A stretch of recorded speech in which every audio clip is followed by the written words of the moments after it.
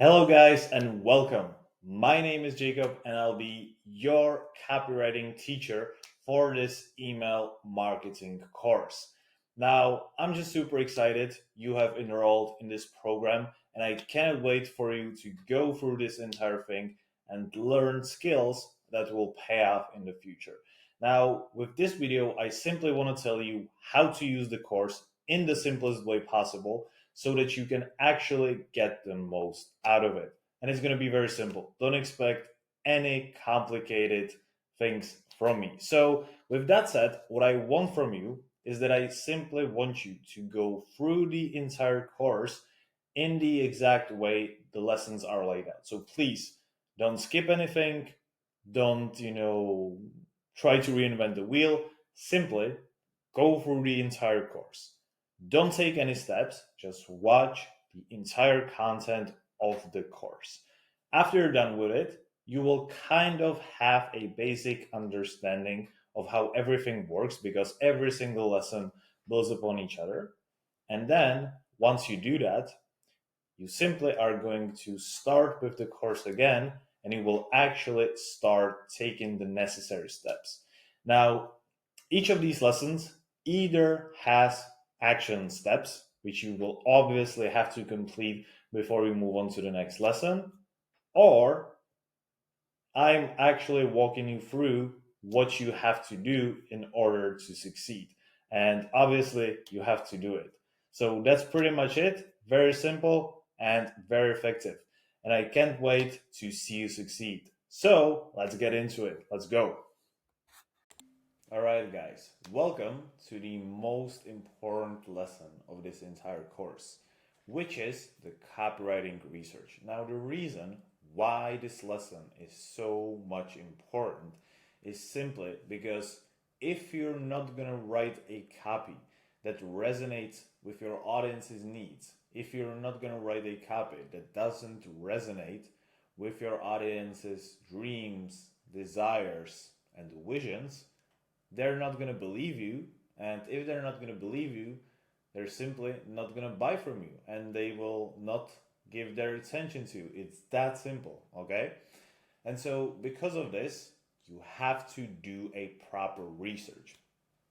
The thing that separates high level copywriters from the ones who are average or below average is that high level copywriters, unlike low level copywriters, base their writing off of highly skilled research, okay? They base their writing off the information they research.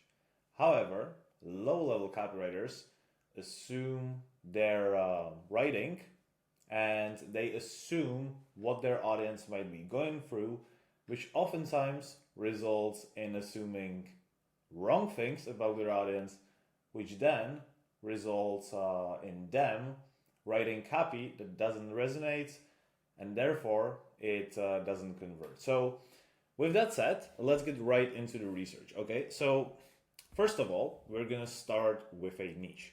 Now, what is a niche? A niche in copywriting is simply a specific area you choose to focus on. Instead of trying to write about everything, you pick one topic or industry you know well or want to specialize in, like fitness, small businesses, pet products, info products, meditation, personal trainers. You get the deal, right?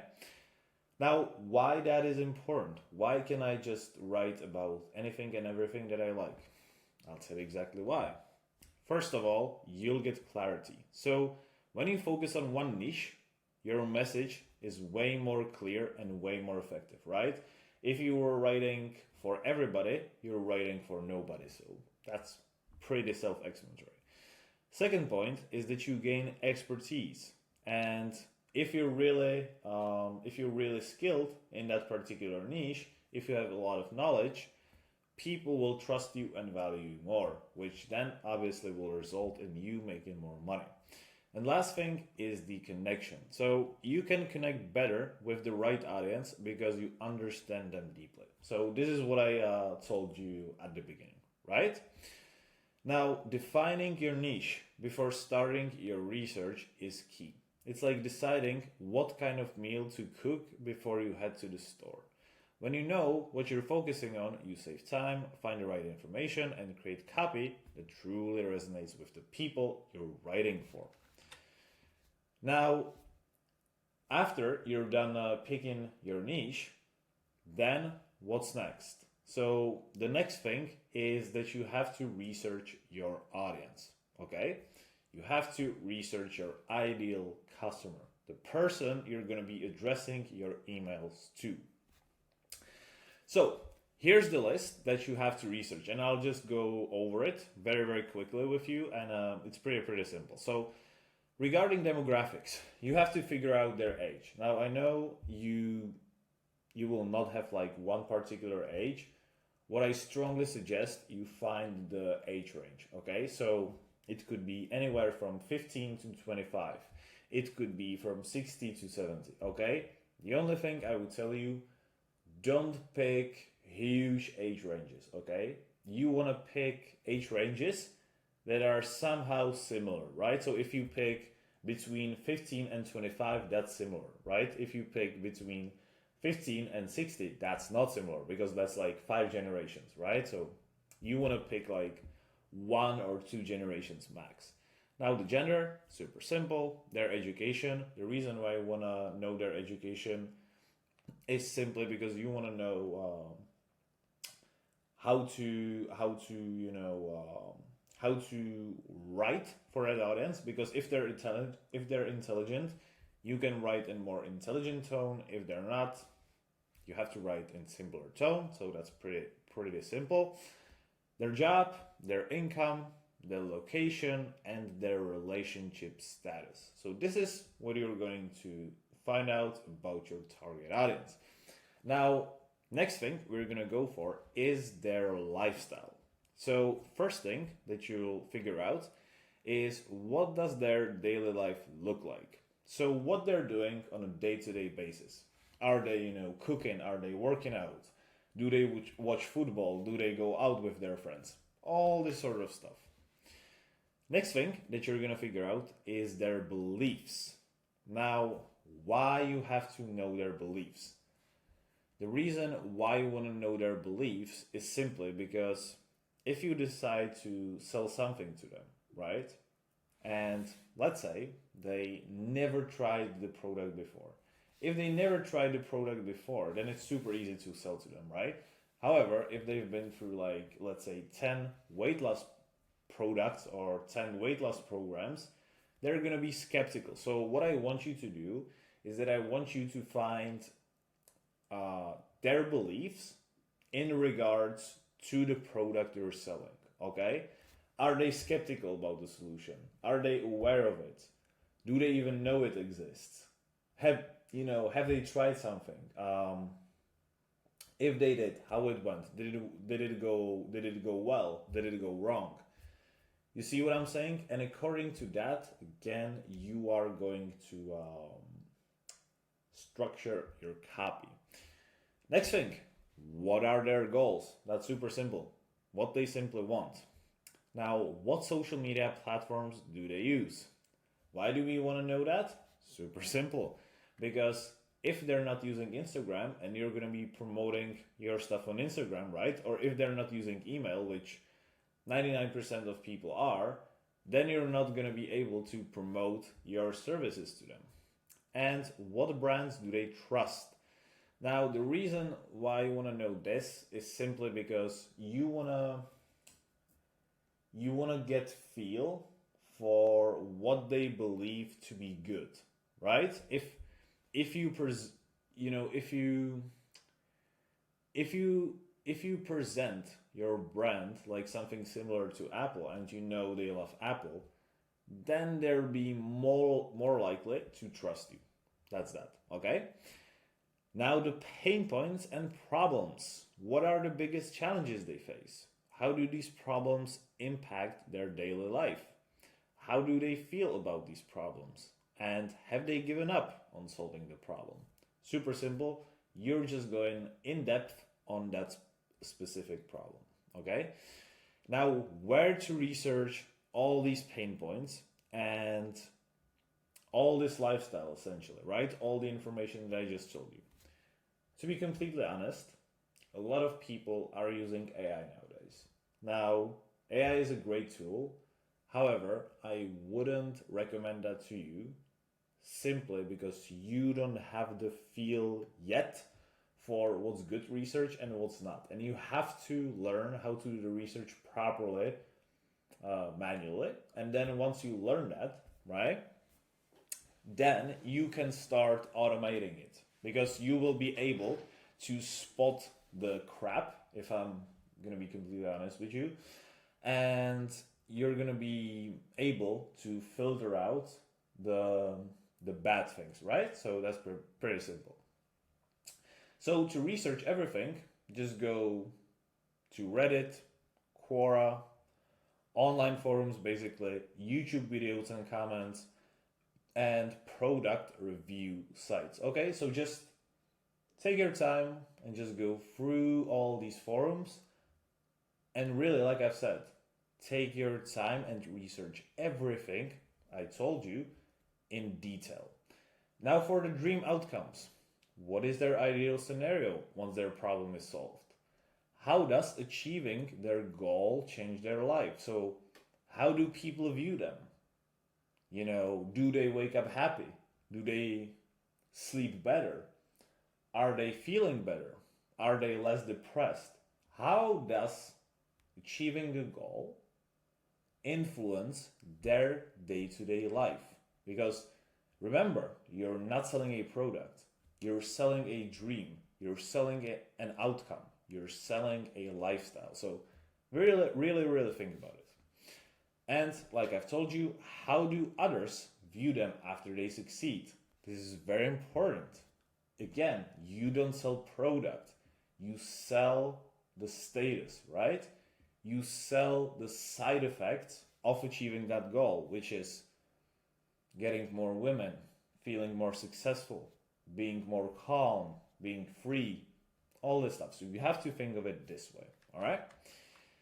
Now, after you're done with this, what I want from you, right, is I want you to select one product, right, that you will practice your writing on, okay?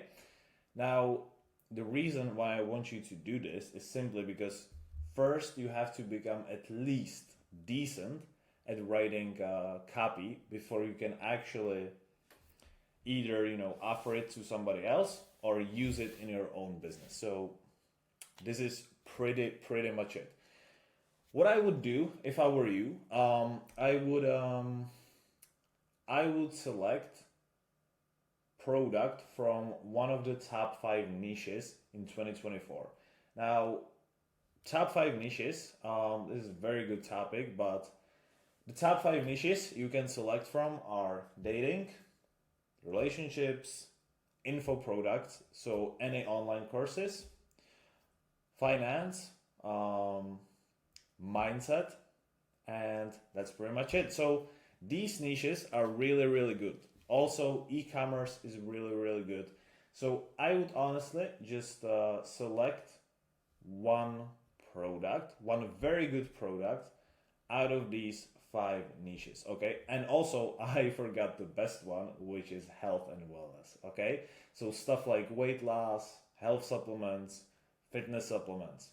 This is really, really good. So this is what I would do, okay? And then after you're done with that, just simply pick a high-level product that already exists, and then you will be practicing writing about that product as if you were working for that company, and you will become better, okay? It's way better to write about high-level products than to write about something that you make up. Trust me. I won't go into depth because I don't need to. The only thing you need to know is you have to go in depth, and it's way easier to go in depth on what already exists and what already works than to, you know, make up something by yourself. Okay? Next thing we have is how you're gonna research that product. Very simple. So after you pick the product, you're simply gonna ask yourself these questions. What does your product do? How does it work? What are the features and specifics? And how do these features benefit the customer? And you should convert features into benefits, which brings me to this point. So right now you have to learn what are features and what are benefits. Okay, it's very simple. I'll explain this to you and then I'll show you a clear example. So right now I'm on a sales page for one of the most selling online make money online programs, which is called Commission Hero. By the way, this is not any ad or anything. It's just a really good sales page, and I teach all of my students and show them this sales page because this sales page sells really well and is really good. But features are basically what the product is doing. Okay, so the feature could be 500 gigabytes of memory. Okay, feature could be vitamin C, vitamin D, vitamin K, all in one capsule. Okay, this could be feature. Feature could be 500 horsepower in your Mercedes or Porsche. Feature could be this ultra new, CPU technology. Now, so what it does basically, right? The benefit, however, is how the feature actually helps your client in real life. Okay, so for instance, if we have 500 gigs of memory, then the benefit of it would be never forget your childhood memories, or you never have to search for your child's photos, for example, right?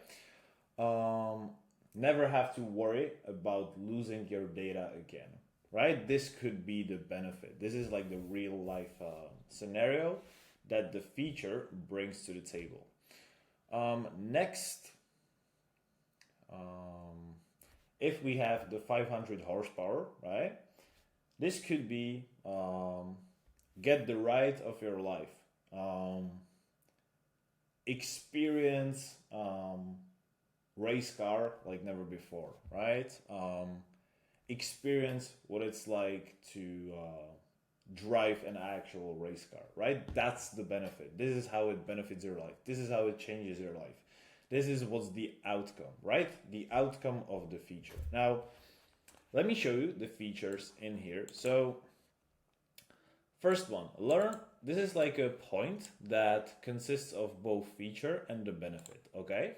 Just to make it clear for you. And learn how to make thousands of dollars online at home without a website, email list, or even a product. So, learn how to make thousands online is kind of feature, right?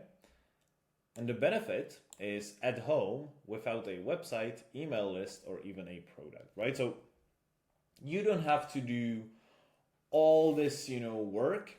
You simply, right, have to get this program, and that's pretty much it. See how people just like you with no experience are making thousands a day with this simple method. Making thousands a day with this simple method is a feature. People just like you with no experience is a benefit, right? So like you're telling them you don't have to have experience. Okay? Learn the same exact techniques used by the #1 ClickBank affiliate in the world. The same exact techniques is a feature. Used by the #1 ClickBank affiliate in the world is benefit, right? You're getting something from the best person in the world. So that's pretty much it. Now let's go back to the document. So after you're done converting your features into benefits, okay, and I would suggest you do at least 10, then you research your competition, right? So that's pretty self-explanatory. And what you're going to do is very simple. You're going to define who are the top 3 competitors, which is super simple. You're just going to find the other 3 top selling products in your niche. Now you're going to figure out what are their features, benefits, and unique selling points, and unique selling point, by the way, is something that makes the product stand out, right? So if I put it into a context, it's a touch display of an iPhone, right? It's a touch screen of an iPhone, right? That was a unique selling proposition, right? You didn't have to use keyboard, you just had a touch screen. Pretty simple. And the third thing you're going to research is how your product is better than the competition. Now the last thing you're going to research is the customer awareness level, okay? And what is it? So let's say your target customer or your target audience doesn't even know they have a problem, right? On the other hand, you could have someone who's already tried 30 products in your niche that you're selling. Now, let me ask you this. Do you think the selling strategy is going to be the same for both of these groups? Obviously, it's not. And this is why you have to determine the customer awareness level, okay? So here are 5 levels. First one that I talked about already is completely unaware. These people, they don't even know they have a problem, okay? Now the second part is problem aware. These people know they have a problem, however, they don't know the solution for their problem exists. Then the third one, I already talked about it as well, is the solution aware. They already know that there are solutions, but they are deciding between which one is the best, okay? Fourth one, product aware. They're familiar with your product already, but they just don't know that whether it is right fit for them or not. And the last one, completely aware. They know you and they trust you. This is like the best, right? This is like the loyal customer. So this is what you want to research, okay? And we are coming to the end of this lesson. So action steps. First action steps for you. So first of all, find a niche you want to write in, okay? I've already told you the 5 most profitable niches in 2024, so just pick one of them. Then, second step is to find a practice product to write about. Now, again, don't overthink it. Just when you're picking a product, the product you will be writing about, just make sure that the product is being sold and it's actually a good product. And the way you're gonna find it out is very simple. If you see it, on the top of the search list, or if you find, some high-level influencer or someone who's well-known, this product is probably going to be sold a lot. Very simple. Now, after you do these 2 steps, you define the target audience this product is targeted towards, okay? After you define the target audience, you will research the target audience. We already covered all of this. After you do that, you will research your practice product. And after you're done researching your practice product, you will research your practice product competitors, which we covered as well. Just a very, very important mention, make sure you research at least 3 competitors, okay? And that is pretty much it. So I wish you good luck and let's go for the next lesson. All right, so right now we have finished the research of our customer avatar and of our target audience. And with that being said, we have to go for the next very important part of the email copywriting, which obviously is the basic structure of an email copy, right? What does actually the email consist of? So let's get right into it. So the basic copy structure. So like I've said before, now that we have gone over the fundamentals, it's time to dive into the most exciting part, which is actually writing the copy itself. However, before we can craft great copy though, it's important to understand its basic structure. Every piece of copy follows a simple formula with three key parts. Okay, so every single copy, no matter if it's email copy, landing page, sales page, even webinar, right? Even scripts for webinars, scripts for videos consist of three fundamental parts. And these are hook, body, and call to action.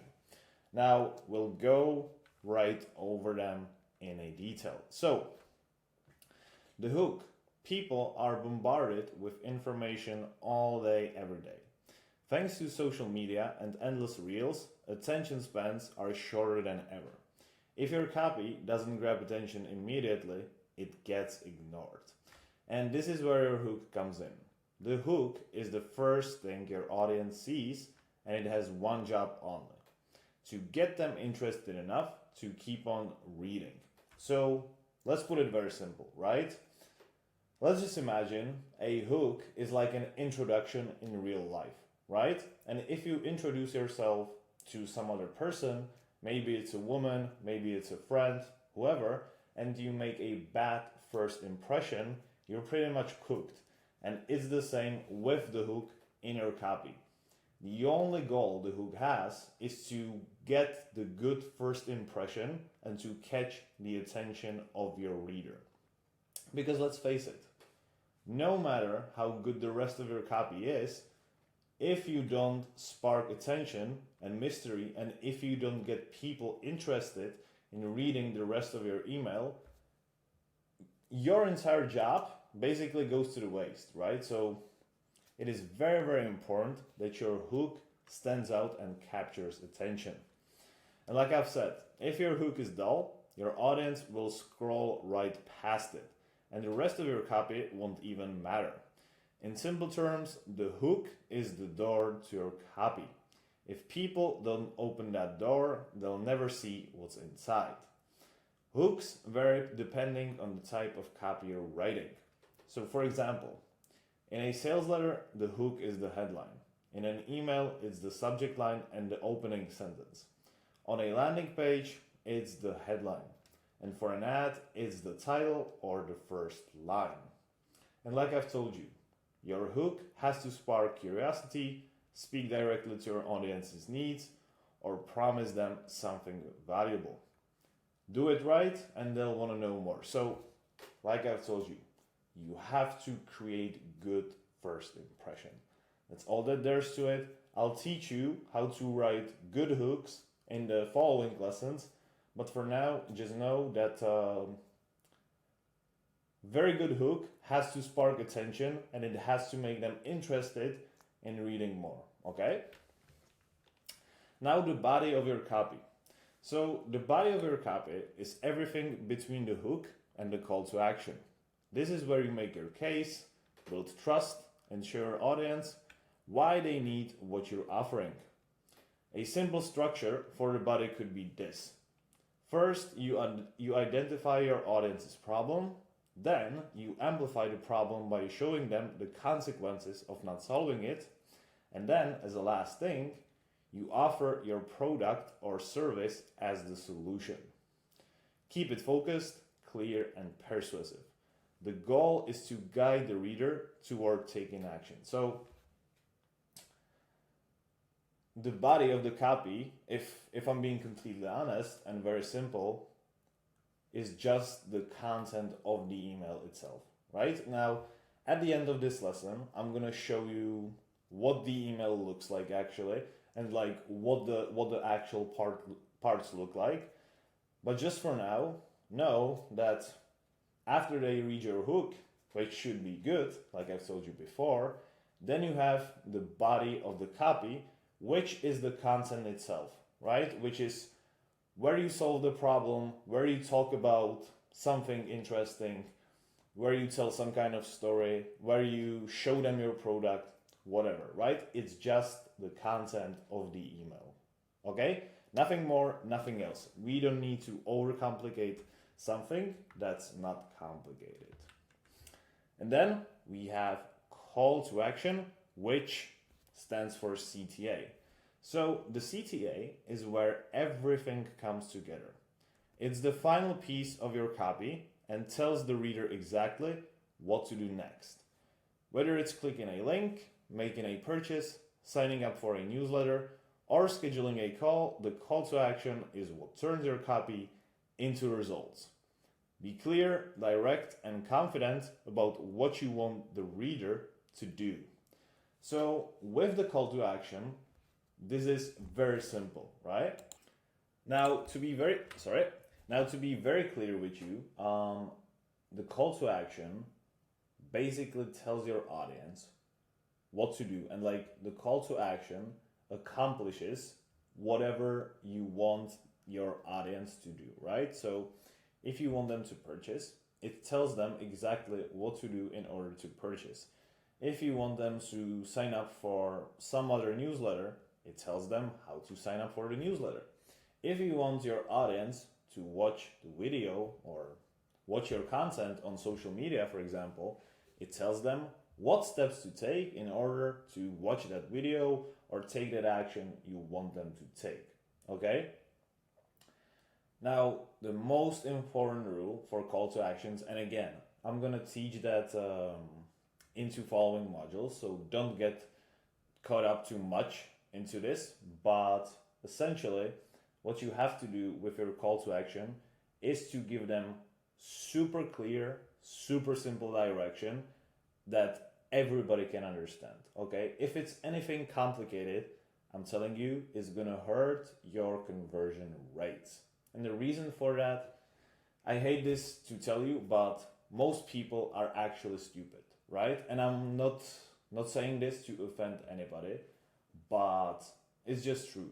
The average reading level is somewhere between 5th and 7th grade, which is somewhere around 12 years old. So you literally have to tell your audience in a way that's so easy to understand that even 12-year-old child can understand what you're telling them, right? So to put it into context, your call to action has to be super simple. Just tell them, scroll down, click on the button on the right, and enter your email address and sign up. Super simple, right? Now, the next part of these parts of the copy are the copywriting formulas, which are PAS, ADA, and PWAT. Now, with these formulas, I'm going to teach you how to actually structure your email in a way that makes your readers interested and ready to buy and ready to do whatever you want them to do, okay? This is very simple because right now I've shown you the skeleton of, the entire copy, which is hook, body, and call to action. And now I'm going to tell you how to actually put the muscles and the skin and the organs on your skeleton so that your email is complete and does its job, which is to convert. Okay, so let's get into it. So the first one is PAS, problem, agitate, and solve. Now, what you should do in this structure is to first define the main problem. Okay, now when you define the main problem, you should follow a very simple rule. The problem has to be clearly defined. So no guesswork, no philosophical thoughts, no long talks, long sentences. Just go straight into the point in a way that's super easy to understand. You have to define the problem so easily that even if I wake you up in the middle of the night, you will be clearly able to recognize what I'm writing this email about. Okay? Because let me guys tell you this. The confusion is the biggest killer of conversion.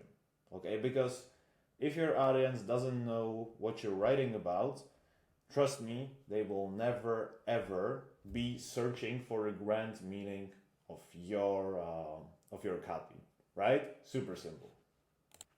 Now the next part, which is to agitate. Now, in this case, you have to explain why the problem is so frustrating or painful. You have to twist the fork inside their stomach, if I'm gonna be completely honest. Now, what does this mean to twist the fork in their stomach?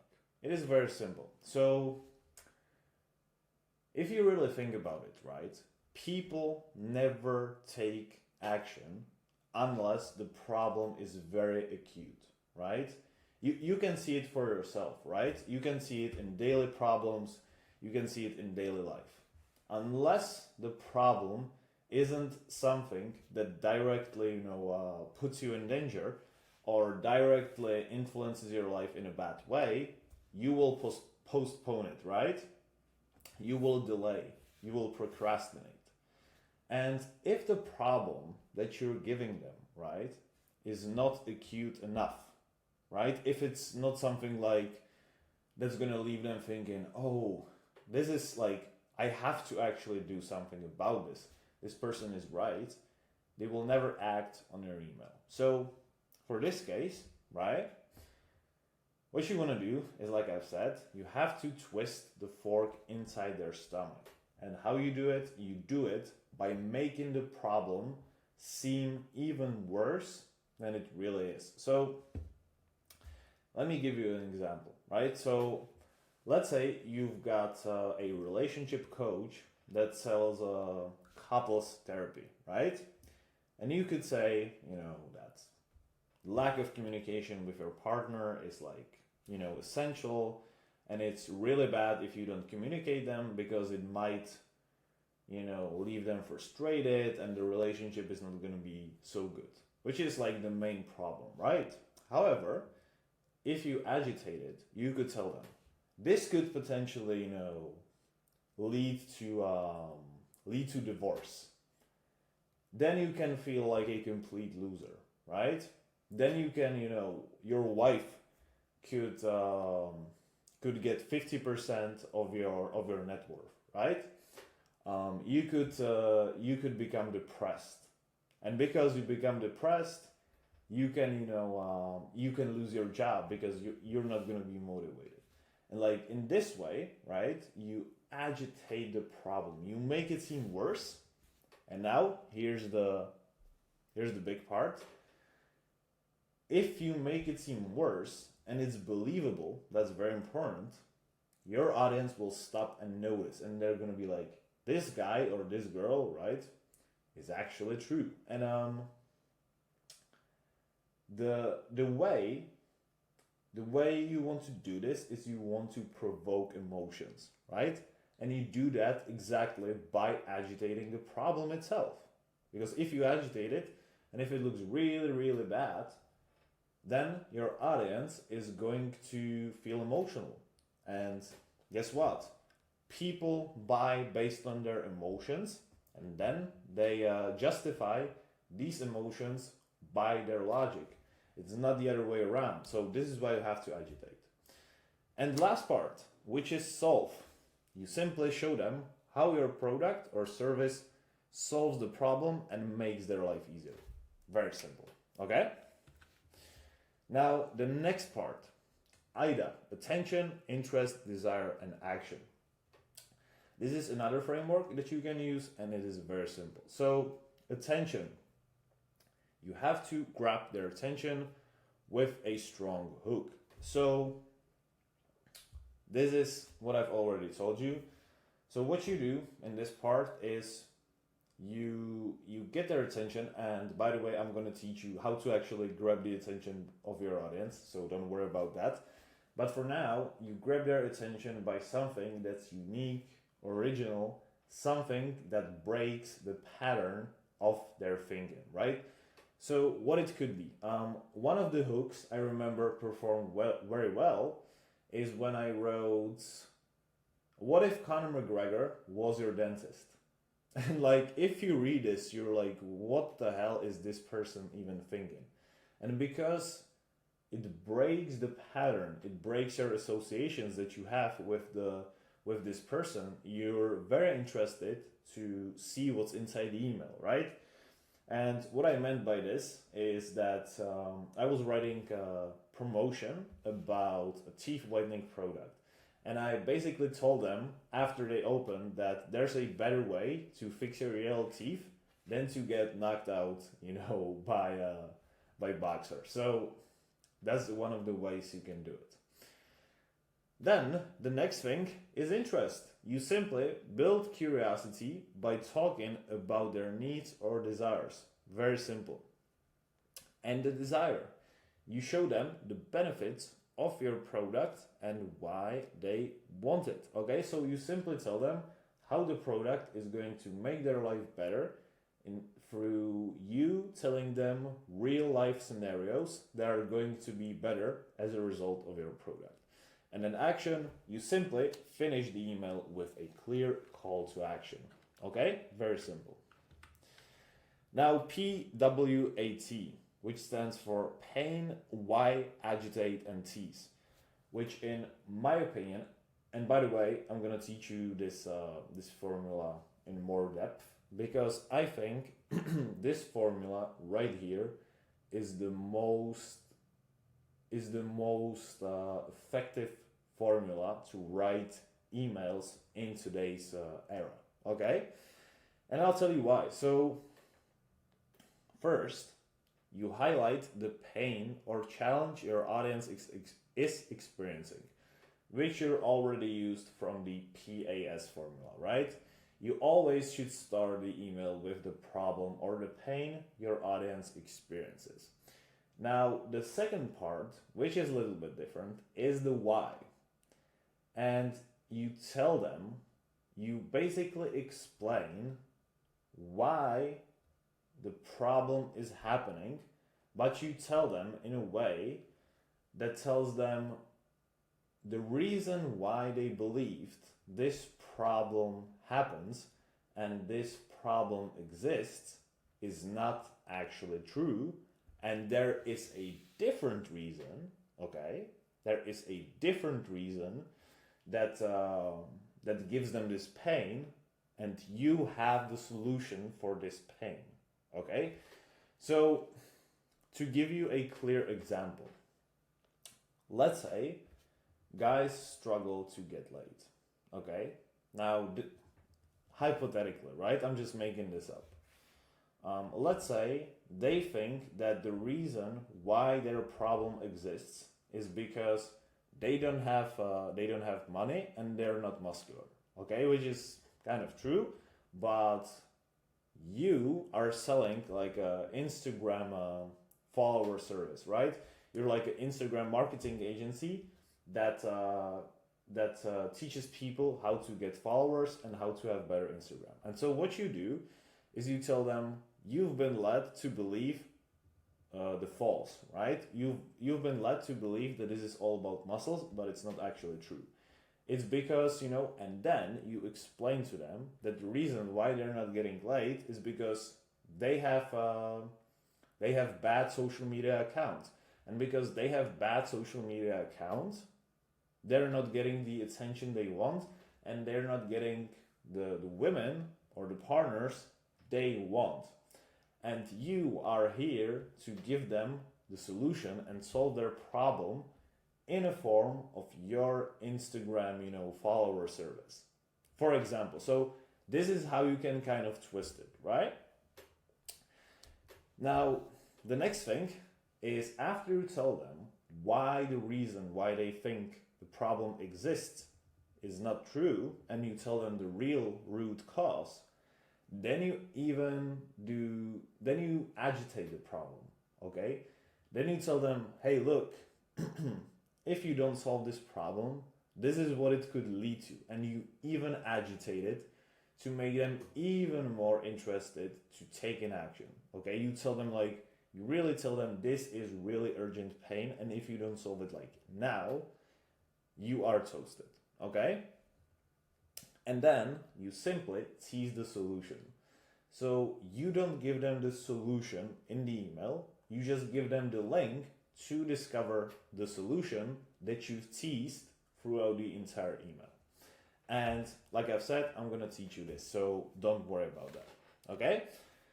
And yeah, that's pretty much it. Now, your action steps. This is very important.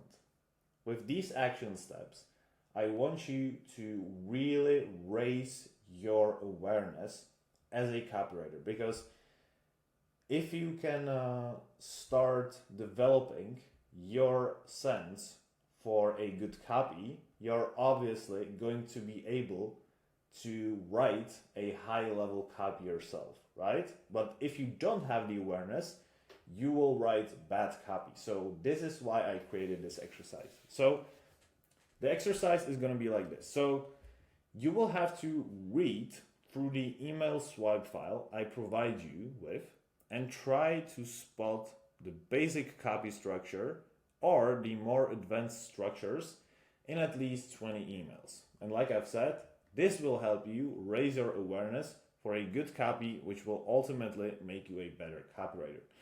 Now, I'm gonna quickly open one email and show you what I mean by this, okay?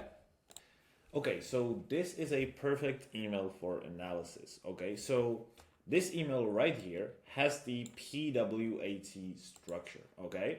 So pain, where is the pain? So an Indonesian scientist has revealed the real root cause of your stubborn belly fat. So right here, he's clearly defining the problem, which is the stubborn belly fat. And it's not what you think. So he tells them the reason why they think the problem exists is not true, right? So he already covers these two aspects in this first line, okay? 95% of trial participants lost at least 25 pounds with this bizarre blue tonic ritual, and the average weight loss in the group was 53 pounds. So what they do in there, they tease the solution, right? And how do they tease it?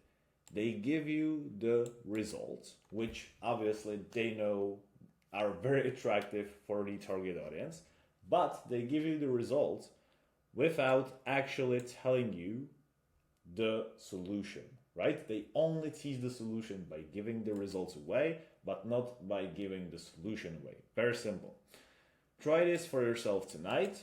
Oriental blue tonic melts fat as you sleep. So they give you call to action where they tell you, try this out.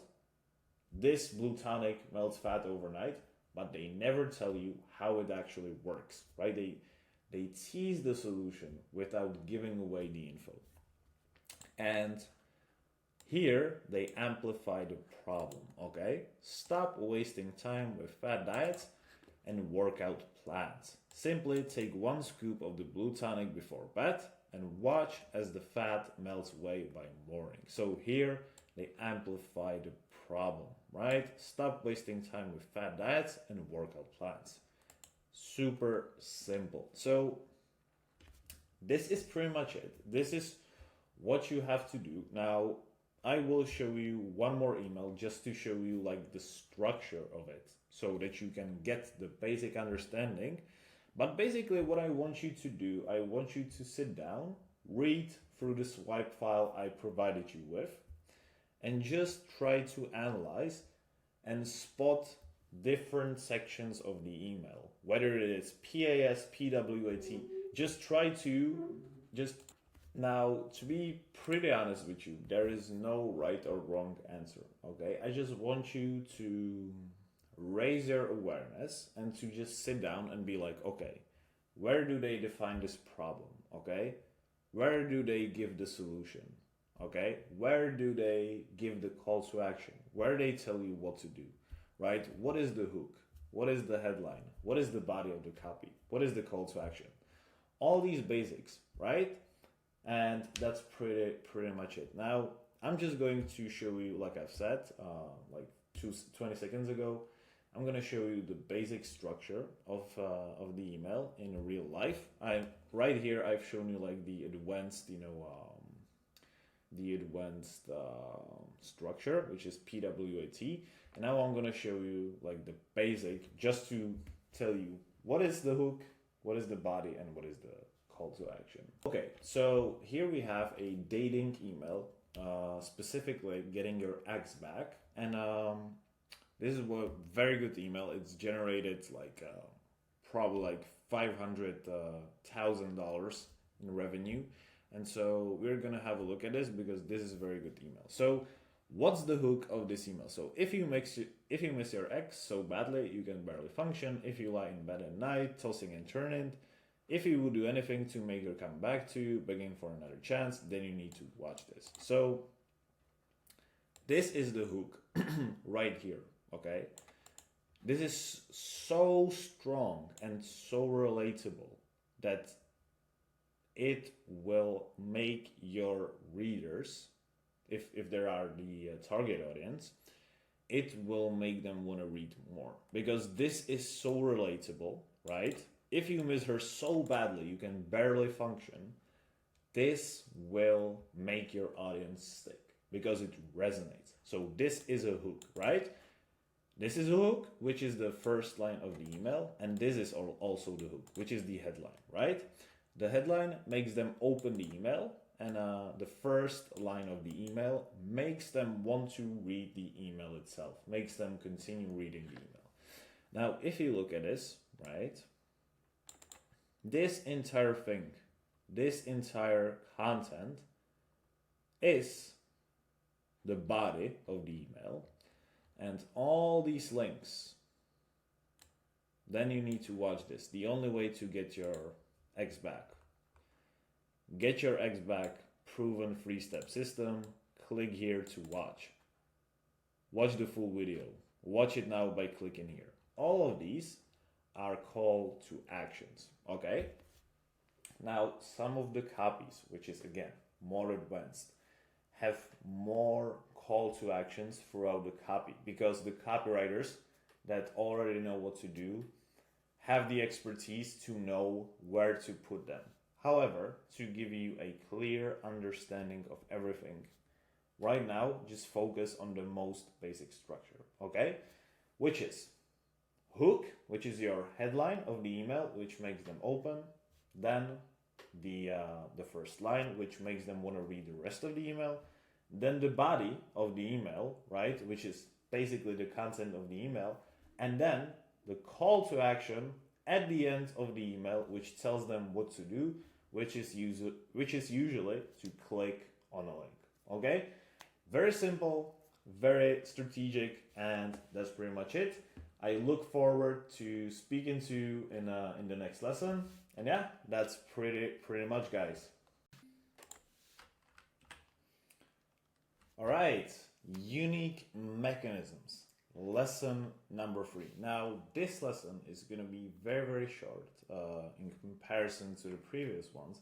However, it's going to be very, very important. So really stay with me. There's going to be a lot of valuable information. So what is a unique mechanism? So when you're selling or promoting something, you must stand out.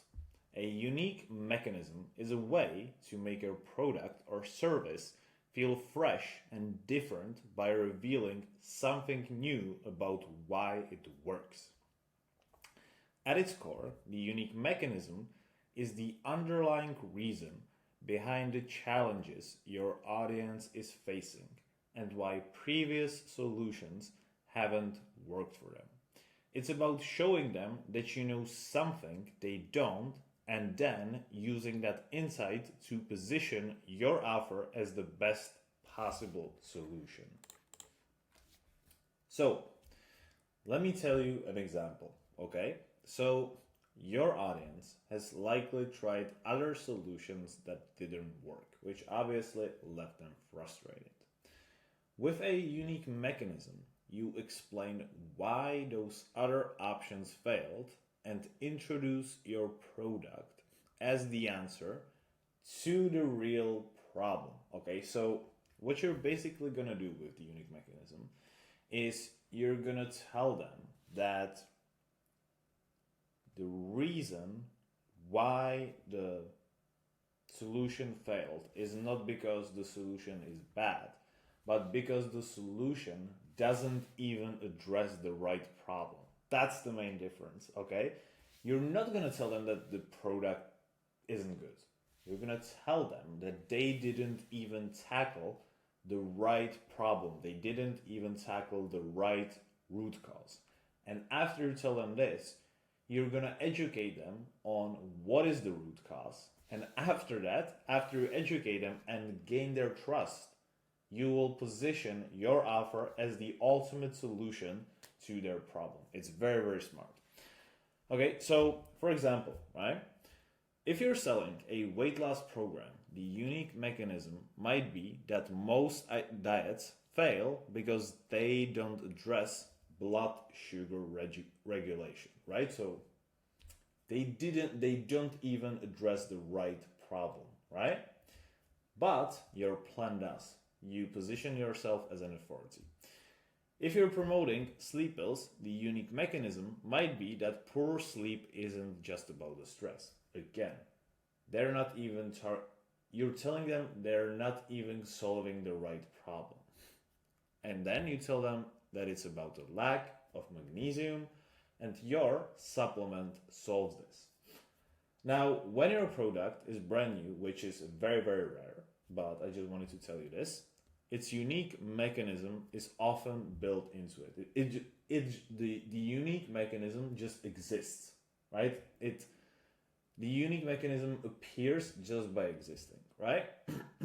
However, which would be your case most probably, in a crowded market, you'll need to dig deeper during your research to uncover a truly compelling angle. The trick is to stay honest. Don't make things up, okay? Now, how to create the unique mechanism. So the unique mechanism has two parts. So the unique mechanism behind the problem your audience is experiencing. So, like I've told you, you think that this is the problem and they give you a solution for the problem A. However, the main problem that keeps you from achieving your dreams, your goals, and whatever is the problem B. And we have the solution for that as well. Okay? And like I've said, the second part, the unique mechanism behind the solution your product offers. Okay? Then, as you give them the problem B, you also have to tell them why your solution to that unique problem is also unique. Okay? Very simple. Now, before you can create these, you must fully understand your audience's main problem. So if you haven't done the research already, go back to your earlier research and get clear on this. Okay, it's never going to work if you don't have proper research. Now, part number one, the unique mechanism behind the problem. So, like I've told you, your job is to identify what's really causing your audience's problem. So let's use an example. Imagine you're writing a copy for a productivity app. So the surface level problem is, I cannot stay focused at work. However, the deeper issue is this. Most productivity systems are too complicated and users get overwhelmed before they can even start. Your unique mechanism might highlight that the real problem, like I told you, isn't focus. It's the overload of tools and advice making it hard to take action. You create a completely new problem. And second part, now you need to show how your product addresses the deeper issue in a way others can't. For our productivity app, it could be this.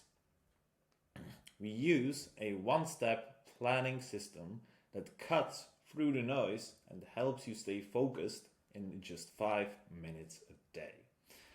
And this ties directly to the root cause and sets you apart from the rest. Very simple, okay?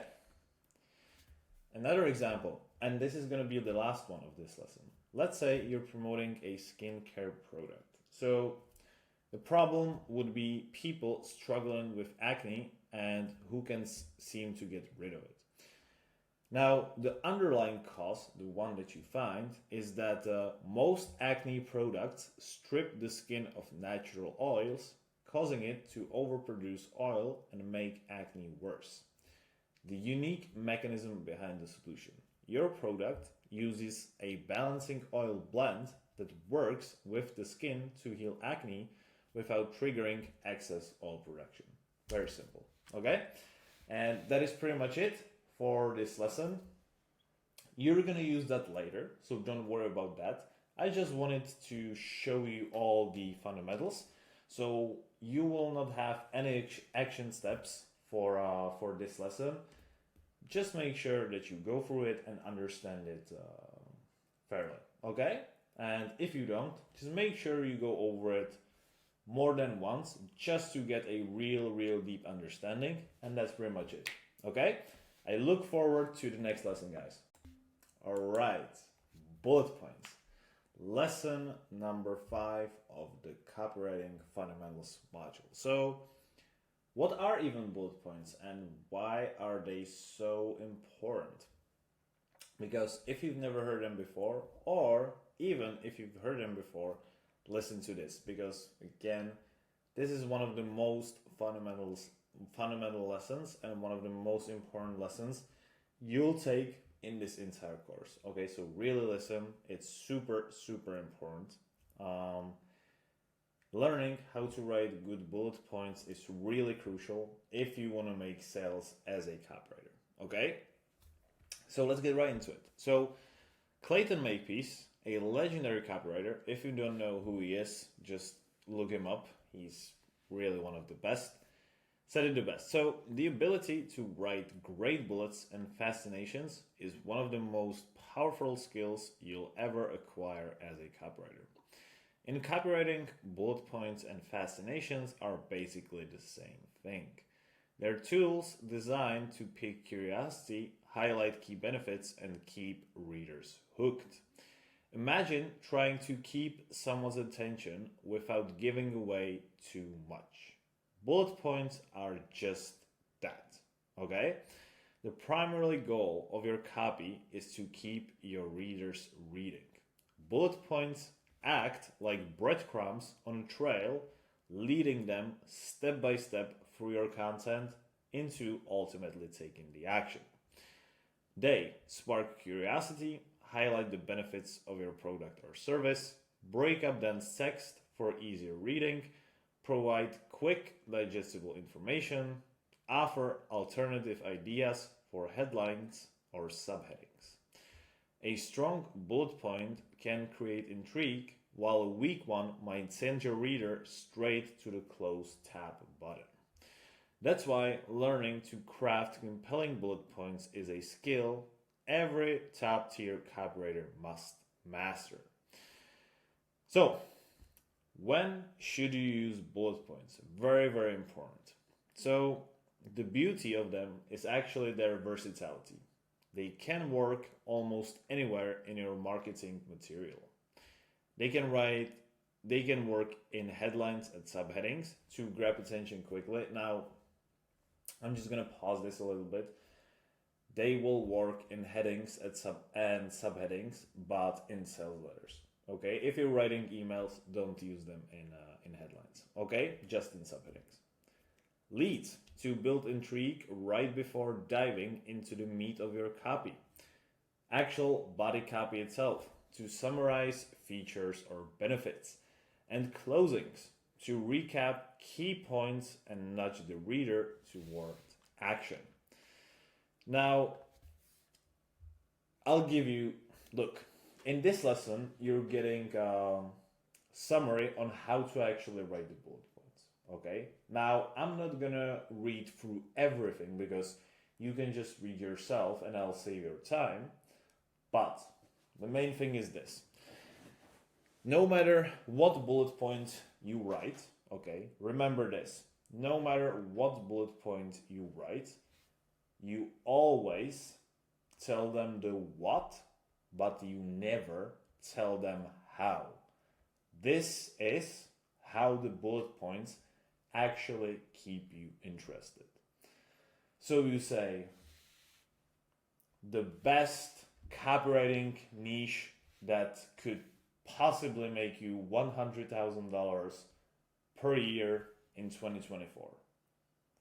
You told them what, right? It's highly beneficial. They want the copywriting niche where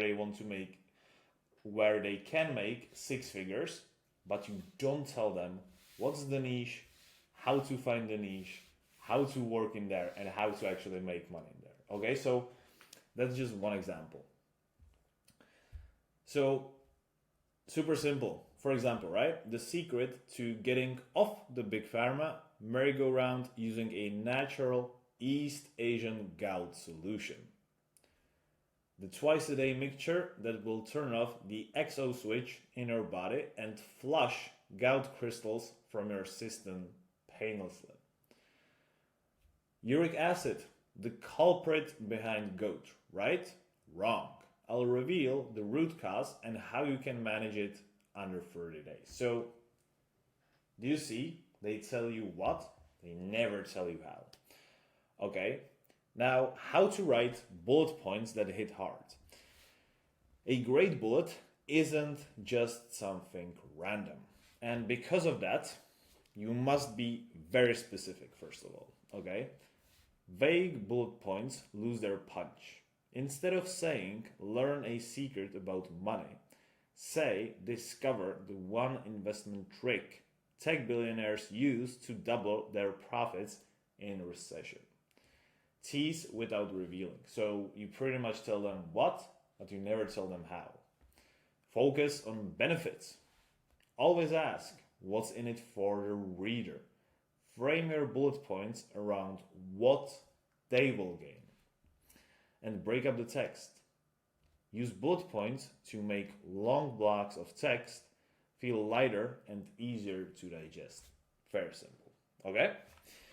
Now, here you have the templates for the bullet points with very good examples. So please just have a look at them. That's very simple. And right now, I'm going to tell you the action steps you're going to take. So you will pick, in this lesson, okay, I will give you a swipe file, which is going to be like a PDF of really, really good sales letters, okay? Out of these sales letters, you're going to pick 3 sales letters, okay? 3 sales letters that you like. Just make sure that you pick 3 sales letters from the swipe file I provided you with, okay? And after you do that, you will write 6 bullet points about each sales letter as if you were writing them for the sales letter itself. Okay, so you're gonna write 18 bullet points in total. Now, with that said, I'm gonna show you some of the bullet points on one sales page from WeShred, which is like one of the best fitness trainers in the world, and I just felt like it would be pretty cool.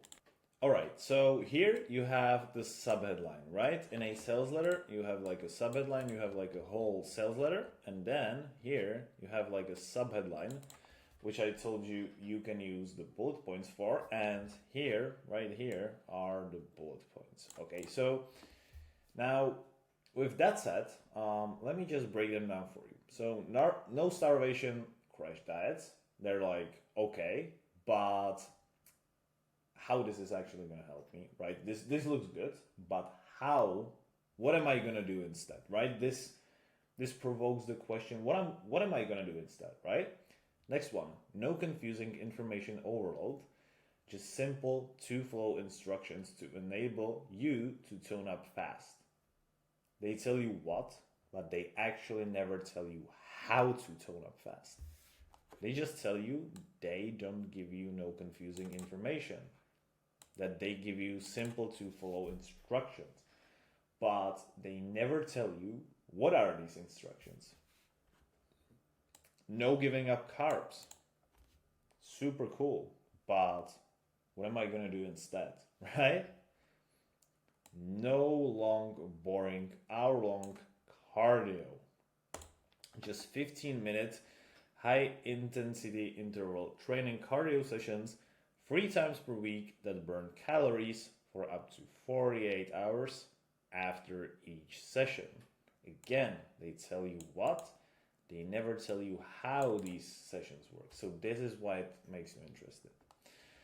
Or burn fat 24/7, even when you sleep, thanks to these simple high-IT training sessions.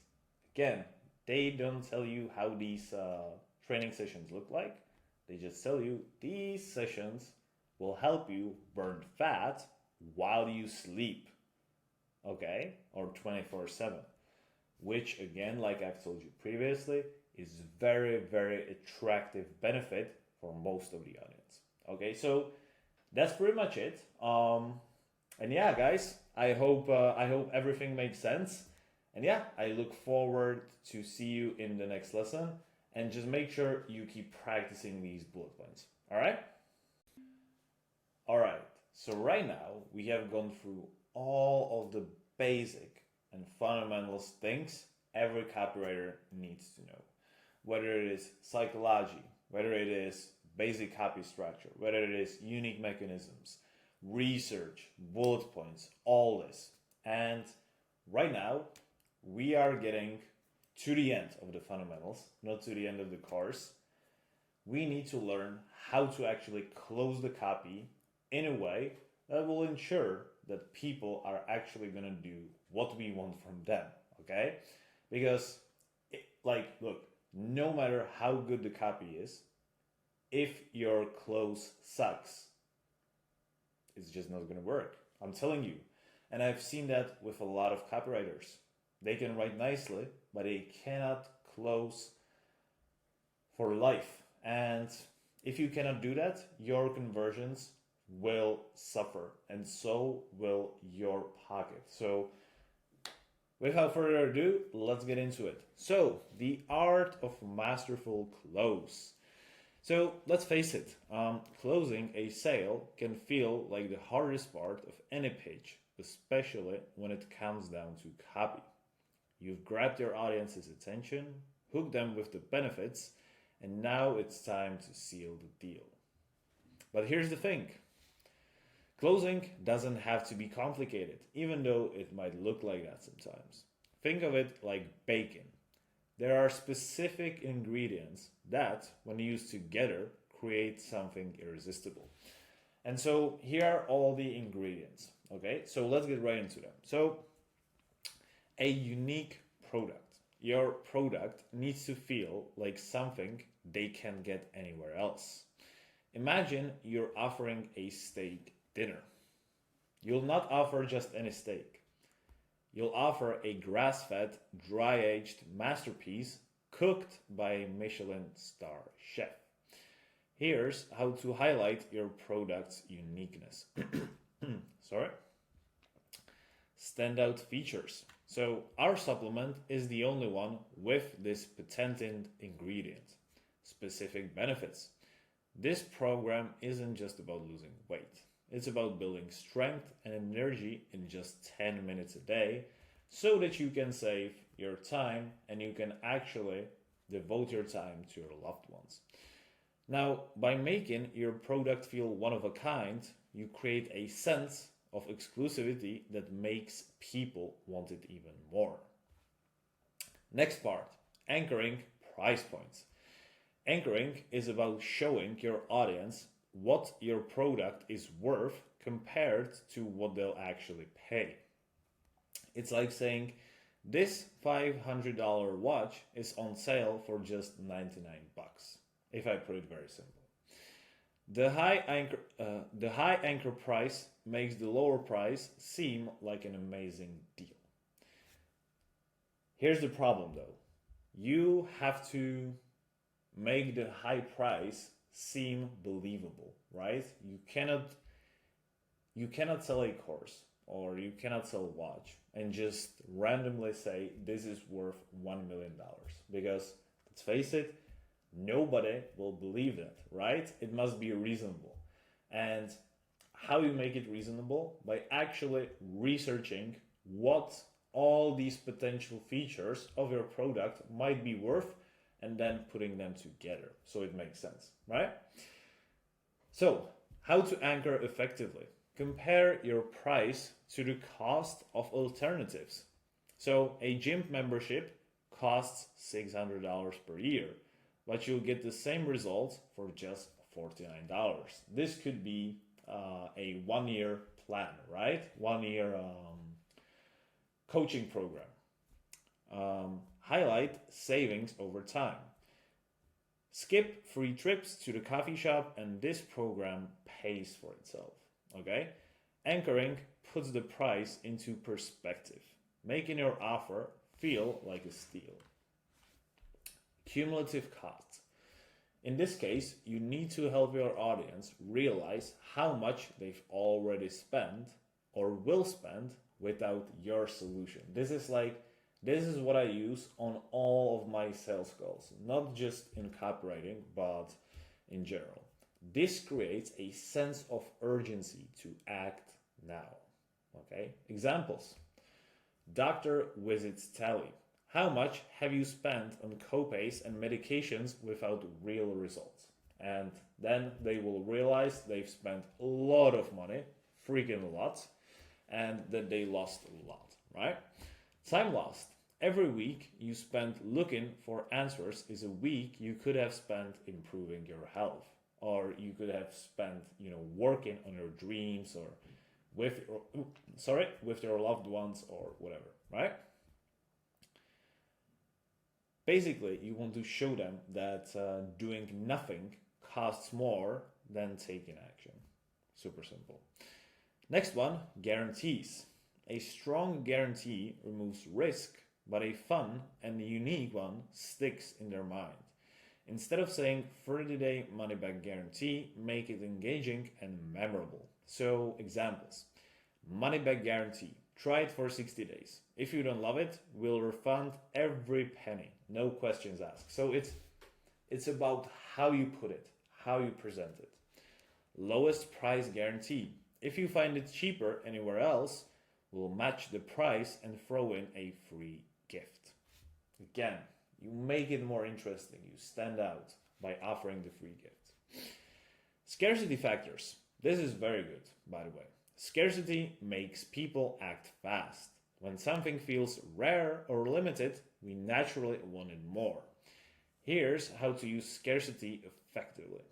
Limited supplies. So, only 100 bottles left. Don't miss out. Shipping hurdles or sourcing delays. Our unique ingredient is sourced from a remote island, and production takes time. Super simple. Villains threatening the supply. Big corporations hate this product and are trying to shut us down. Grab yours before it's too late. Now, the most important thing about all of this, about all this scarcity, guarantees, costs, whatever, is that you have to make it, you have to justify it. You cannot just say, this is the rarest, gem in the world or whatever. This is like the rarest product in the world. Like, you cannot say that, right? And why you cannot say that? Because people wouldn't believe you. And how you get them to actually believe you? By justifying whatever you're putting in front of them. So look, our unique ingredient is sourced from a remote island. Okay, like anybody can say that. But if you say production takes time, you kind of justify that, right? The same thing goes here. Big corporations hate this product. Look, no, sorry. If you were to just say, grab yours before it's too late, you're like, but why it should be late? Like, you're just trying to scam me of my money, right? However, if you give them the reason, if you justify your claim, if you tell them that big corporations are here hunting for your head, then you're going to be like, oh, this actually might be true. So I might as well, go for it. Last two, special offer. Adding a bonus to your deal makes it even better. It's like getting fries with your burger. It's unexpected but appreciated, right? So examples. 2. Bundle deals. Buy 6 bottles and save 25%. Bonus incentives. Order today and we'll include a free meal plan designed by a top nutritionist. Now, these extras don't just make the offer more valuable, they give people another reason to say yes. And now, here's another thing. If you're giving away bonuses, right?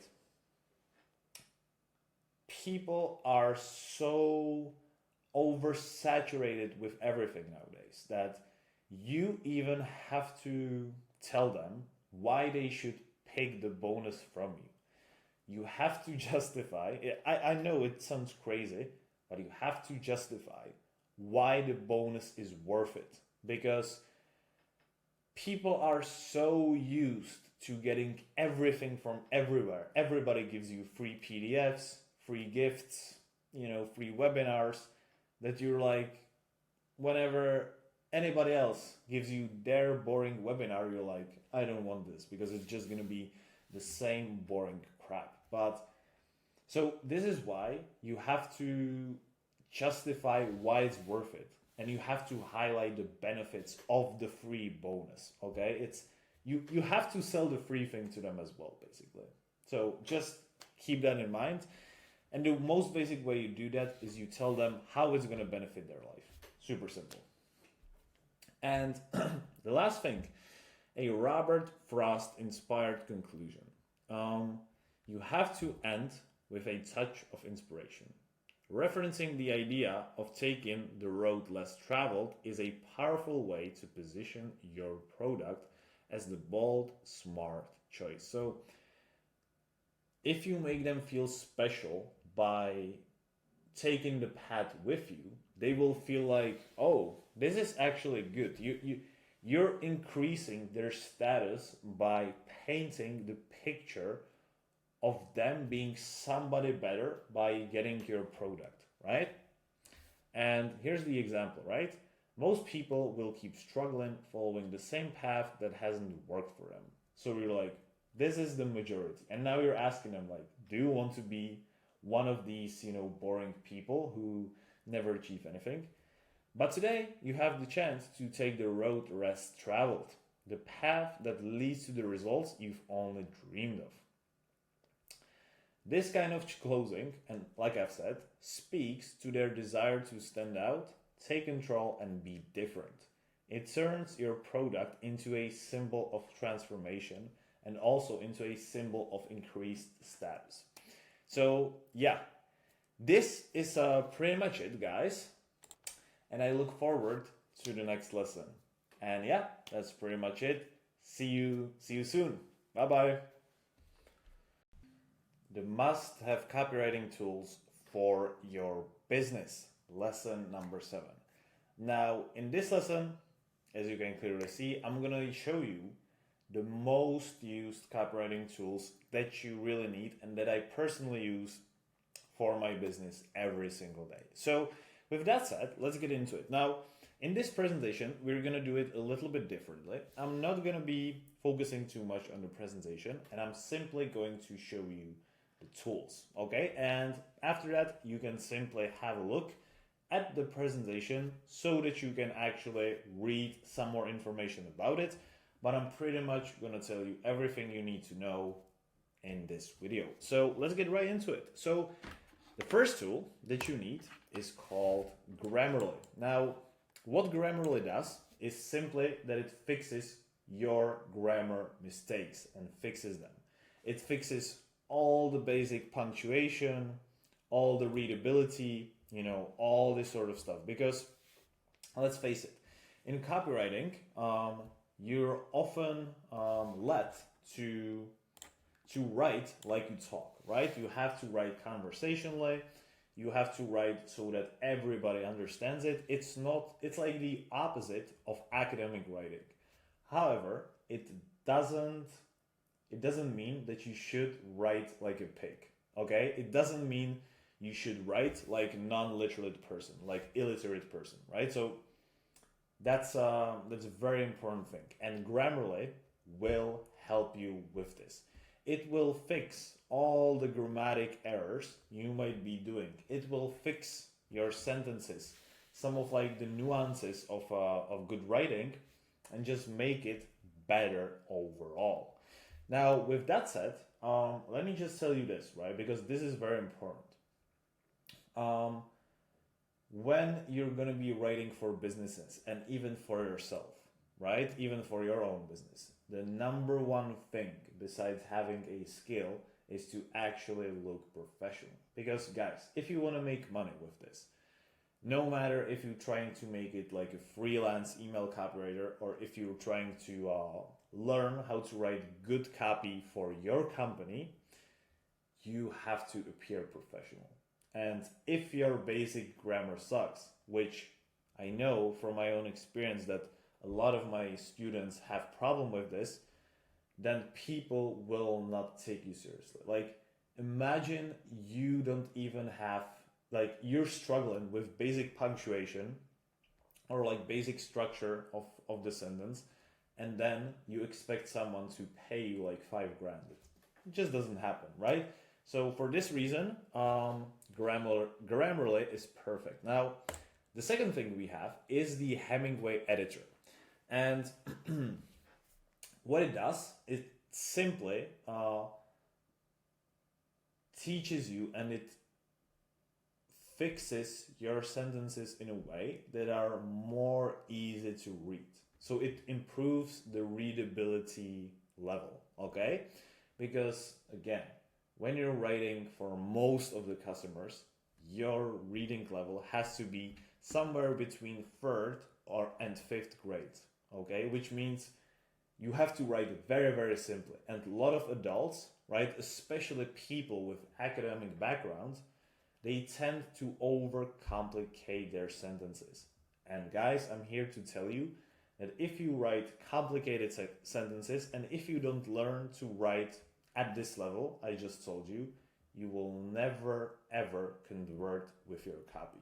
The copy must be so easy to understand.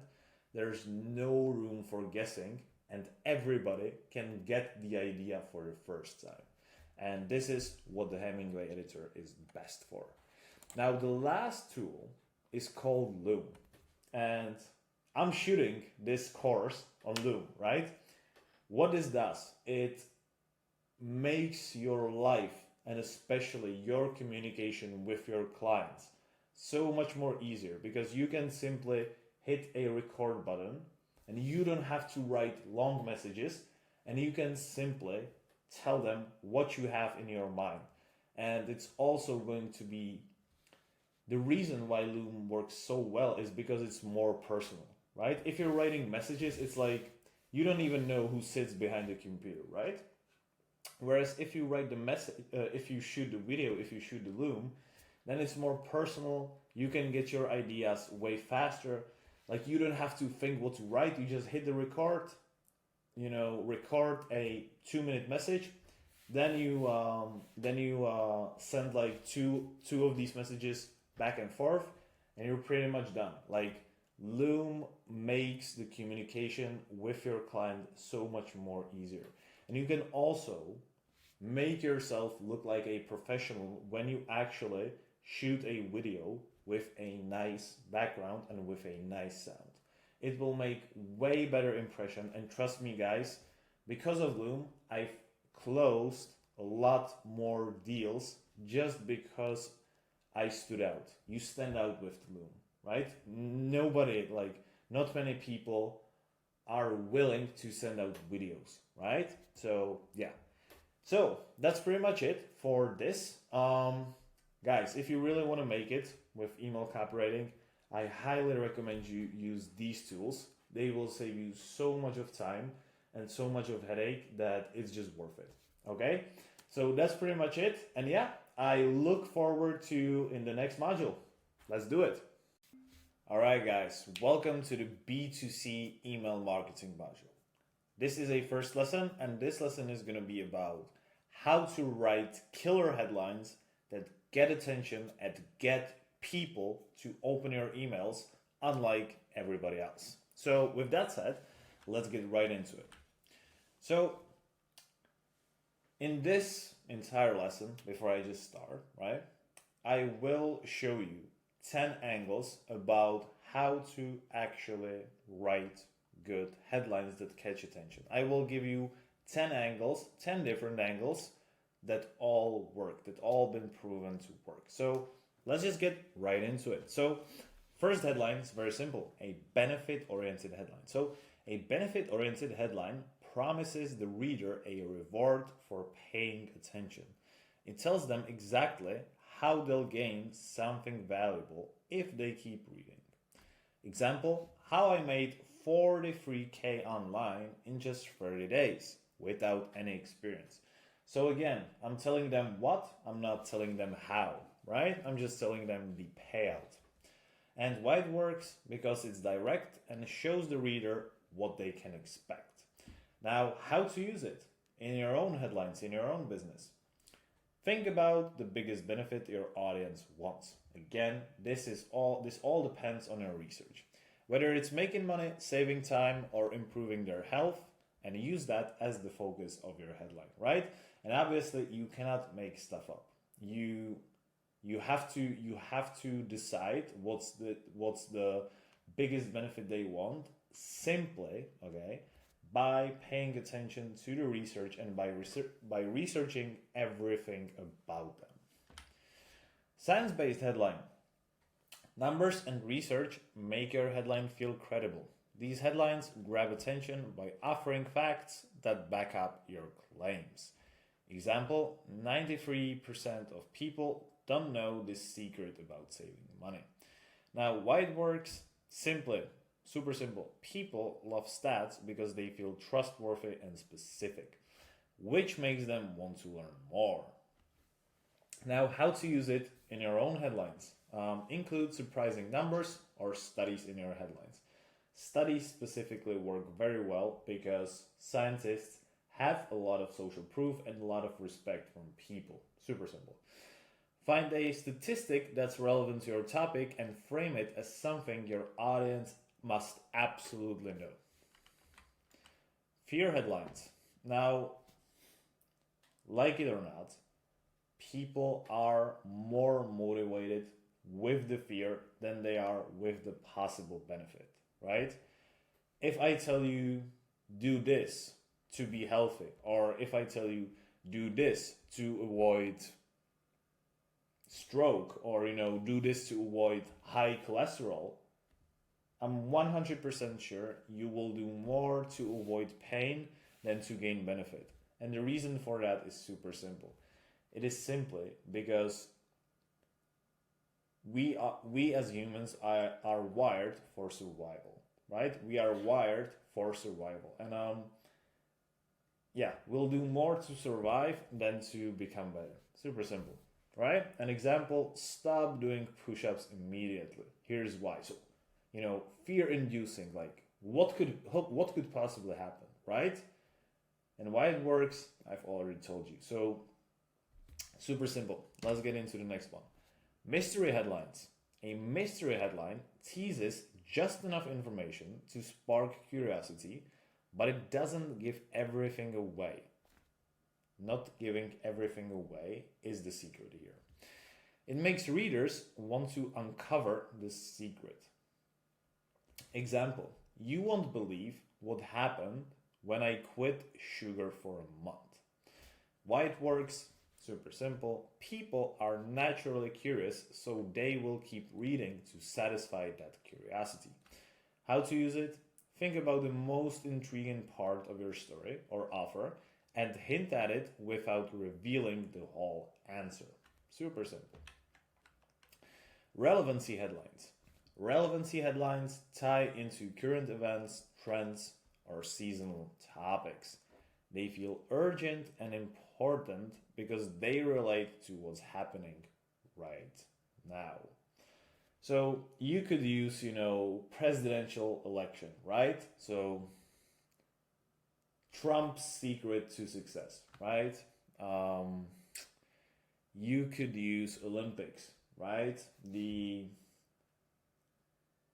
or Cristiano Ronaldo, right? Or Messi, whatever, right? They're relevant right now. Or, you could say like Ronaldo's app secrets, top seven app secrets of Cristiano Ronaldo, right? Pattern interruption headlines. So these headlines surprise the reader with something unusual, shocking, or unexpected. They're designed to make people stop and think, wait, what the hell is this? Example, my dad is younger than me. Here's how, here's why. And why it works, the unexpected twist grabs attention and makes people curious enough to keep reading. And how you use that, super simple, right? So if I say my dad is younger than me, they're going to be like, what the hell is this, right? And then in the email, I reveal that he looks younger than me because, he exercises, does this, does that, blah, blah, blah. The best way to use the pattern interruption is to say the complete opposite of what people are going to expect. So another good thing you can do is to say man bites dog, for example, right? This is like complete opposite. Or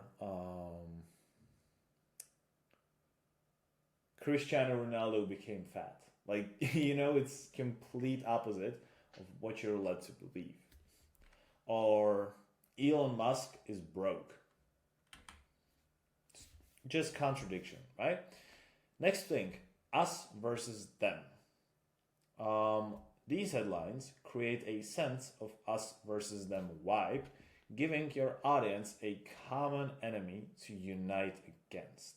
So example, pharmaceutical companies don't want you to notice. So you're positioning yourself and your business in a way of you're like a savior that came here, to tell them the raw truth and to save them, right? This is like who you position yourself as, okay? And with that said, your audience feels like you're on their side and like you want to make their lives better. And because of that, they will pay attention to you, okay? And this is pretty much it. Now, how to use it? Think about what your audience is struggling with or fighting against. Frame your headline as exposing something they don't want you to know. Okay, so find common enemy and then, get on the side of your audience and use it in your headline. FOMO, fear of missing out. So these headlines create urgency by making the reader feel like they will miss out on something if they don't act fast. Example, last 3 spots left. Don't miss out. Why it works, the sense of scarcity pushes readers to act immediately before it's too late. And now, again, we're talking about the fear, right? People will do more to avoid fear than to gain pleasure. And FOMO is the perfect example. Status and ego headlines. So these headlines appeal to pride, self-image, or the desire to stand out and be admired. Example, exercises that make every woman melt. So you tell them these are, the gym exercises that will just, make every single woman fall on their knees and be like, oh God, this is guy of my dreams or whatever. So yeah, you're appealing on their ego. You're supporting the ego of the reader. You tell them, do this, and she's gonna love you, right? And again, why it works, it promises readers a way to feel confident and powerful, appealing directly to their ego. Now, how to use it? Just simply think of how your audience wants to feel. Do they want to feel successful, attractive, respected? And then tie the emotion to your headline. Next thing, imagine if. These headlines get your audience to picture their dream scenario. They're emotionally powerful because they make the reader focus on what they truly want. So let's just say, right? You say something like this: imagine retiring your parents and giving them the life they deserve. Imagine if this happens. What would it feel like? If you give them this type of headline, they are going to. The most important thing in sales in general is to provoke emotion because, like I've told you, people buy based on their emotions and then they justify these emotions with logic, not the other way around. So you want to make them emotional first, and great way to make them emotional is to make them imagine something they truly want. Super simple. Now, your action steps: use every single angle I taught you in this lesson to write at least 3 headlines about the product you picked at the beginning of the course. So you're gonna write 30 headlines in total, right? You're gonna pick your product and then you're gonna use each angle, and with this one particular angle, you're gonna write 3 headlines about your product, and you're gonna do it for all of the 10 angles. Okay, so yeah, that's pretty much it, and I look forward to see you in the next lesson. All right, direct response email copywriting. So finally, we are at the point where I'm going to be actually teaching you how to write high level emails. Okay, now we're going to begin with direct response email copywriting. Excuse me. And the reason for that is very, very simple. The direct response copywriting simply means email copywriting that is intended to sell to your customers. There's nothing more and nothing else about it. No fluff, no talking around, just you, your customers, and the only goal is to make them click on the link and make the purchase. Okay, this is what the direct response copywriting is. And before you can get into more advanced, writing styles of emails, I believe this one is the best one to learn as the first. Okay, this is very, very important because direct response teaches you the basics of the sales in the rawest way possible. Okay, and so if you really want to become good at email copywriting, you have to go in this route. So let's get right into it. So what we're going to do, we're going to start with the attention, which we already covered in the previous lesson, but I'm just going to give you some more angles for your headlines, okay? Like I've told you, the subject line is like the handshake before a conversation. If it's weak, you're gone. Together, they pull in your reader, right? Your subject lines and your hook is like they pull in your reader and they're more interested to read. So these frameworks work. So new thing plus benefit. So discover this game-changing tool, which is new thing, for confidence, which is benefit. Benefit plus time frame. Boost your stamina, benefit, in just 7 days, time frame. Blind thing plus benefit.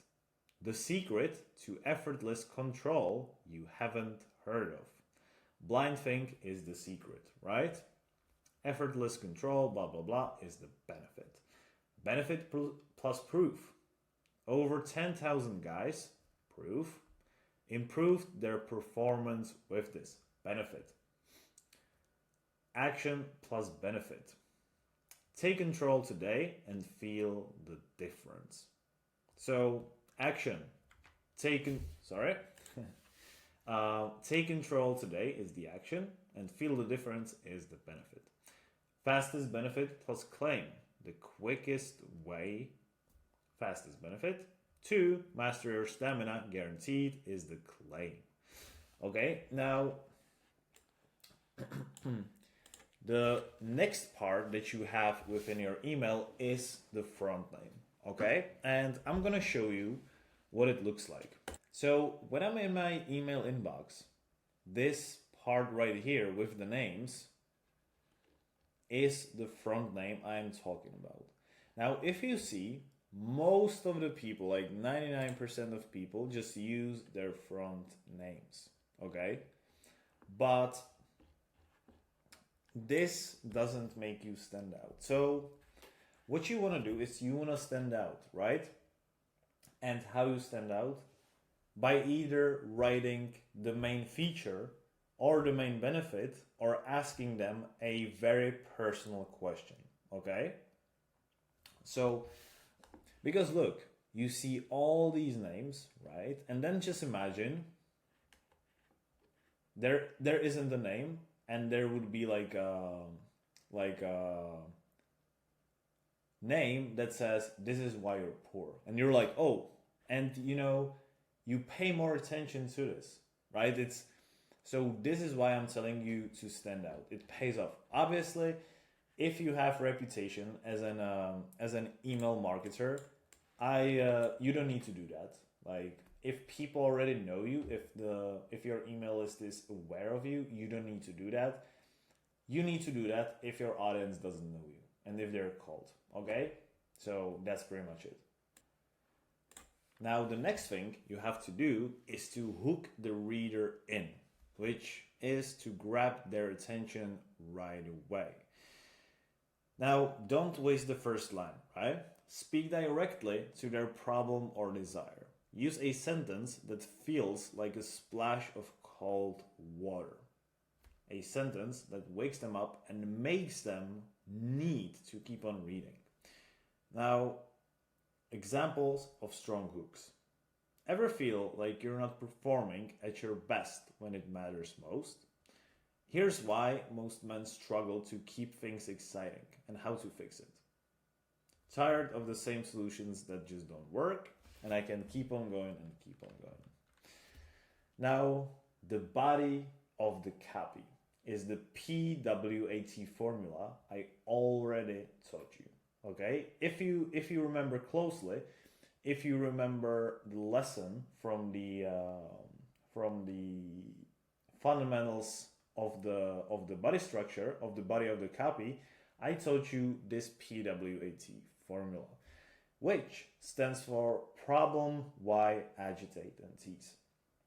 Now, I highly recommend you use this PWAT formula for your direct response emails and even for other emails. This formula works absolutely amazing. Okay? Now, this is very simple. We already covered that, but we'll go through it. Okay? So, problem. Start by naming the pain point your reader has. The main thing here, two things.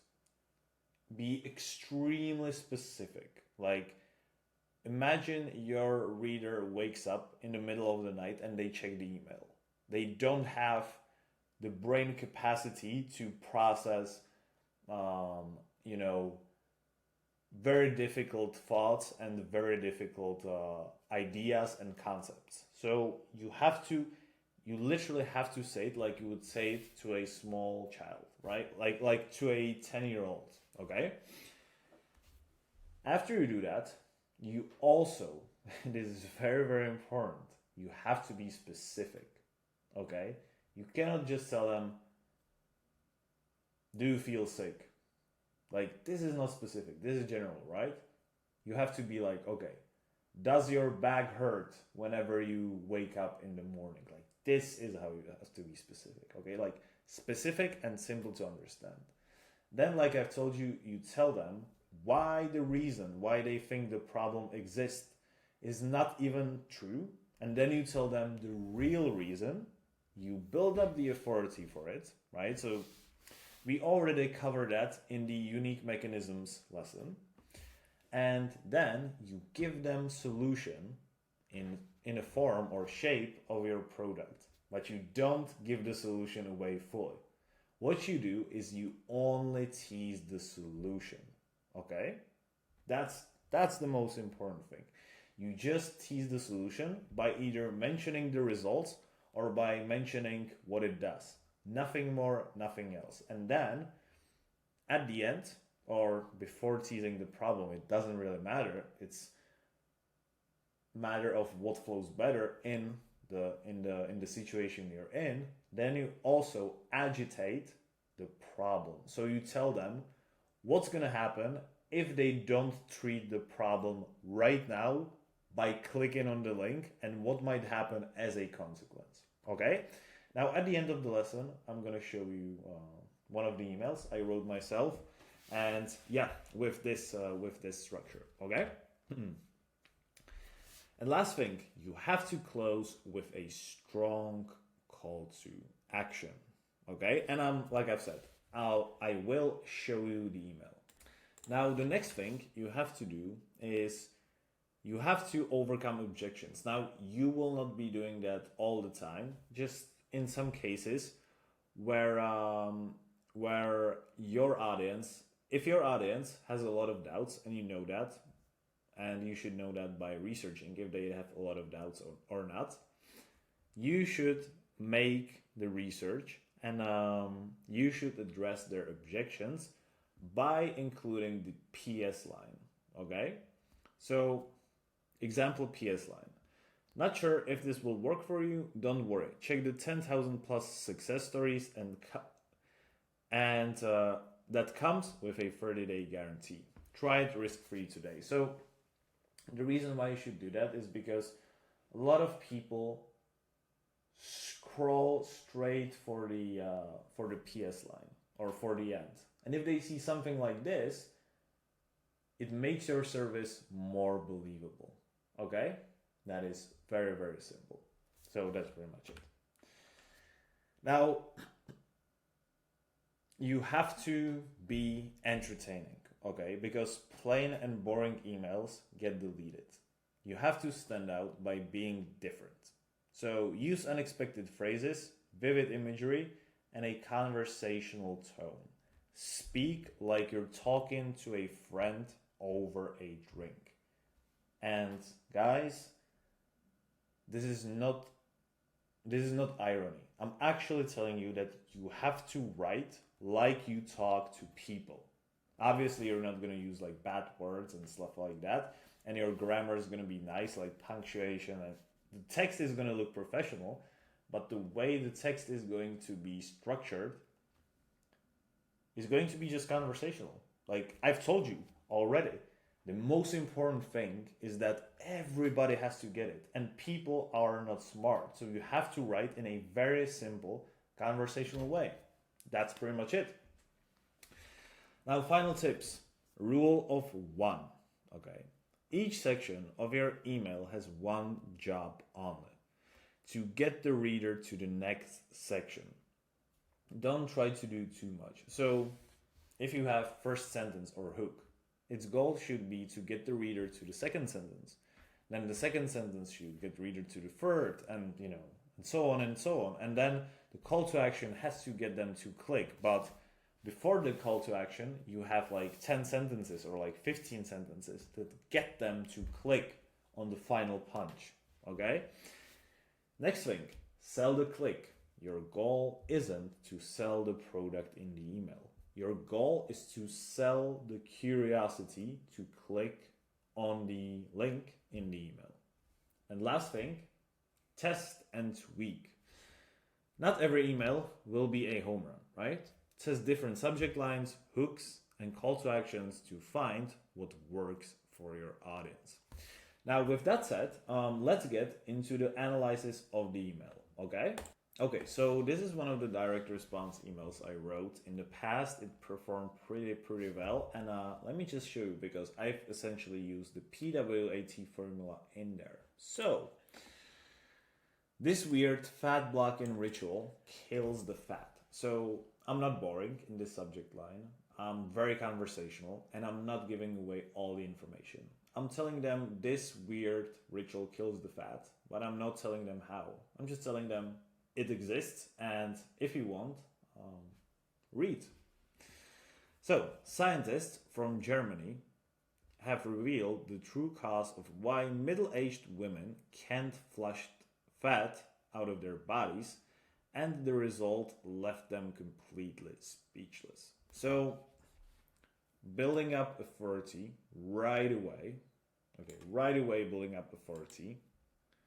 True case of why middle-aged women can flush fat out of their bodies, clearly defining the pain point. So, and I'm clearly defining it, right, by mentioning middle-aged women, which is clearly defining the target audience, and flush fat out of their bodies, clearly defining the problem. Very specific, important. And the result left them completely speechless. And it might leave you speechless too. I'm telling them that the reason why they think the problem exists actually isn't true. I'm not saying it directly. You don't have to always say it directly, but you just need to create a curiosity inside of their minds, right? And this is what I did.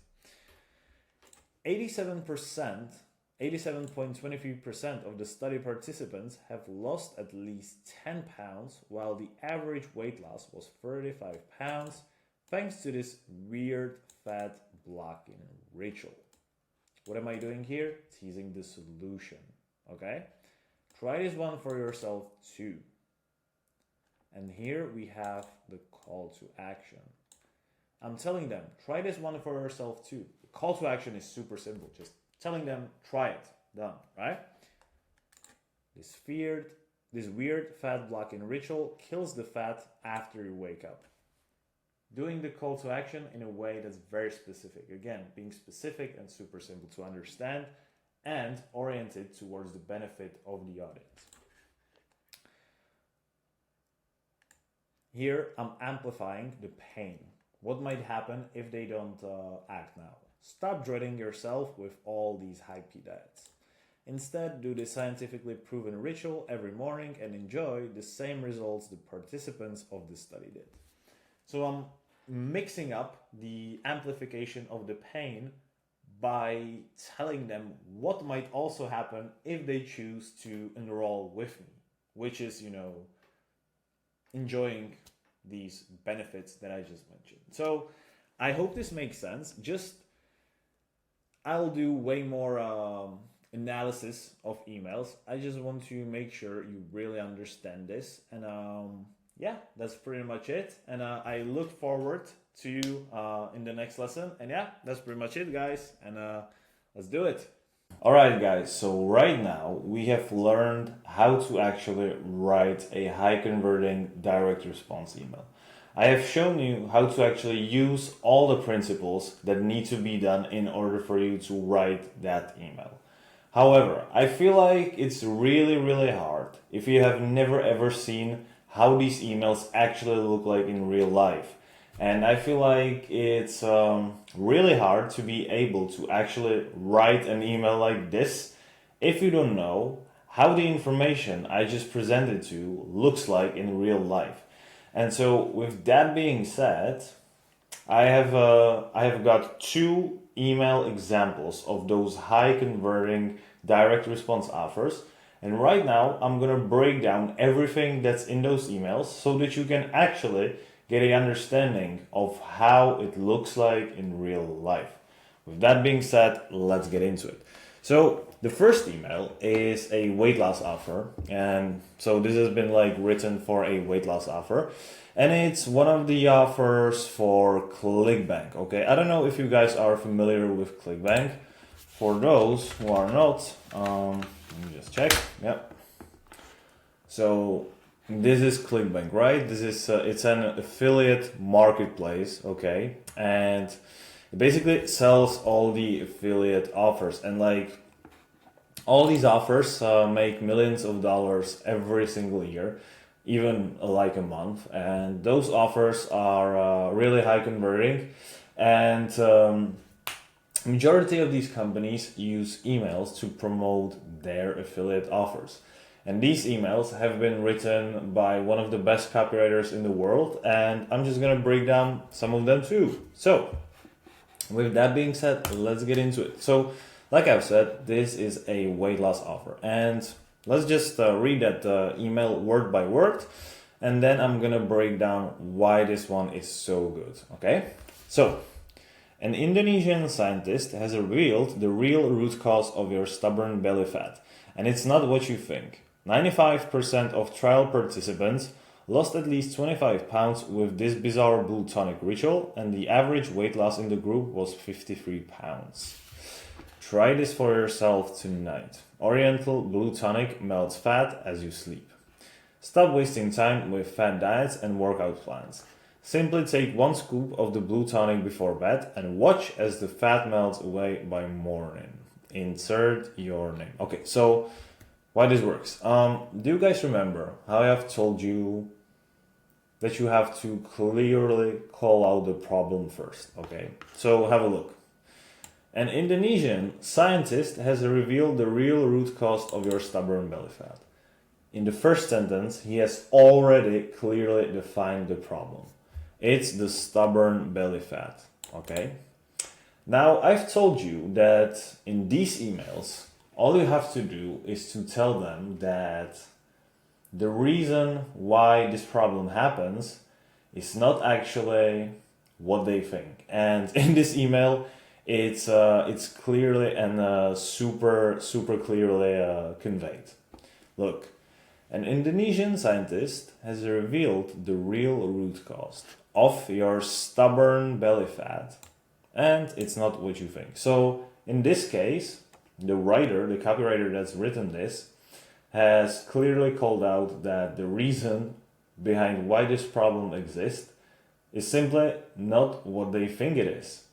Now, of course, you're not going to do this every time. Like, you're not going to, write this like directly, but you can use it as well. You can simply say, we have figured out the root cause of XYZ problem, and it's not what you think. It works. And why it works? Look, like when I've talked about open loops, when I've talked about cliffhangers, keeping your readers on their toes, then this first sentence is like the best example ever. Let me tell you why, okay? You need to be very cautious about what I'm going to tell. So, why they should be curious? Let me show you. So, Indonesian scientist has revealed the real root cause of your stubborn belly fat. So, they already know the cause. So, that's the first reason why they should be curious, right? Also, the messaging here of your stubborn belly fat, it makes it feel more personalized, more turned towards your audience, right? It's super smart. Like every single word out there has a purpose. It's really amazing. Like it's super short email, but this is like email copywriting mastery in action, right? So just watch. So this is the first reason for the curiosity, for the mystery. And the second reason for the mystery, and it's not what you think. So in this super short sentence, they have already made 2 reasons for you why you should be curious, which is freaking genius. And look, 95% of trial participants lost at least 25 pounds with this bizarre blue tonic ritual, and the average weight loss in the group was 53 pounds. So now look, like I've told you, you have to, when I've told you with the emails, you have to keep the mystery going, and this is what they do. So look, 95% of trial participants lost at least 25 pounds. So huge social proof. But you just say results. But you don't say like what they did or how they did it. And they just say with this bizarre blue tonic ritual. So 95% of trial participants lost at least 25 pounds with this bizarre blue tonic ritual. Now, they tell you the results, but they don't tell you anything else. They just tell you this bizarre blue tonic, which is the word that you which is like 2 words or 3 words together that you probably hear for the first time in your life. So it makes you even more curious. like bizarre blue tonic ritual. Like, have you ever had some kind of association with weight loss with the bizarre blue tonic ritual? I don't think so. So this is why, again, it works. And the average weight loss in the group was 53 pounds. So what they do here, super simple. They increase your desire to know what this bizarre blue tonic ritual is. Okay, they further increase the mystery. As I've told you, right? Like, you've got two sentences and they've already like created an amazing plot. Try this for yourself tonight. Oriental blue tonic melts fat as you sleep. So, great call to action. Call to action that's simply oriented towards the result, towards the benefit, right?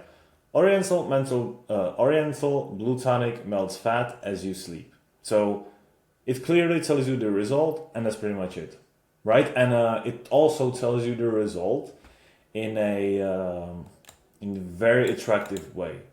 Okay, like, it melts fat as you sleep. Like, who doesn't want to melt fat as you sleep?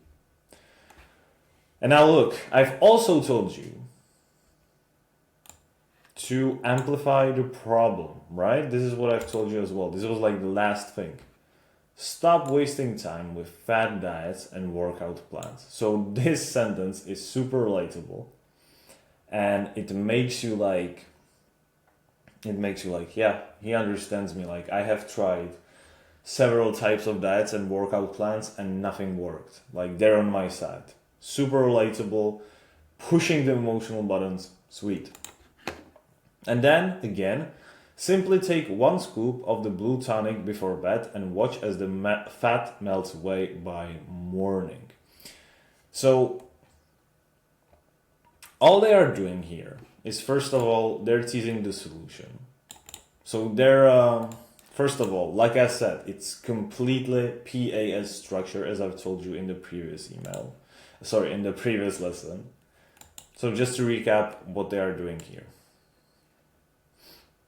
So, clearly defining the problem. An Indonesian scientist has revealed the real root cause of your stubborn belly fat. Then you want to tell them that the reason behind the problem is not what they thought, in order for you to gain their trust and authority in their eyes, which is right here, and it's not what you think. Now, to further increase the authority and curiosity, they've used this sentence. 95% of trial participants lost at least 25 pounds with this bizarre blue tonic ritual, and the average weight loss in the group was 53 pounds. So what they do here is they further increase the curiosity. They further open the loops, okay, by telling you that this bizarre blue tonic ritual works. But what they don't do, and the reason why you're so interested to keep on reading, is because that you actually don't know what this bizarre blue tonic ritual consists of. Right? Like, this is the pure reason why people keep on reading. That's all. Because if I were to tell them all the secrets, all the, all the science behind it, all the, like, basically everything behind it, like how it works, why it works, when it was discovered, everything, then I would kill all the mystery. And that's what we never want, especially in direct response, where the only purpose is to sell, right? Try this for yourself tonight. Action-oriented sentence. Great call to action. Oriental blue tonic melts fat as you sleep. And so this is like super simple call to action. Oriental blue tonic melts fat as you sleep. Clearly defining a benefit in the call to action. And then here they are amplifying the problem. They are amplifying, and they are telling you if you don't take the action, what could happen? And they tell you that indirectly. They tell you, hey, stop wasting time with fad diets and workout plans. And you're like, yeah, I have to stop. I have to stop wasting this time, right? Like, I have wasted so much time. Nothing worked. It's all bullshit. I don't like it. The hell with this, right? Like, that's just how it is. So you're amplifying the problem. You're pushing their emotional buttons right here. So after you've made extreme curiosity with these two sentences, then you also tell them that if you don't solve this problem, it's gonna look bad. And you tell them in indirect way, right? And then you tell them the solution, but you tell them what is the solution, but you don't tell them how the solution works and how you actually should use it, right? This is what the entire email is about. They all tell you the reason behind your problem. They also tell you what is the solution, but they never tell you the practical application of the solution. And this is what they tease you on, right? Like, have a look at it. If you read this email, you have to agree with me that they just tease you on practical usage of in the real life. And if the sales page still works, yeah, it sends you to the sales page, right? And here isn't a like full sales page, but like a VSL, and which is like a sales page in form of video. It's basically a video script, right? That's written in form of a sales that's being told in the form of a sales page. So the format is the same. However, the content is the same, but the format is in the video. So it basically sends you into the sales page, and it works absolutely amazing. All right.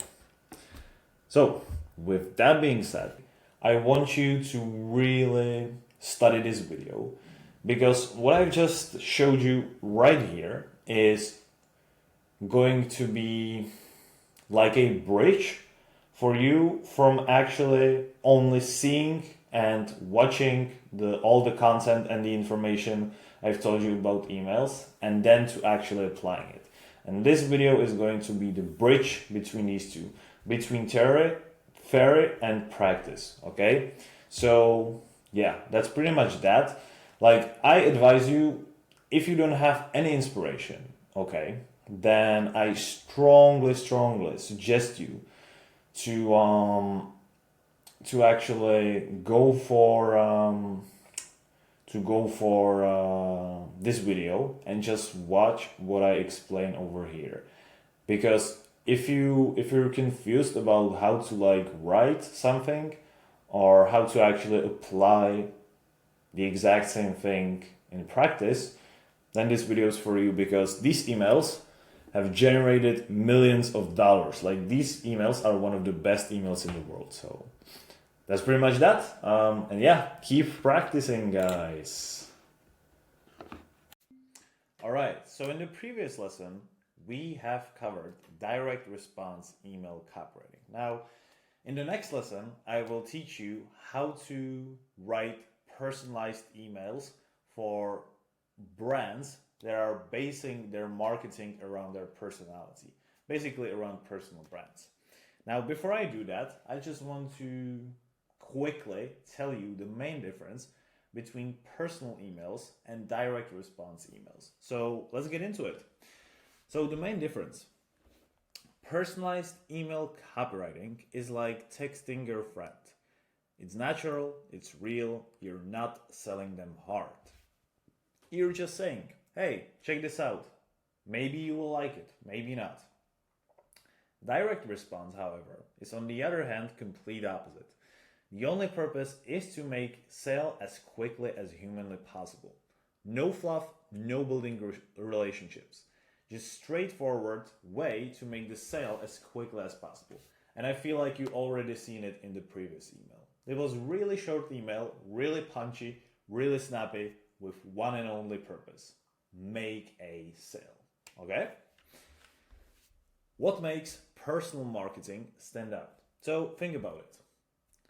People follow you because they like you, not because you sound like a salesman. So what do they want? They want trust. They want someone who they can trust and who's going to help. Connection. They want to feel like you're talking directly to them. Value. They want you to make their life easier or better. Hard selling, not the way here. Just be helpful and they will stick around. Now, what makes, on the other hand, direct response stand out? One goal only. Your goal is to make a sale in there. Nothing more, nothing else. The only thing that counts is numbers. The rest is irrelevant. Urgency and efficiency. Phrases like last chance or offer ends today work because people hate missing out. Now, the reason why direct response is so efficient, what makes it really stand out, is that it's really efficient and that it's numbers game. Okay, it's if you find a winning email, you get a lot of money, right? If you really write a good email and it drives like $100,000 in sales, you can just repeat that, right? However, the problem is you're not creating long-term relationships and people will most likely not buy from you again because it's like, one-time sale and the brand has no, personality, no plan, no nothing, right? It's just sell me, this supplement and then I'll sell it to other 10,000 people, right? That's the strategy. However, if you have very loyal fans that you build relationship with, then you can have repeat customers, right? They will not buy only one thing from you. They will follow you for 2 years and they will buy like 6 things from you. So these are the main differences. Okay? Now, the main difference is when it comes down to writing. So for personal brands, you have to write like you talk. Don't try to sound too fancy. It's just weird. In personal brands, you use a lot of stories. People love stories. And you also make them engage with your content. Okay, so you tell them something like, hey, if you like this, hit yes. Do you have something else on your mind? Do you want me to cover something else in the next lesson or in the next email? Respond to this email. Like, it's just more personal. It's like a conversation. However, in direct response, you have to keep it simple. You just have to only focus on the one thing you want them to do, which is obviously make them click on the damn link. Also, you highlight what they'll get.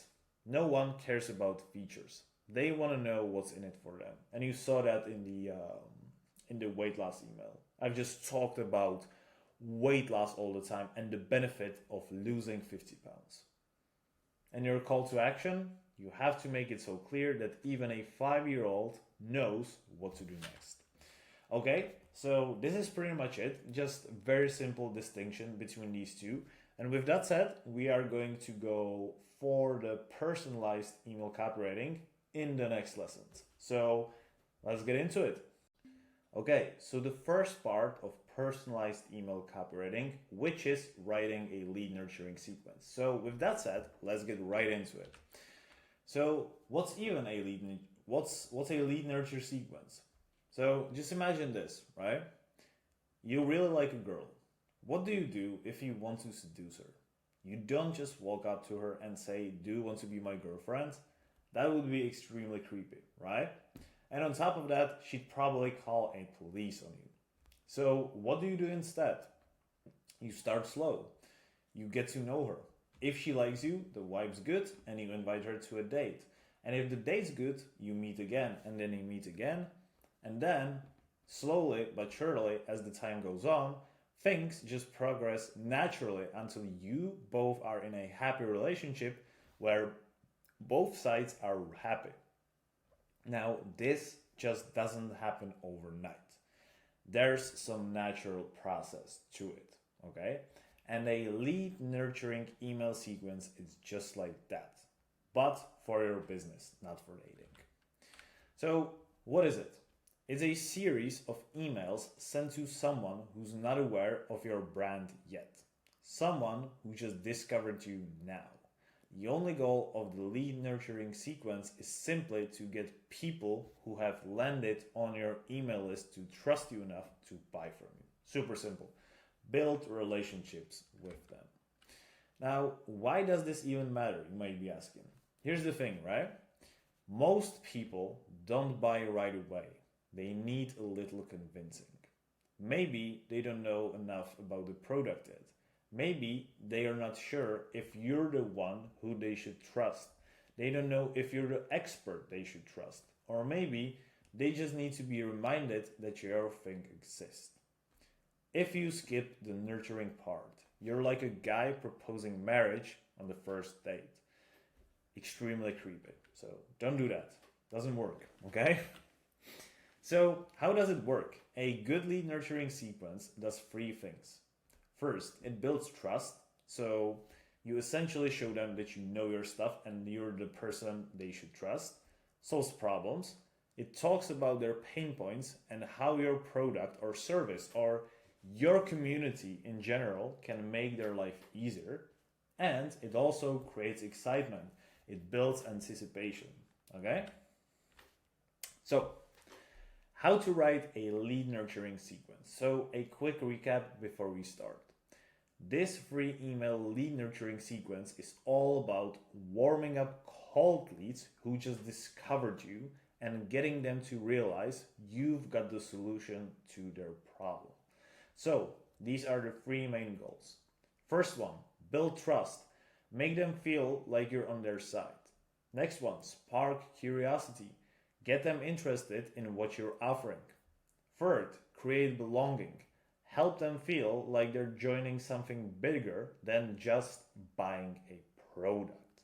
Think of it like this. You're not just selling. You're inviting them to be a part of a community that gets them. By the end of these emails, they will feel like you understand their struggles, you've got the answers, and they're not alone. So, how to write the first email. So, acknowledging the pain. So, you should open the email by directly addressing your audience's struggles. You should use relatable language to show that you understand what they're going through. You should also keep it conversational, write as if you're talking to a friend. Now, this works simply because people want to feel seen and heard. Starting with their pain creates an instant connection and builds rapport. Now, next thing that you're going to do in this email is that you're going to offer empathy and build trust. So you should let them know you understand and that they're not alone in their struggle. You should position yourself as someone who's been there or helped others like them. And the reason why this works is simply because the trust starts with empathy. If they feel understood, they're more likely to listen. Now, step number 3 of the email, introduce the free resource subtly. Okay, now, whenever your leads come to your email list, you have to get their email address somehow, right? Or your client has to get their email address somehow. Now, the most basic and the most fundamental way to get the contact information out of them is through a landing page, which gives them a free gift, such as free PDF, free webinar, whatever, in exchange for their email address. Okay? So what you should do is that you should mention the free content you're offering, but keep it low pressure, and explain how it's designed to make their life easier and highlight the value they will get. Okay? And the last thing, super simple. You do that at the end of the email. You simply highlight the community. You let them know that they are not alone and they're part of something bigger that's here for them and that's here because of them. And then you wrap it up with a simple call to action. You close the email with a clear and easy way for them to take action, like downloading the free resource, and that's pretty much it. Email number 2, the mission. So in this email, you should share the mission of the company. Tell them why the company was created, what is the main purpose, and what is the main purpose of it. Now this is the most important part of this entire email. This reason why the company was created and what is the main purpose of it should directly correlate with the problem and the solutions your target audience is seeking. Now, while writing the story and the mission of you and your company, it is absolutely crucial to put a huge emphasis on a community to make them feel like they're part of something bigger that's here to help them and also that's here because of them. Super important, okay? Email number 3. Now, in this email, you kind of have to think about the context, right? They're getting, they're gaining a little bit of trust. They're feeling, seen, they're feeling warm, they're just feeling better overall. Now, you cannot do this forever, right? You cannot feel sorry for them, if I were to say it this way. You cannot do it forever. So what you do here, you subtly transition to the sale. And how you do that? It is by telling them a cool success story of one of your previous clients, okay? Super simple. Now, while you're mentioning the story of one of your clients, make sure you give them believable reason as of why you are here to mention the story to them. Because if you just randomly give them testimonial in the email, it's irrelevant. They're gonna see through it miles away, right? They're gonna be like, this person's just trying to sell me. Like, I don't care. Like, they're the same as everybody else. However, right, let's just put imaginary scenario. You start the email with like, oh, I didn't feel good today. Even though I'm successful, I felt bad, blah, blah, blah. Make sure, again, it resonates with the pains of the audience. I didn't feel motivated to do the work because I simply was, overwhelmed with all the work I had to do.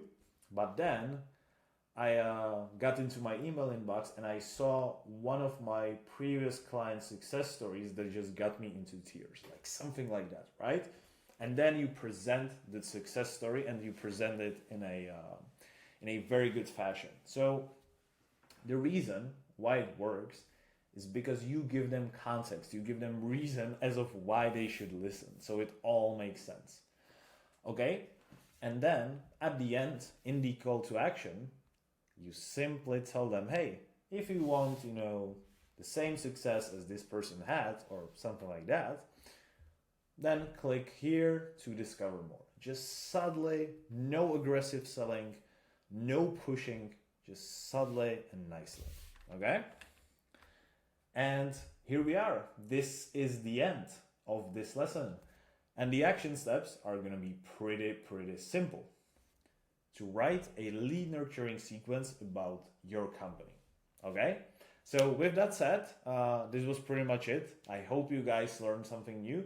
And let's get to the next lesson, which is going to be how to write newsletters and emails that actually sell your product for your personalized brand. So let's get into it.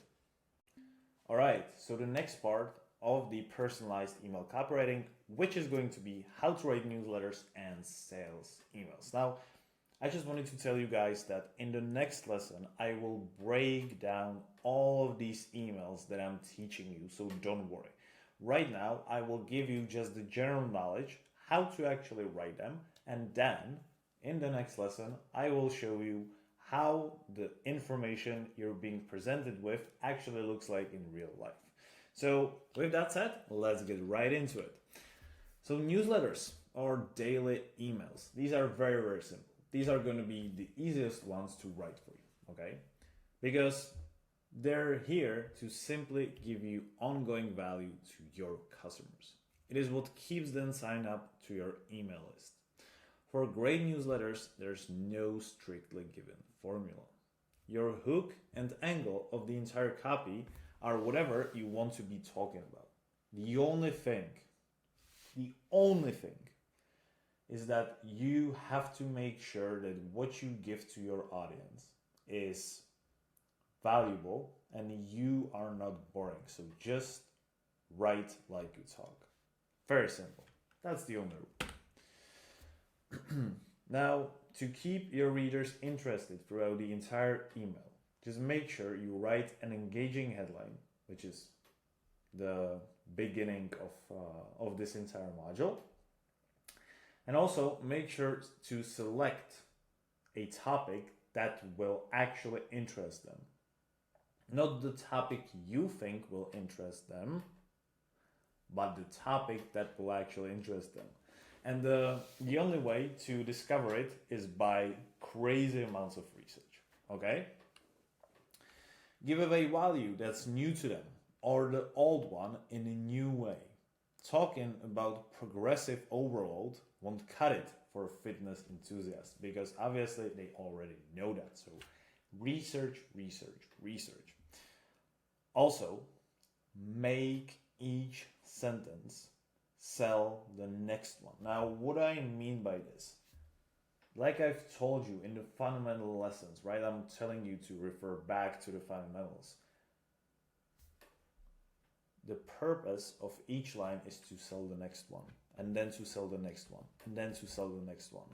Right up until the point you get to the end of the email and you make your audience take the action. Okay? Now, the next thing, use a clear and concise call to action oriented towards engagement. The main goal should always be to build a relationship with your audience further, because if you're giving them value, they should trust you more, right? And if you give them bad kind of value, the value they already know, or the value that makes you seem like you don't know what you're talking about, they are going to start losing trust. So be aware of it, okay? Now, the next part, how to write a killer sales email sequence. Now, when it comes to sales in personalized email marketing, context is everything. You cannot just throw a product at someone and expect them to buy. Doesn't work like that. Think about it. Every step in your sales process needs to have a purpose. If it doesn't, you're just throwing spaghetti at the wall and hoping something sticks. Worse, you lose authority in the eyes of your audience. So if you want to turn leads into paying customers, your sales emails have to flow naturally and remove all the doubts and objections along the way. So, writing the sales email sequence. Now I'm going to tell you the general mindset I have whenever I start writing a sales email sequence, which is essentially a series of emails that have a goal of selling a product to your audience. Very simple. So picture this, right? Selling through email is like walking through a dark forest when we're talking about personal brands. Objections are hiding everywhere. Behind the trees, under the ground, falling from the sky. You've got to address and kill each objection to get out of the forest and make the sale. It's impossible to handle every doubt in one email. People are different. Some people are ready to buy immediately. Some need proof it works. Some will wait until the last minute. Some aren't just sure if the offer is for them. Some just don't believe your claims. And this is why you need a sequence of multiple emails to take them on a journey and knock out all of their doubts one by one. Because let's face it, you cannot face all the objections within one single email. First email. Problem, agitate, and solve. So this is your opener. Start by hitting the biggest pain point your audience is dealing with. Use a question or statement that grabs their attention and shows you understand what they're struggling with. Once they're hooked, agitate the problem further by showing how it affects their life. Use follow-up questions that make them think. Yeah, this is exactly what I'm dealing with. Then shift toward the solution, but don't be pushy. Offer hope. Make them feel like, hey, I've been there too and I can help. Show why you're someone worth listening to by adding a quick line about your authority or experience. Close with a call to action that teases the solution or directs them to learn more about the solution. Person. Email number two, the personal story. People connect with stories, especially ones they can relate to. This email is all about sharing a personal experience that ties directly to your product. Now, your story has to relate to the problem your audience is facing. It also should start with a hook that grabs attention. So, you should start when we're talking about personal story, start the email in the middle of the crisis, right? If I'm gonna say it this way, like say it, you should say like, I was laying, on my bed. I couldn't even properly see with my left eye. My heart was beating. Like, and they're like, oh, what's happening, right? And it gets their attention. So this is how we should start. And you also show how you faced a similar struggle and found a solution, which ultimately is your product. And then, sorry, my voice is almost gone. And by naturally introducing the product as the result of your experience. Don't forget to make it relatable and believable. Your audience needs to see themselves in your story. That's the most important thing.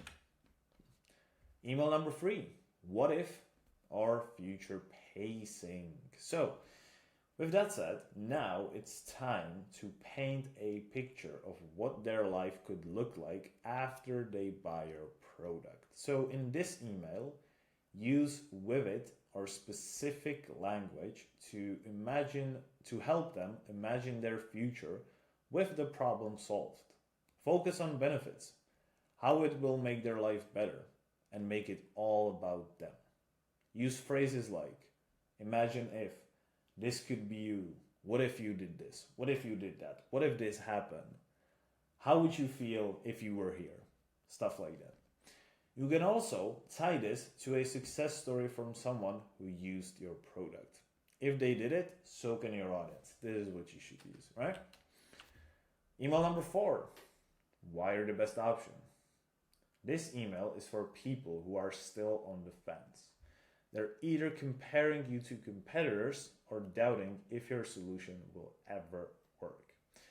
This email has to be used to position you as the clear winner. Like, you literally have to tell them that you're the best, like, by far, okay? How to do it? Simple. Highlight what makes you different. Address the common mistakes or problems with other solutions. Show results, yours or your customers. Now, with that said, you can even introduce a common enemy, which could be an outdated method, bad product, and stuff like this, and explain why you created your offer to fix these issues these outdated products created. Okay? Number 5, customer success story. So, nobody wants to be your first customer. That's it. This is why people love hearing success stories. And like I've told you before, like I've told you in the lead nurturing sequence, give them a believable reason as of why you want to tell them the story, okay?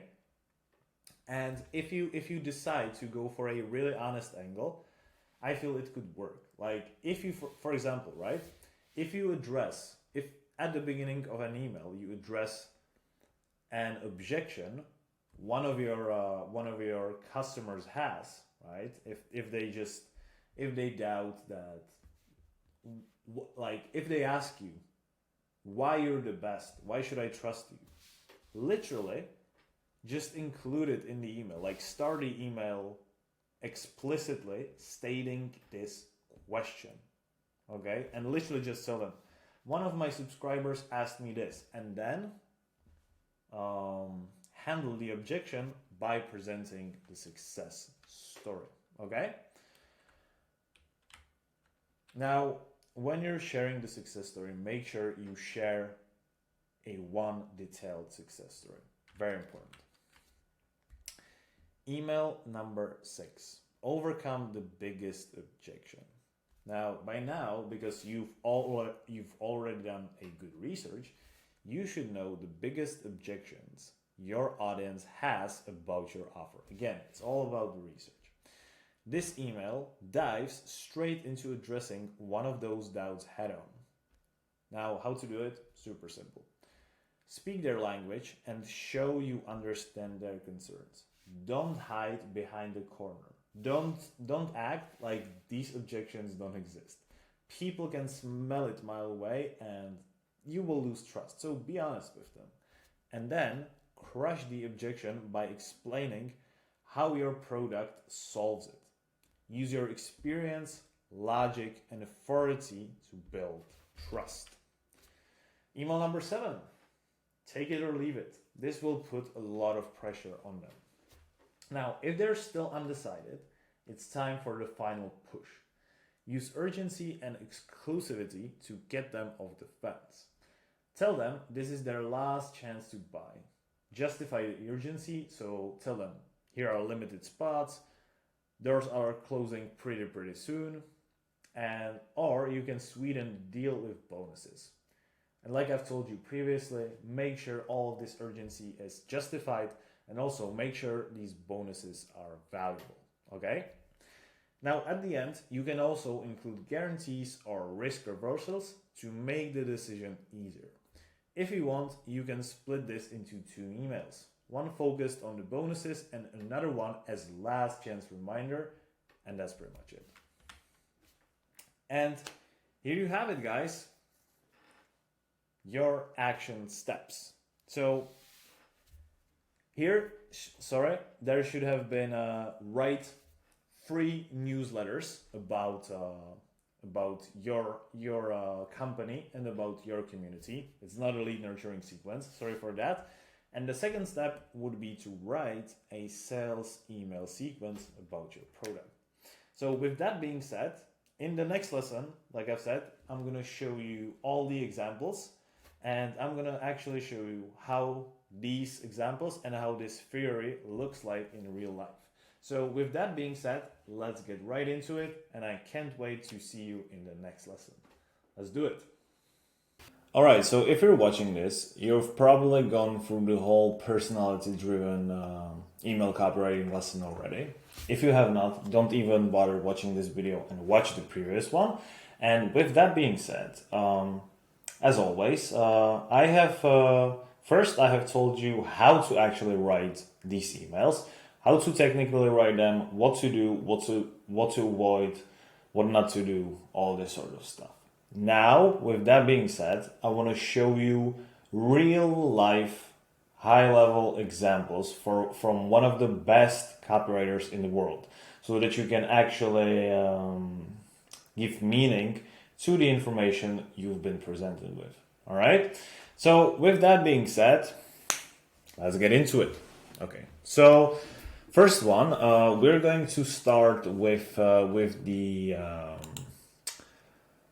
lead warm-up sequence, so with the lead nurturing sequence, and let's start with the first email. So the first email, as you know, is going to deliver your lead magnet, okay?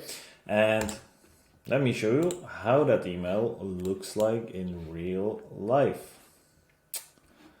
So this email, sorry, I'm just gonna get it right here. So this email is from one of the best copywriters in the world, Zarek. His newsletter is called the Copy Council, and if you haven't done that, I strongly suggest you to start subscribing to him and start reading his emails, because he's the highest level you can possibly see. So, that's that. So let's have a look at that kind of email. So when we've talked about that, the main point of this was to just give the value to the community.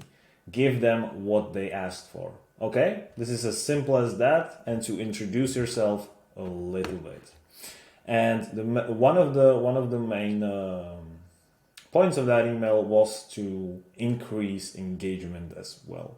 So deliver a lead magnet and further increase engagement. All right. So let's have a look how he does it. So subject line, your free training. Super simple. Benefit oriented, transactional subject line, like I've told you. So, hey, it's Zarek. Just before I get your free training, read this. Welcome to Copy Council. So, just before I get your free training, read this. Okay? So he clearly tells you he's gonna give you the free training that you've been promised, but before he's gonna introduce himself to the community, obviously.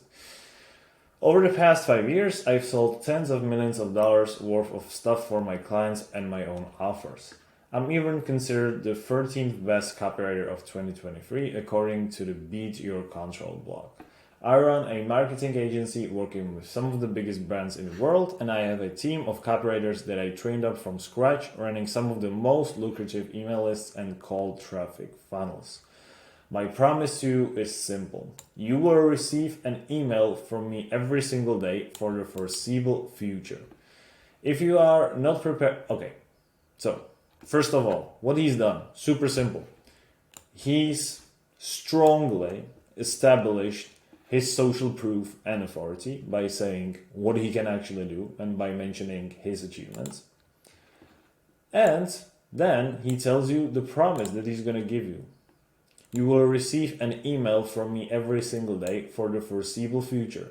And with that being said, this is like one of the best ways that you can actually increase the engagement, because you will make a clear promise. And if you make a clear promise that's actually valuable for your prospect, then they will open your emails and the engagement with you will be high, right? And if you promise them something like giving them a high value email every single day for the upcoming future, then this is a no-brainer, right? If you're not prepared to face multiple paradigm shifts each week, break your limiting beliefs, and take away action ideas and tips from my daily emails, do me a favor and unsubscribe now at the bottom of this email. I'll also be selling in every email I send, so if you're the type that doesn't like being sold to, unsubscribe. 2 important points. He establishes his credibility and authority even more by being honest, okay? And he also tells the people that the people that are going to stay should be only the ones who want to read the email. And because he has, this is going to only work because he has created such strong social proof right here. Okay, this is why it works. So this is pretty much that. Okay, it works because you see him as an authority, and here's your free training. Okay, I'll be in touch again shortly. So this is pretty much that. Absolute genius, super short email. If you can have a look at it, super simple, nothing too much to talk about, right? So let's go to the next one. Okay, so yeah. So the second email is introducing yourself to the community. Okay, and this, I believe, this email was written by me for one of the companies I worked with in the past, and the company was a female entrepreneur coach that helps women that are lost and don't have direction in their life make their dreams a reality. So with that being said, let's have a look at how you should properly introduce yourself to the community. Subject line. They're the reason I'm still alive. So again, super like hard-hitting subject line, very like personal, very personal from the writer standpoint, and it goes like this. So this is going to get your attention right out of the gate because you are opening a loop, right? You're opening a loop. You're telling them they're the reason I'm still alive, and like who's the reason? So that's that. And the body goes like this. Hey, contact name, I'm super grateful to have you on board. Now, because this is the first email you're probably reading from me, except like, the lead magnet delivery, I want to start building a strong relationship together as a community of creative queens. Because of that, I want to show you that we're all closer than you probably think. I'm just gonna turn off Grammarly. Yeah. Believe it or not, when I started this journey, I was no different from you. So, the most important thing here, I'm building a relationship here simply by, first of all, by admitting that they're on my email list. That's the first thing. And second thing, because I show a clear sense of inclusiveness, all right? Because of that, I want to show you that we're all closer than you probably think. Believe it or not, when I first started this journey, I was no different than you. Okay, so very important, sense of inclusiveness, and this gives them the reason to read further, because I include, I don't exclude. When I first set out on this journey to help other people with their mental health and their artistic dreams, little did I know I'd become my first student. From my early childhood, I've always had these artistic dreams that not many people understood.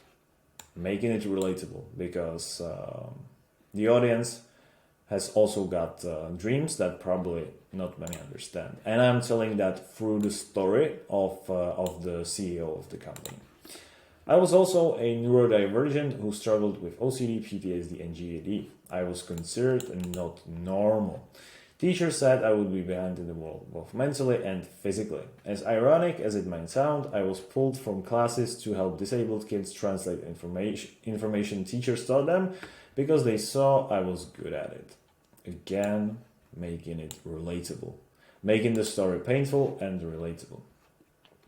This made me realize there's no one-size-fits-all solution, and because of that, I started to develop tools to turn my weaknesses into strengths. So I'm basically telling a story in a very interesting way, and that story, why it works, is because the story is relatable to the audience. The audience struggles with, OCD, PTSD, mental health problems.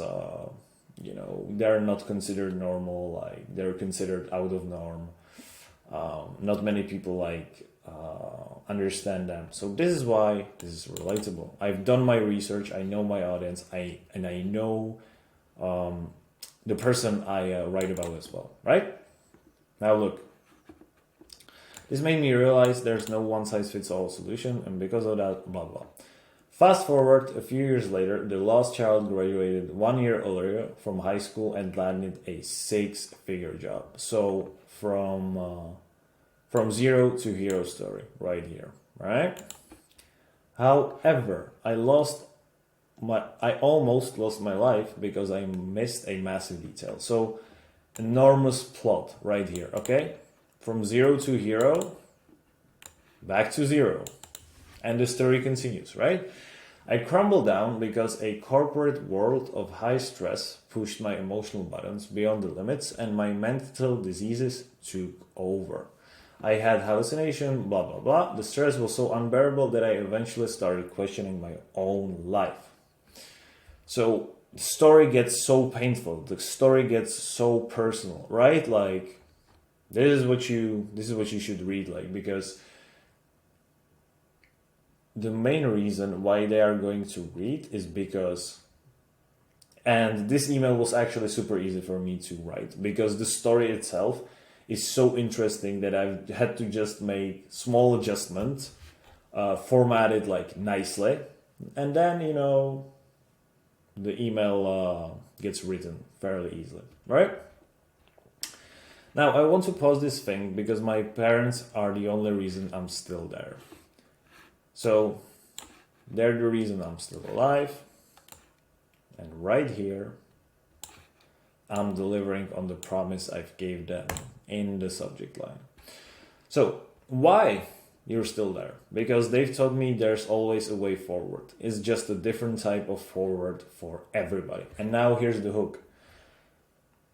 The main problem for the audience that I was writing for was that they felt super, super excluded. Okay? And because they felt excluded, they want to hear from the creator that they still have a chance to make something out of their lives. And through this message, through the message of the CEO of the company, they can see that it actually can be done. And because of that, they start feeling more like the part of the community, if it makes sense, right? Because I tell them my or her story, and I write it in a way that's so relatable and so close to them that they start trusting me and gravitating towards me more and more. Okay? So let's go forward. Now, once I got on this path, I promised myself that if I can get out of this, my whole life mission will be to help other struggling creatives. Now I'm giving them super simple reason why I should be the authority they should listen to. This is very important. I'm building trust by telling them my honest or her honest story. And then I'm using that story as a lever to build my authority and to tell them, hey, I've gone through this, I've got out of that, and because of that, I am now on the mission so that nobody else will go through the same bullshit I have gone through. Because after I've, experienced this bullshit, I don't ever want anybody to experience this again. So this is that. This is why it works, because with telling them a believable, relatable story, I can build authority and they will respect me, or they will respect her, right? I eventually got better, made my dreams come true, and I've never felt better in my life. But that's not the main point. See, shifting the focus back to the audience. The main point is that I realized that not everybody was lucky the same way I was. And this is why I have decided to create this amazing community. My main goal is to help you no matter what. Nobody is excluded. So in this case, I make them really include, and I make it really inclusive. Like, I turn my story into the reason why they should listen to me and why they should be in the community. And this is what you should do if you welcome your leads and if you really want to build trust and relationship within your email list. Now, here's the free bonus I promised, right? You can deliver the high value promise again if you want, okay? So, with that being said, let's get for another email. So that's the third email, why we are on the same boat. This is kind of the same. However, it's like this again, one of this lead nurturing emails, just a different angle. And the most important part is that it's from one of the best copywriters in the world, in my opinion. I love to read his emails. His name is Troy Erickson, and he's called Email Pandemic. I'll try to find it. Yep, here you have it. Paramedic, reviving that email list to 100K plus a month. He's like one of the best copywriters in the world, and I strongly advise you to read his emails and to subscribe to his email list. Okay, so let's have a look through it. So you might be wondering, who are you, Troy? Conversational tone, and the subject line is perfect. Who are you? And he doesn't mean like who are you, like the reader, but who are you, like himself. And however, the reader doesn't know that. And because of that, he gets your attention. Absolutely genius. Who are you, Troy? Today, I'm known as the email paramedic since I've helped my clients revive their dead email lists and recover over 50 million by improving email copy and deliverability. But it wasn't always this way. In the summer of 2019, I was freshly graduated. So you see again the same angle, right? He tells you how life was shit. Honestly, I was just disappointed that I failed as college baseball player, blah, blah, blah. The same year, I stumbled across copywriting and scrapped and fought my way closing to 2 clients that I wrote ad and email copy for. I was making 3.7K per month and thought things were going okay. But one day, I got the message of doom from one of my clients. We need to talk. They told me the ads and emails I wrote weren't making very much money. So my client told me I was fired, but I couldn't afford to lose them. Somehow I mustered up the courage to fight back.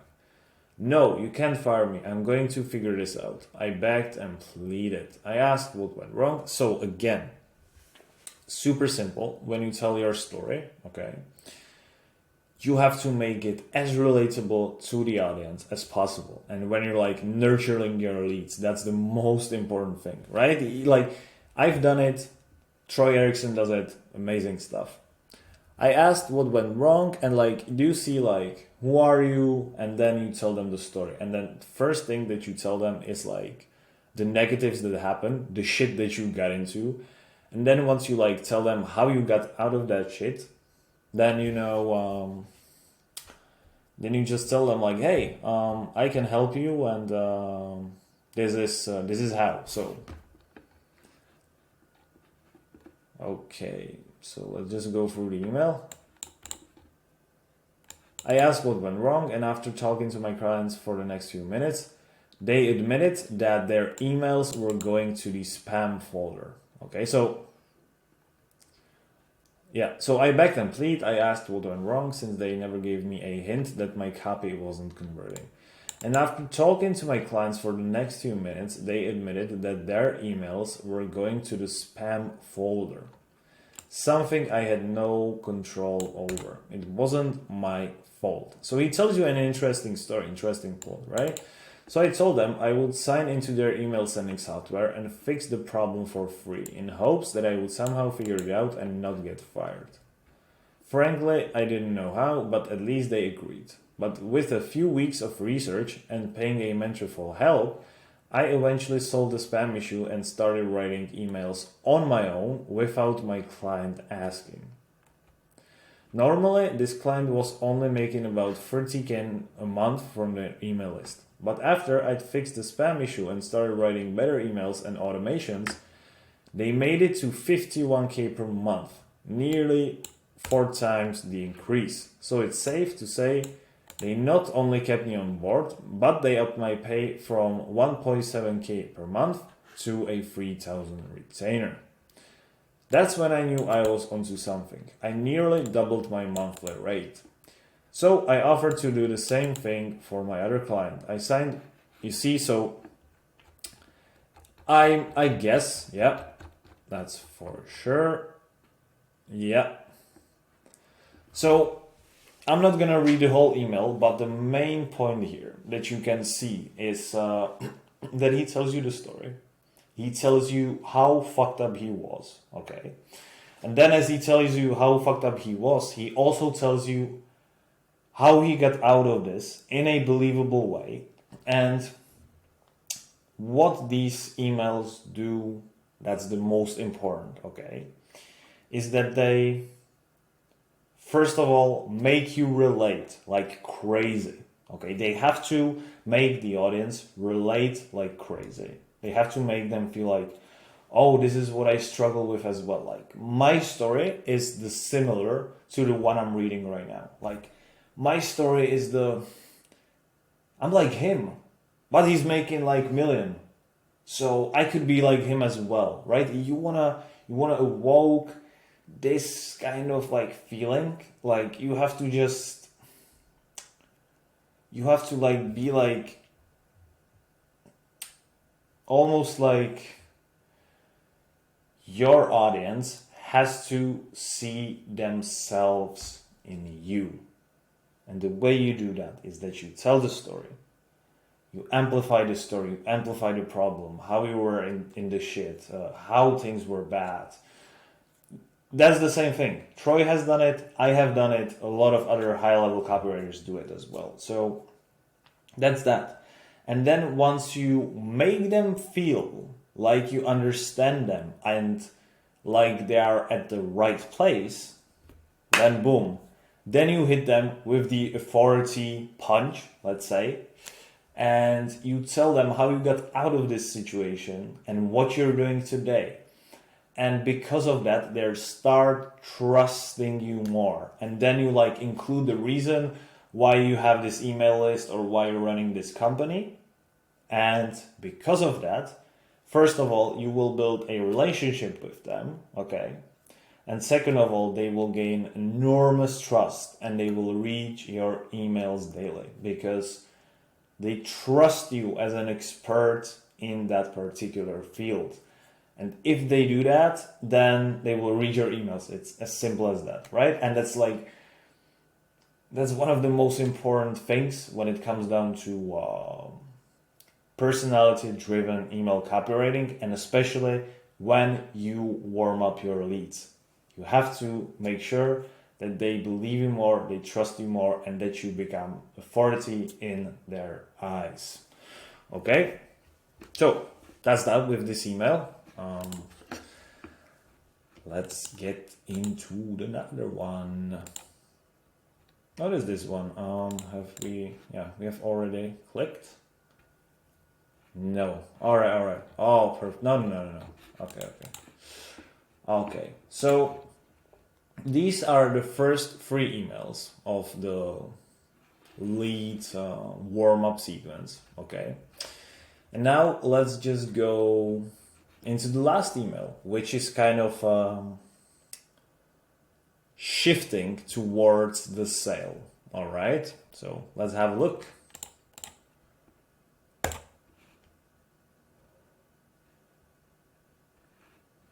Okay, absolutely amazing. So, this is the email. This is like the last email that you write after you become the authority in your audience's eyes and after you make them relate. Because like I've said before, nobody wants to be a crybaby forever, right? If they trust you enough, if what you say feels relatable enough, then they want to hear some kind of solution, and this is the time. So let's have a look at it. So this is another email that I've written for my client. I have just like deleted the name and the name of the product, so like all the information is private, but the idea is the same. So subject line: the vicious creatives hamster wheel.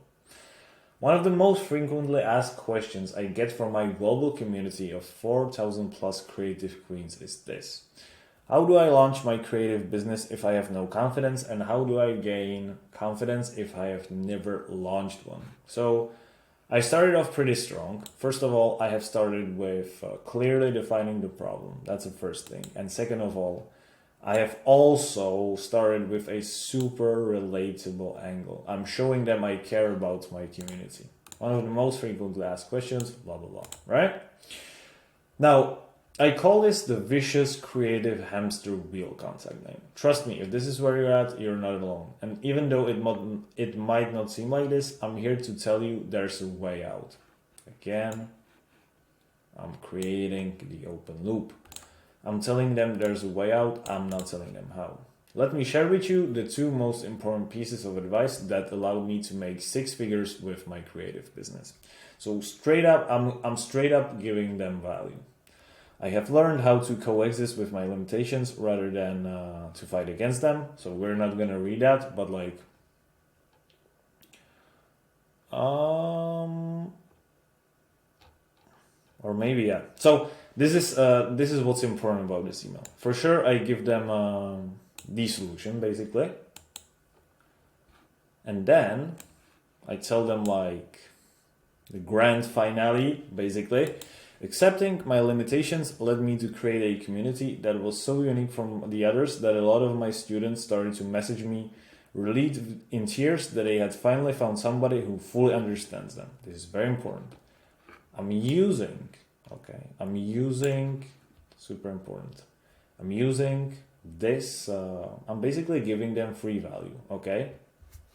And I'm telling them like how I learned how to coexist with the limitations. And then I use this as an excuse, okay, to show them some of the testimonials from my community. Accepting my limitations led me to create a community. And a lot of my students started to message me out of nowhere, relieved in tears that they had finally found somebody who fully understands them.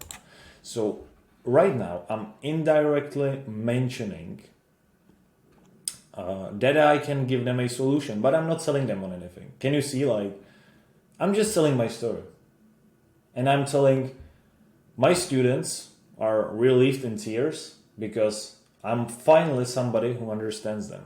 And this is like genius, right? Second, I've created a supportive environment. Again, I tell them another piece of solution, okay? However, there was one thought that kept me up at night. So this all looks good and sexy and whatever. So that's great. However, here's the thing, okay? So, yeah. So basically, however, there was one thought that kept me up at night. I have found a solution, everything is great, blah, blah, blah. And that thought that kept me up at night was that I realized that not everybody has the same privilege of having amazing parents and environment like I do. And considering how much pain I've gone through, I didn't want anybody else to suffer the same way I did for even a single additional second. This is one of the main reasons I created the XYZ, the online community for female creatives from all around the world. It's a 12-step journey, blah, blah, blah. So right here, most important thing, okay? I have found you have to, when you want to transition smoothly to the sale, okay, you want to make sure that you find an excuse that's believable enough, okay, for you to actually present them with your product. If you tell them that you sell this product because you're helping blah blah blah, it doesn't make sense, and everybody's gonna call you out because you just wanna sell them on some bullshit, and that's not what people want, basically, okay? However, if you give them value up front, okay, this is what which is what I'm teaching you in the email training as well. Then if you like give them value up front, and if you use that value, so like you tell them like how you solved certain problems that they have as well, you tell them through your story how you solved some of the problems, which is basically this, and which is this, and then you use the free value that you gave them, which was these 2 solutions. Then you can use these 2 solutions as an excuse to transition to the sale in very like indirect way. And that indirect way is this. Look, I have learned this, I have created that, and I have felt great. However, I still didn't feel happy and shit was waking me up at night.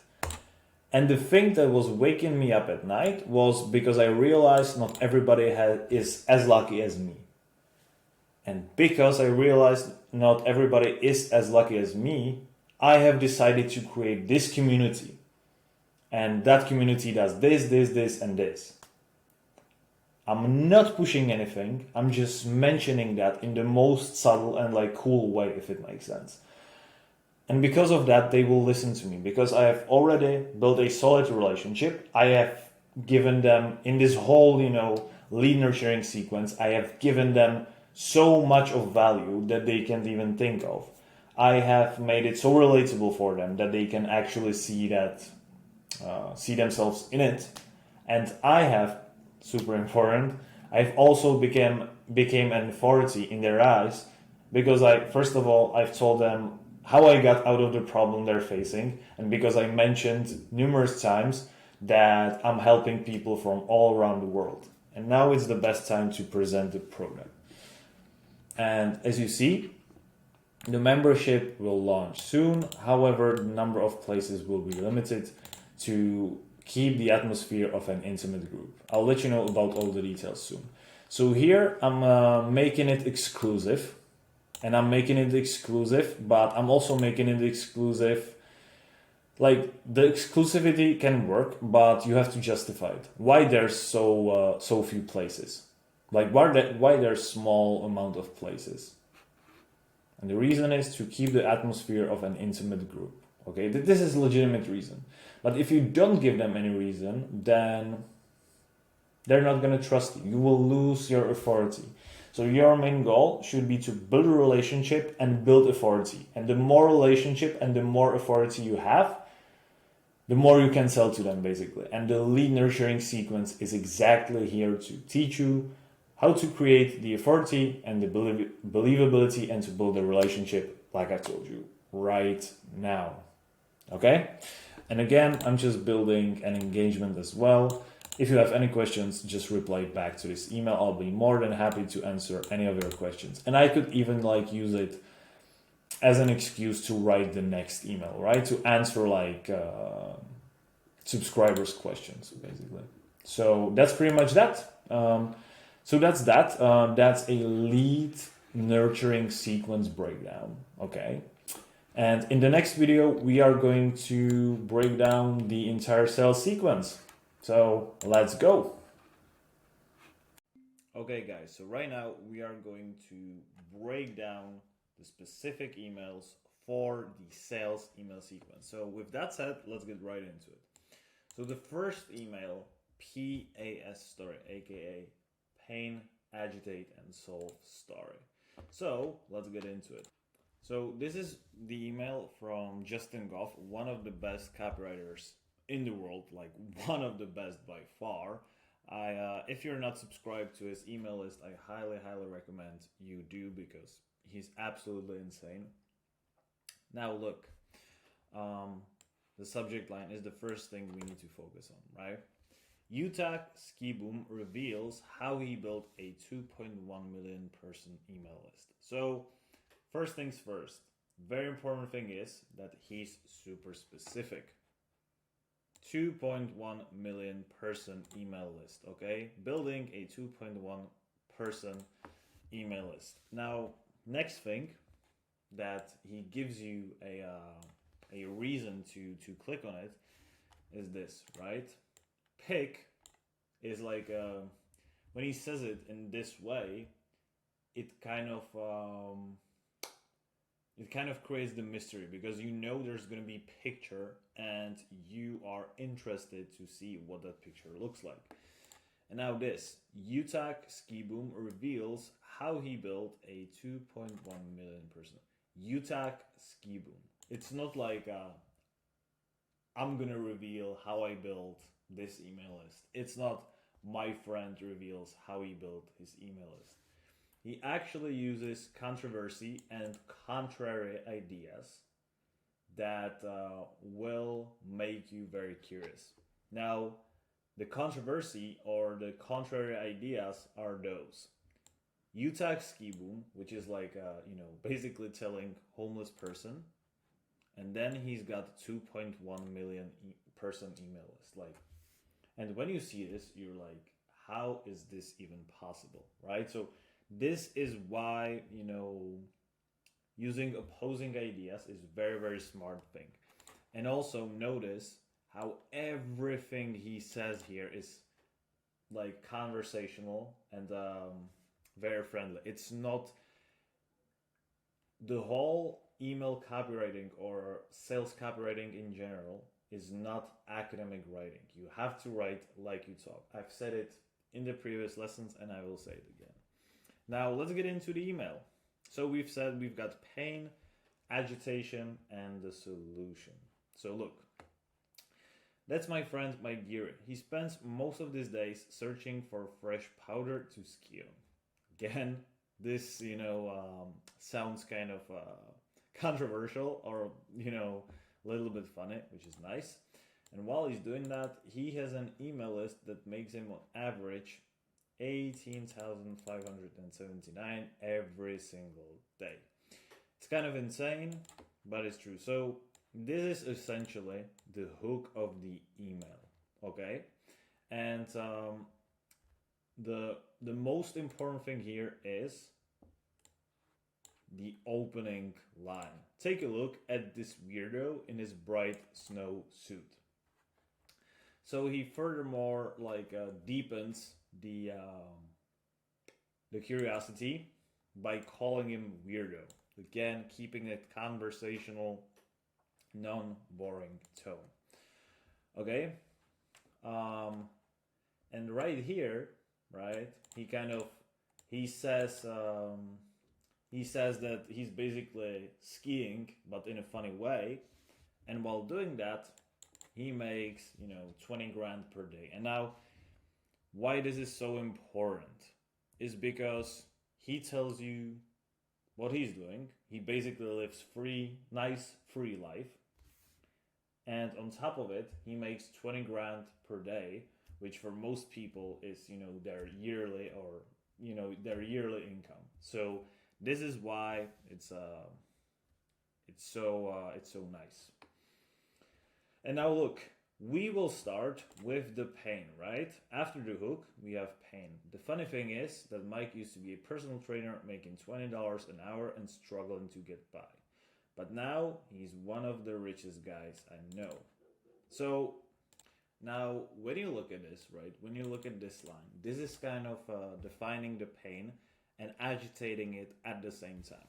If you agitate it efficiently, you don't need to use, tens of lines every single time just to agitate it. You can do it. You can define a problem and agitate it within one line. The funny thing is that Mike used to be a personal trainer making $20 an hour, which is pain and struggling to get by. And look, now he's gonna tease the solution. Have a look. But now he's one of the richest guys I know. And the reason he was able to make that leap is because he put all of his focus on one thing, his email list. That's his big money maker. So he teases the solution. He tells you how much he's making, what he's doing, but he doesn't tell you how he's doing it. That's the most important thing. Because if you reveal everything, you kill the whole curiosity. And that's the last thing you want to do. It's not TikTok or YouTube. Everything is about email for Mike. So he further teases, the solution by saying he's not doing TikTok. He's not doing, social media. He's not doing, these stupid things. He's doing this one serious thing, which is email list. Now, if you look at this email, I'm not going to be reading the entire email right now because you can read this by yourself. But what I want you to focus on, okay, is that when you tease the solution, the best way to tease the solution is to first tell what you're doing. Okay, so I'm doing XYZ to write my emails. And then you don't tell them how you're doing that, but instead telling them how you're doing that, you are going to share the results this method that you're sharing generates. Okay, you're gonna share the results this method generates. Super simple. And look how he's doing it. Absolutely amazing. Now, when you're gonna be sharing the results, make sure you are as specific as humanly possible, because that's the most important thing. The more specific you are, the better you are. Like, because specificity evokes emotion. The more deep you get, the more emotions you're going to generate from your client, if it makes sense. So that's pretty much it. Let's have a look at it. So he's able to do that without having an offer, without running Facebook or YouTube ads, and without being some well-known guru. So this new list building method is kicking ass, and it's making Mike a lot of doubt, which is why I'm writing to you today.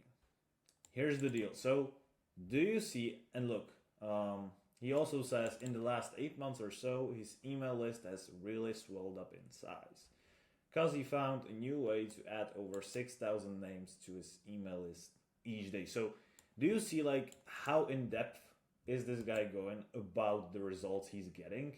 You know, he's mentioning 18 grand per day, having 6,000 new names to his list every single day. He does, and last thing, again, you don't tell them how to do it, but you just tell them what is the solution, what kind of results it generates, and lastly, how easy that is. Look,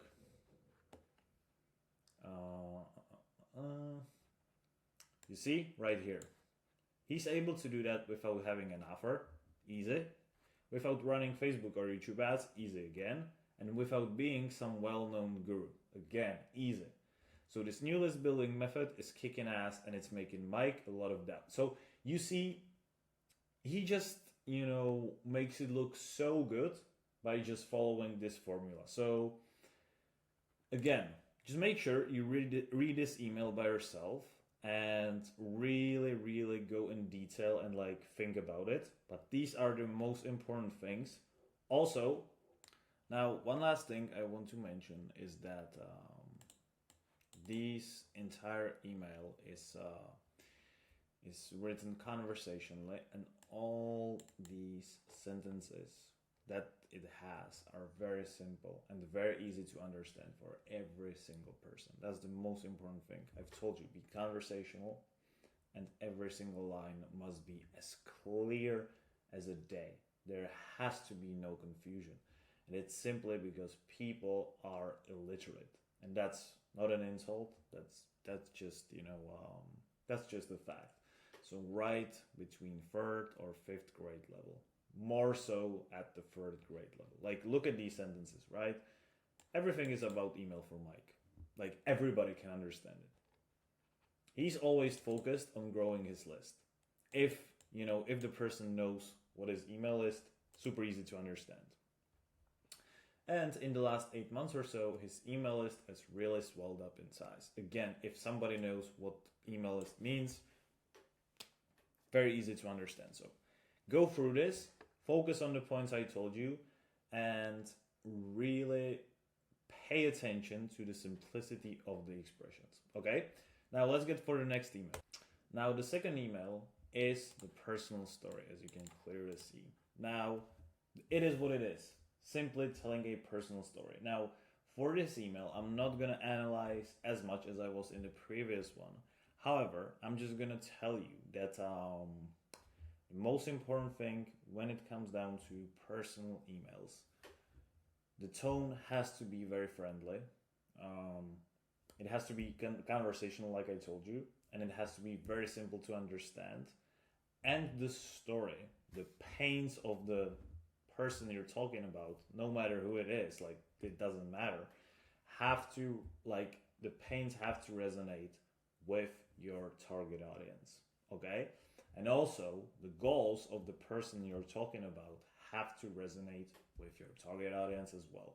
It's very important. That's one of the most important things when it comes down to this whole thing. And that's pretty much it. Like, this is the most important thing. And also, one last thing, the personal story has to be believable. Now, what do I mean by being believable? When you have, let's say, right, you've got your target audience who struggle to make money online, right? They are making 1 grand per month online, and their goal is to make 50 grand per month online. Now, when you tell the story in a format that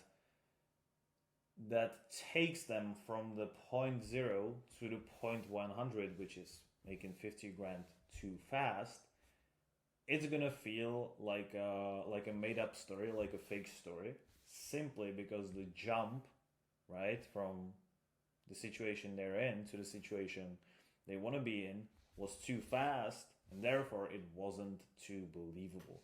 You have to present the stories in believable sense. This is why all these online scammers get so much hate, and honestly, I don't mind because it, like, they deserve it, right? They tell you make 100 grand with crypto like tomorrow, and everybody just laughs at them and calls them out. And this is what you don't want to do, right? You have to tell it step by step. Okay, so let's get into it. So I'll just read this and just focus on these points. Okay, the following is an email I got from a loyal reader who is fed up with the instability that comes with being a copywriter. Being relatable, super simple. I'm starting to really despise being a freelance copywriter. Why? The instability of income. This is by far my biggest complaint. You can get fired at any time for any reason out of nowhere. You are so dependent on the client. There's no real freedom. You're a slave to the client who can fire you for any reason they want. Sure, I've had clients that lasted months and sometimes even several years, but most eventually fired me. Sometimes it's not based on something I did wrong and it was more a restructure, but the result is the same. Me getting fired and losing the income. I'm in my late 20s now, and I was thinking to myself, do I really want to deal with this bullshit roller coaster income as I head into my 30s, 40s, and 50s? I'm single now, but if I end up having a wife and kid, is it a really good career path to be a freelancer? Someone who's constantly jumping from client, blah, blah, blah, right? In this, very simple. He clearly, by talking about the problem, he clearly defines the pain that his target audience has, and then he amplifies it. Super simple. And now, right here, what he's just gonna do, just pause the video, right? Just look at this, and you can pause the video and just read it by yourself. And what he's basically gonna do is that he's gonna tell his story and how he was able to go. First of all, he's gonna tell that he was in the exact same situation and how he was able to go from that situation and become the person and get into the situation this person who's struggling to get stable income is in. Okay, so just focus on that, and most importantly, focus on the believability of the entire story. He really goes into detail of what he did, why he did that, and how he did that. And then obviously he gives you solution, which is again building email list, and he teases you, that you can do the same thing. And then he gives you a link to the sales page to promote his email list building course. And the reason why this works is simply because he tells you like his whole life experience, like all the things he had to go through, so that the angle is like, I went through this so that you don't have to go through this. And like I've told you, go in detail, explain all the problems, all the things you went through, all the solutions you tried to apply, all the things you tried to do before you got to this point where you're at the place where your target audience wants to be, and then finally tell them what you're doing right now, and if they want to do the same, just click on this link. This is how they do it, okay? And the reason, one last time, why it works is because they built authority by being very specific. And in your mind, you're like, this guy actually makes sense. He tells me his story in, fun, engaging way. He doesn't want me to sell, he doesn't want to sell me on anything. And he just tells me what he's doing and that I should do the same. And I believe him. Like, if you want people to believe you, be specific and build authority. And you build authority by being specific and by sharing your client's accomplishment. So that's pretty much it. Let's go for the next email. Now, the next angle of the sales email sequence is the what if angle, aka the future pacing. Now, this email basically paints out the picture and the scenario, the ideal scenario your target audience wants to be in. Super simple. Let's read the email. What if your life was different? Imagine a different kind of Monday morning. You wake up as the sun streams through your window at 9:15 a.m. No alarm clock and roll over to check your phone.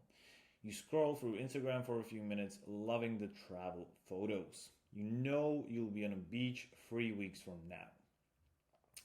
You get up, make a pot of hot coffee, and cue up your favorite podcast to listen to as you step outside to take your dog on a walk. No rush this morning. A leisurely walk is your new guilt-free morning ritual. When you get home, you pour another cup of hot coffee. You take a sip and look at your email. What do you see? You've received 13 orders while you were sleeping. 6,500 in total. It's hard to believe you made this much from something you created a year ago. You've built an asset that pays you to live. Your phone buzzes, you smile, it's not a boss calling you. It's another order. Another $500 in your bank account automatically. So, do you see that? Very simple. The way you want to do this is you don't want to be pushy. You don't want to. The reason why this works is, first of all, because it's very specific.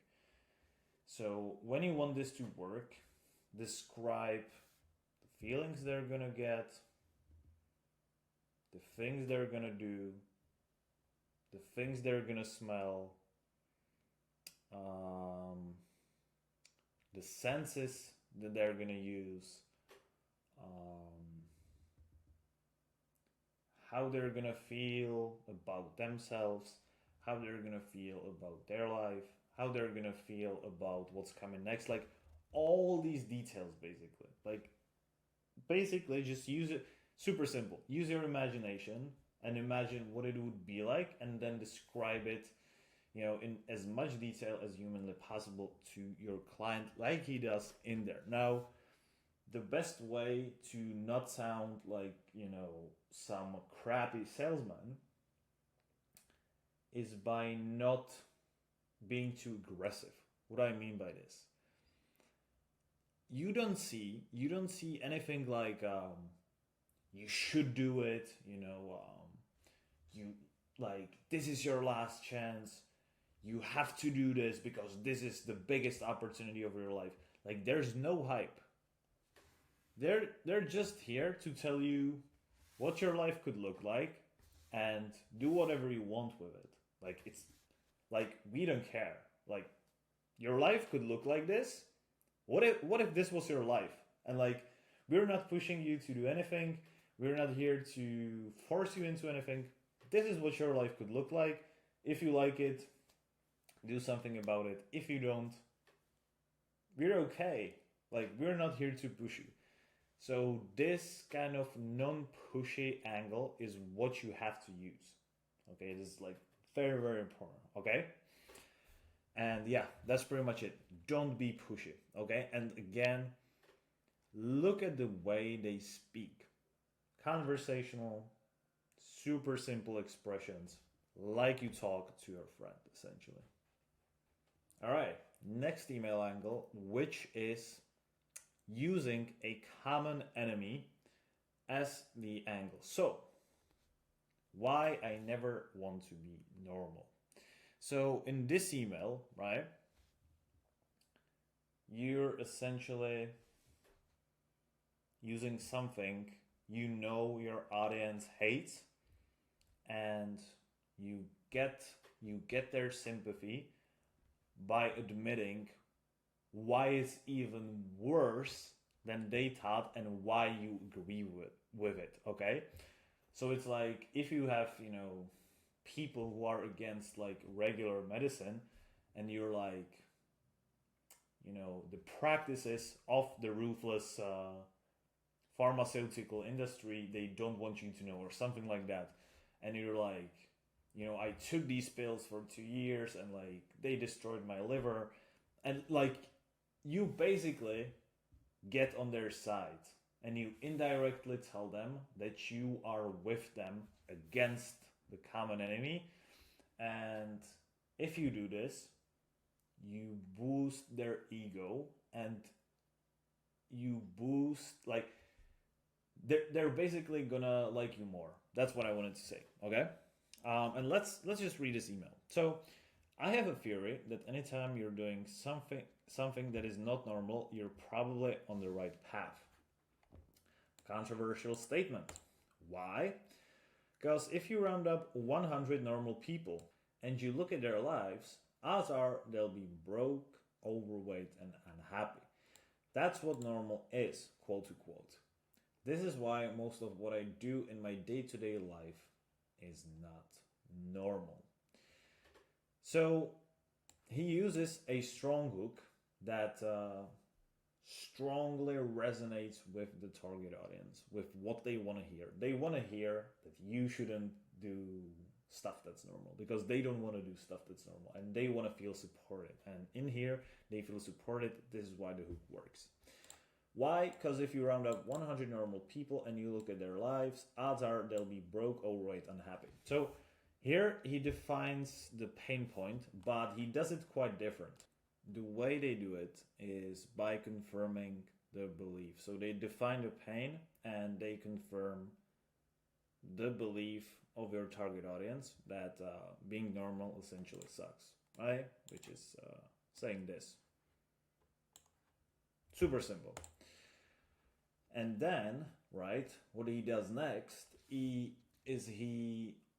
resonates with the audience by saying that his lifestyle is already what they probably look to achieve as well, and he paints a picture saying that what they want to do is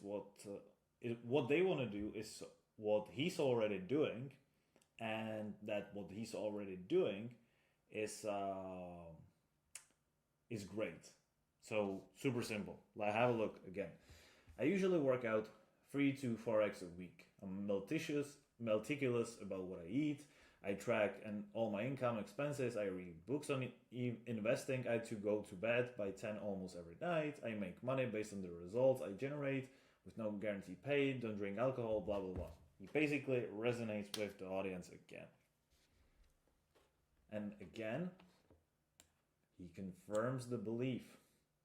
None of this is normal. So he gets on your side, and the reason why this works is because he's a successful person, and he tells you that everything that he's doing is not normal, and that this is the only way.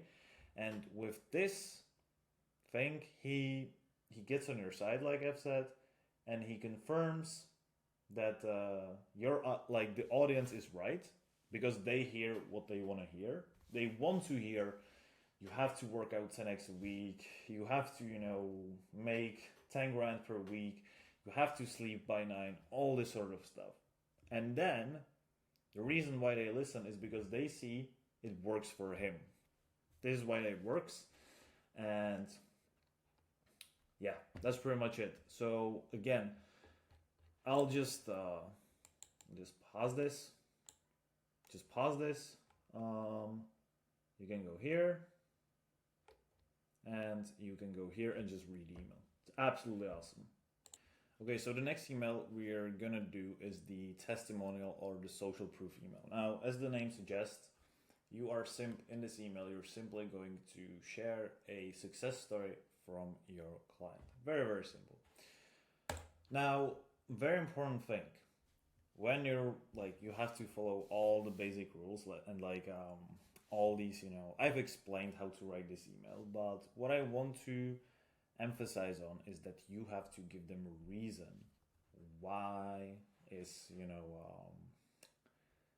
why you want to share this, some kind of reason. You don't just randomly start the email. Okay, you have to give essentially what you want to do.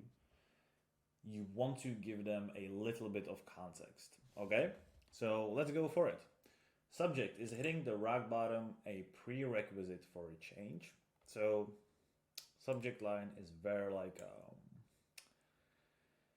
it gets your attention simply because it's something that resonates with the audience. I remember this email was originally written for people who suffer from burnout syndrome, from overworking themselves. So this is a very, very resonating subject line. And it goes like this. So, is hitting the rock bottom really worth it? Username. Hearing Matthew's story will definitely give you an answer. Here's what he had to say. I bought into the most dangerous rule that many families instill in their children. If you're mentally struggling, don't talk about it. So, very strong hook, and I'm clearly defining the main pain, which is not talking about your problems. And I present it in a very nice way by sharing a statement that resonates with most of them. Because of this belief, I've created an illusion of who I was supposed to be on the outside. And even though I had a successful business, I felt empty and near passing out every single moment last year. The pressure was melting me. Physical and mental exhaustion became the new normal. So right here, I simply define the main pain. Okay? And right here, I will amplify it. Okay? Physical and mental exhaustion became the new normal. This normal, quote unquote, came to the point where I simply couldn't get out of bed. It may sound silly, but only people who are going through similar hurdles know how wrong could this whole thing turn out.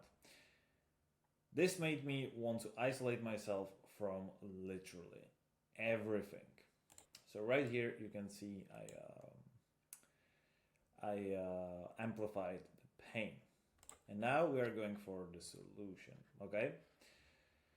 Floating therapy allowed me that and became a happy place. Thanks to the increased calmness gained few sessions later, I realized that burnout is a repetitive motion injury. So basically I'm giving them a little bit of solution.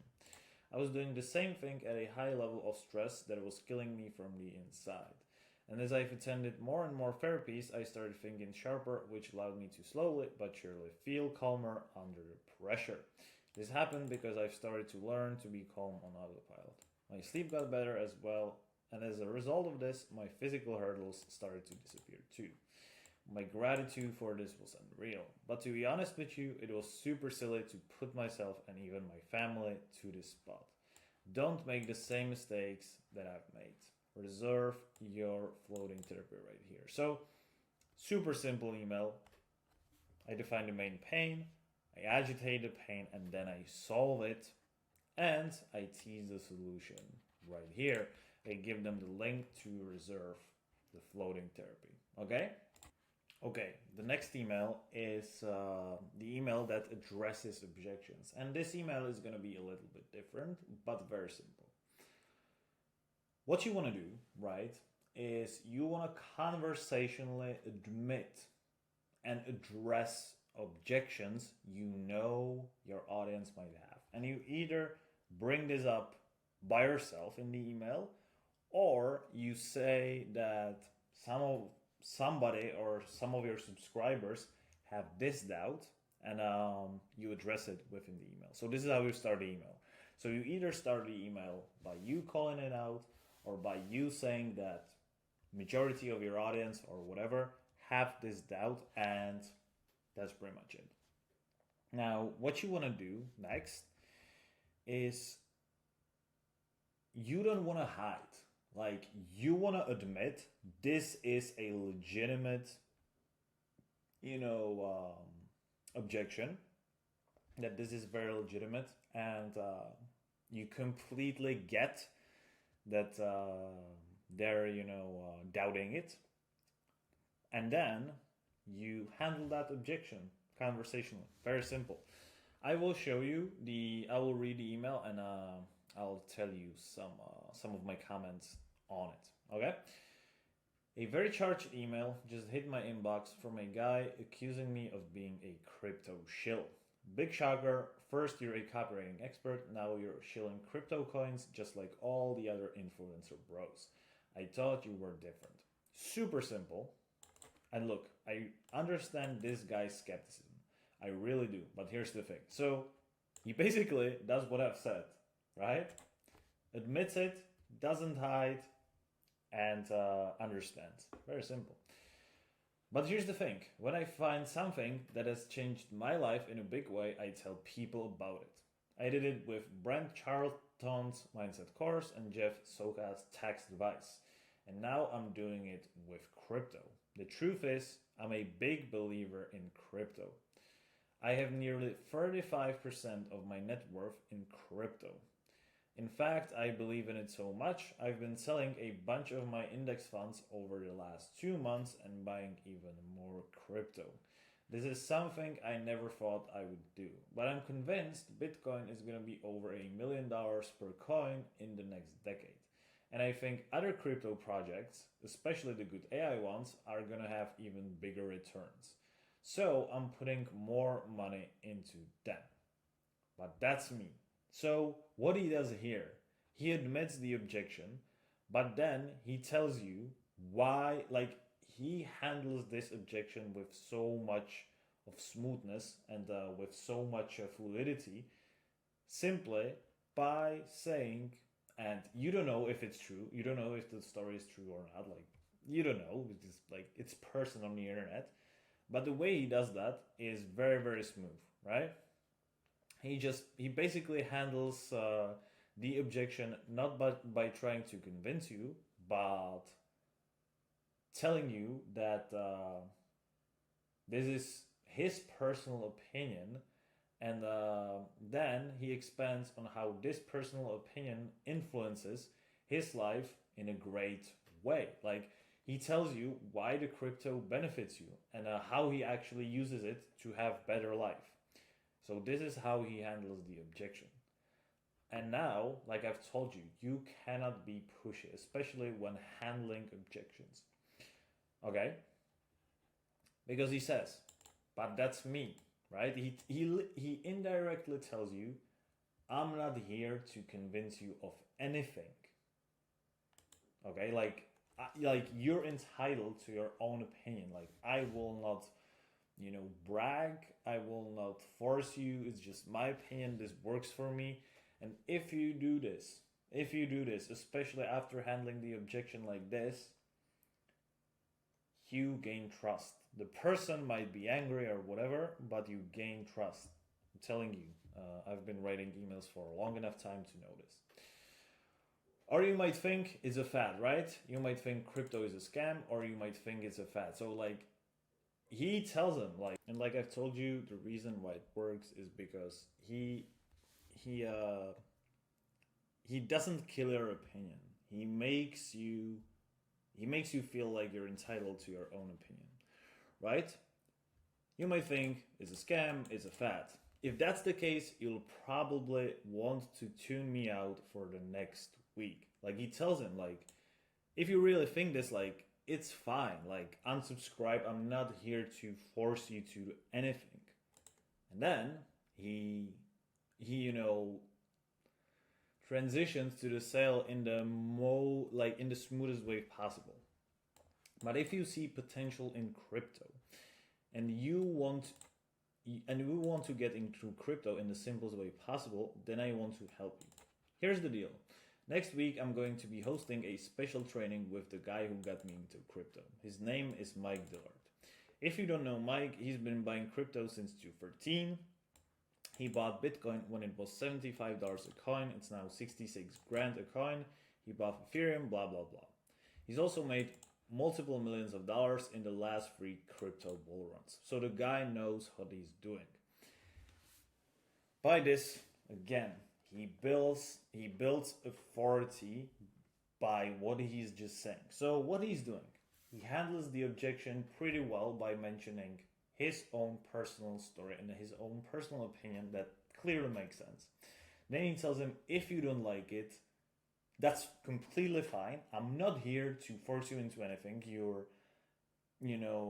independent person, and like, you don't need to care about me, and I'm completely fine. No hard feelings. But if you want to know more about what I actually do, what I've just told you, then get to this training I host with a guy who knows what he's doing. So you see, very, very, very, very smart strategy. And then he basically teases you on what's going to be on the training, but he doesn't tell you how they're going to do it. Again, like we've done it in the previous emails, okay? And then he gives you call to action. Now, I'm just going to scroll on this email so you can pause the recording and just read it, because you don't get these emails in PDFs, unfortunately, because if you subscribe to his email list, you cannot get them like back. You will get only the current emails, and this email is really fantastic. So you can stop it here, stop it here, stop it here, and that's pretty much it. Okay? And now let's go for the last email. Now, the last email is the last chance email, which basically highlights scarcity and the urgency to purchase now, or there's never going to be any other chances and opportunities. So this basically, yeah, that's pretty much it. Like, when you look at this, the main angle of this email is to communicate that this is the last chance to enroll at this price, and that's pretty much it. With the subject line, you can be very, very simple, right? And just tell him this is the last chance to enroll, or whatever, to buy, to purchase, to join. And yeah, let's get into it. Well, this is it. The time-limited discount for my Creative Clarity Club membership expires tonight. But frankly, I want you to join only if it's a big resounding yes for you. I just simply want you to be genuinely excited about it. Like Melissa, who wrote me this after she's gone through some of my masterclasses. Getting goosebumps still to this day. Then I included, because this is the email I actually wrote, this is like the testimonial for one of my clients' coaching programs for women. And yeah, right here, this is why I'm doing this. I'm doing this because I want to genuinely help people make their lives better. However, if you're still unsure about joining, that is completely fine. So first, you simply share the social proof and tell them why you're doing this. So you can use the social proof as a reason for what you're doing, which should be naturally the case. However, if you're still unsure, and here is the second part of the email, which addresses the last objections, the last doubts. And obviously, what is the best way to handle objections and doubts? By sharing social proof and building authority. And I feel like the best way to build authority in this last email is to talk about yourself, because like, you're the person behind everything. So let's have a look at it. However, if you're still unsure about joining, that is completely fine. I will try to convince you, because deep down in my heart, I know it isn't right, and you simply have to feel yourself that joining XYZ is an absolute no-brainer for you. Now, if you're wondering if I'm the right person to guide you, after working and constantly hearing feedback from over blah, blah, blah, blah, you won't find any shortcuts and the hottest marketing tips for 2024 in this club. What you're going to find instead is proven and constantly tested approach that will help you move your life in the right direction. You'll get access to completely realistic roadmap, blah, blah, blah. What you're doing in there, you can read this by yourself. But what I'm doing in there is I'm sharing, the social proof of why I'm telling why I'm the right person to guide you, which is basically what I'm saying right here. Then I tell them like they won't find any shortcuts, and then they're actually getting a real program which is addressing another objection. Constantly tested approach that will help you move your life in the right direction. And these last 3 paragraphs, or like these 3 small paragraphs, are basically like a review of the benefits that they're gonna get. Okay, so just to recap this, mentioning it's over, sharing the social proof in shape or form of students' testimonial, then telling them that you want them to be happy if they buy, or even if they don't buy, so you don't seem needed. You never want to be seen as a needy person, like especially in sales, right? And then as you eliminate the neediness, you kind of recap the benefits and the fee, like the benefits they're getting from this program, and you also mention your USP, aka why you're the best person to learn from. And then obviously you tell them, this is something I worked, you can do that, that you worked on it for a long time. And one last time you tell them the limited offer ends tonight, and you give them the call to action. Super simple, not needed, but also very urgent and a lot of scarcity in there. And this is how you should do it. So with that said, I'll just tell you one last thing that I want to tell you is that look at these breakdowns multiple times, because you're not gonna get all the value from it just by looking at it once. What I recommend you to do is that when you're gonna be writing an email, I want you to look at like breakdown of one email, for example, and then replay it for like 5 times and really try to focus on the points I'm talking about when you're going to be writing your own email. This is how you're gonna get better, okay? Repeat it over and over and over and over until you really get all these concepts 100%, okay? So with that said, that's pretty much it. I hope this was helpful, and I wish you a good luck. Hello and welcome, guys. This is an email marketing software tutorial, and I'm very excited to show it to you. So basically what we are going to do today is that I'm going to teach you all the basics of an email marketing software you have to learn, whether you want to send your own business's emails or whether you want to send businesses for your clients, okay? Now just imagine this, right? If you're questioning whether it is worth it to use email marketing software, hear me out, because it is, right? Just imagine you have like 1,000 contacts and you have to send them out. You have to send out emails manually to every single person. That's impossible, right? That's the first thing. And second thing, you will also end up in a spam if you send out thousands of emails every single day manually. It's just impossible, right? And because of that, here are things such as email marketing software that will teach you how to actually do it and do it for you. So with that said, let's get right into it. So for this case, we are going to be using an email marketing software called Brevo, okay? And I chose Brevo simply because you can also use it for free. Obviously, there are some limitations, such as, smaller amount of contacts you can use, but Brevo is perfect for beginners as well as for advanced people, right? So once you start having more contacts, then you can expand your subscription and you can start paying for it. But if you just have small amounts of contacts, you can simply use the free plan and you're good to go. So let's get right into it. So first thing we're gonna do is that we're going to sign up for Brevo, okay?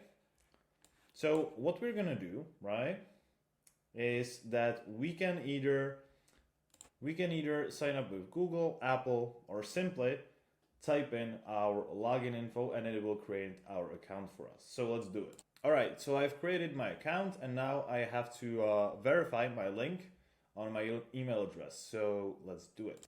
Okay, so right now we will simply type in our first name, our last name, the company name, which is, let's just say company number 1 as a placeholder.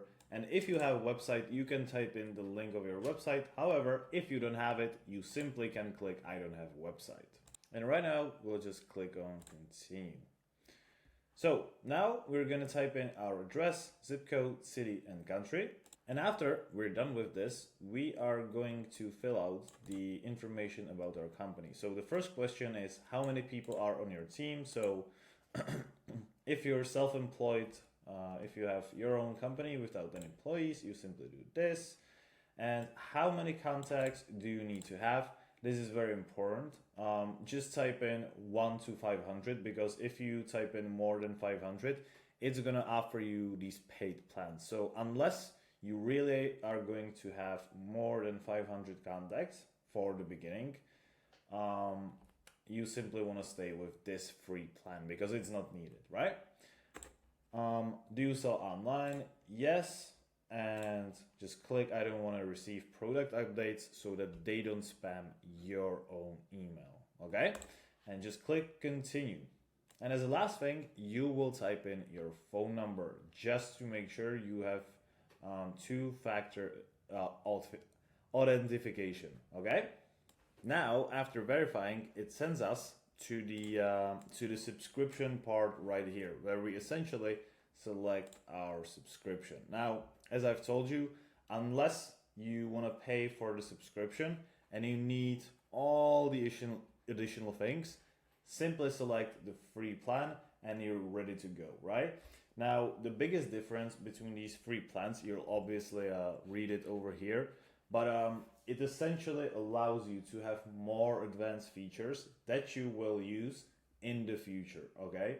And one of the biggest advantages of having a paid email marketing plan, an email marketing software, is simply that you get to send your emails to more contacts than usual, right? It's not only 500 contacts, it's like 10,000 contacts, right? So let's just go for the free plan right now, okay?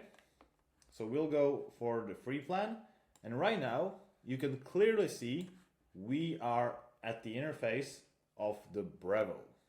Now, as you can clearly see, the Brevo dashboard right here in the top left corner, let me just quickly walk you through all these terms and what they mean, okay?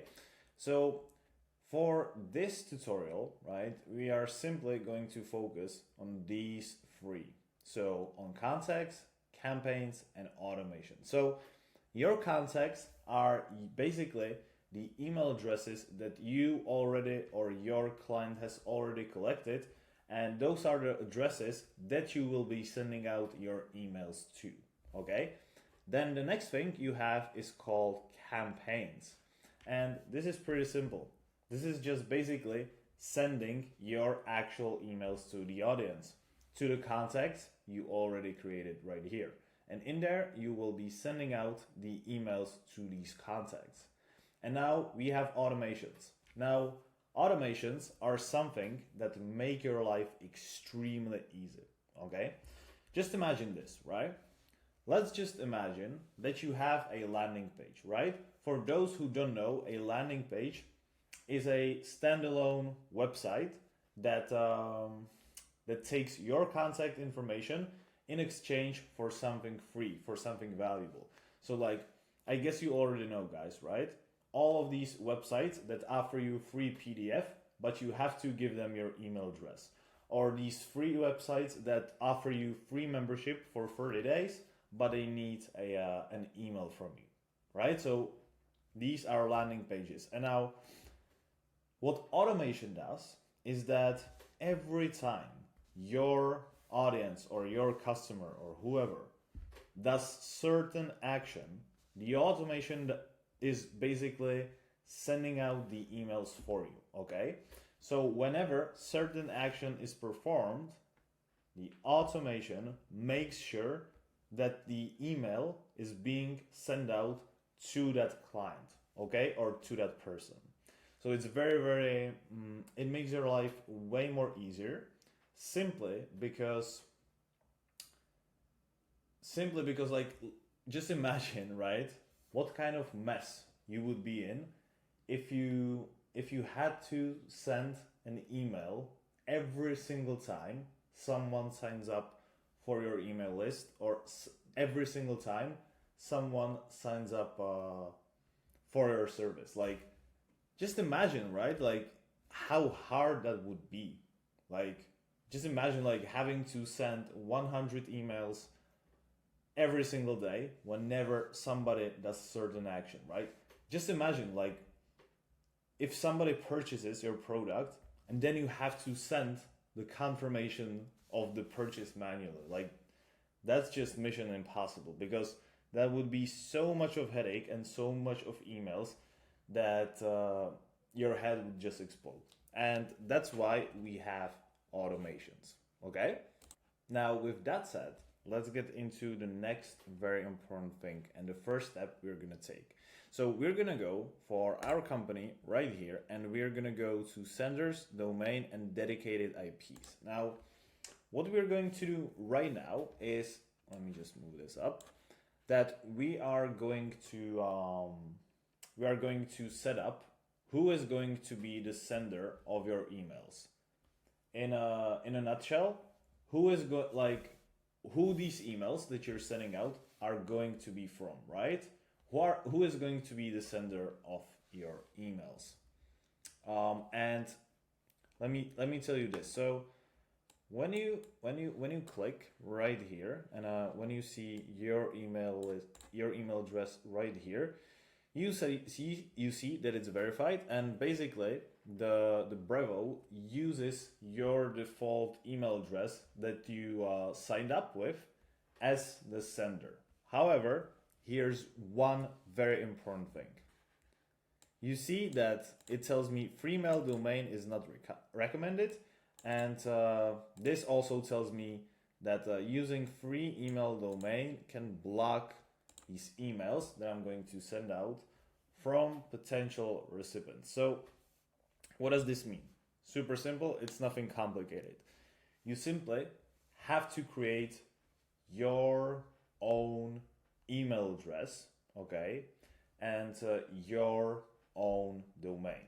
So you have to create an email address on your own domain. That's pretty much it.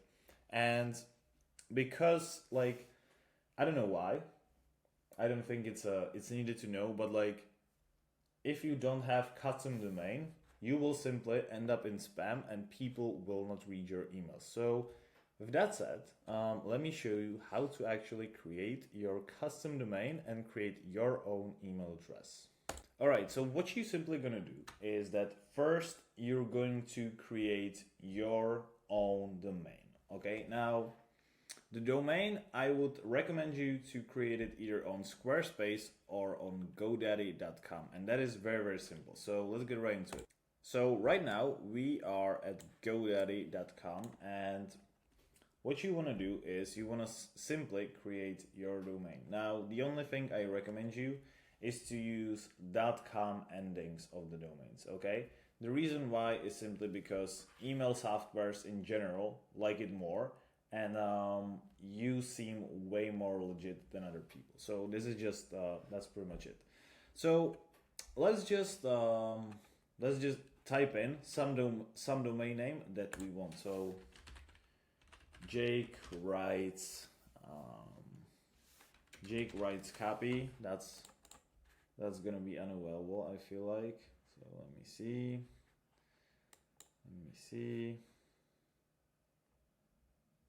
Oh, snap.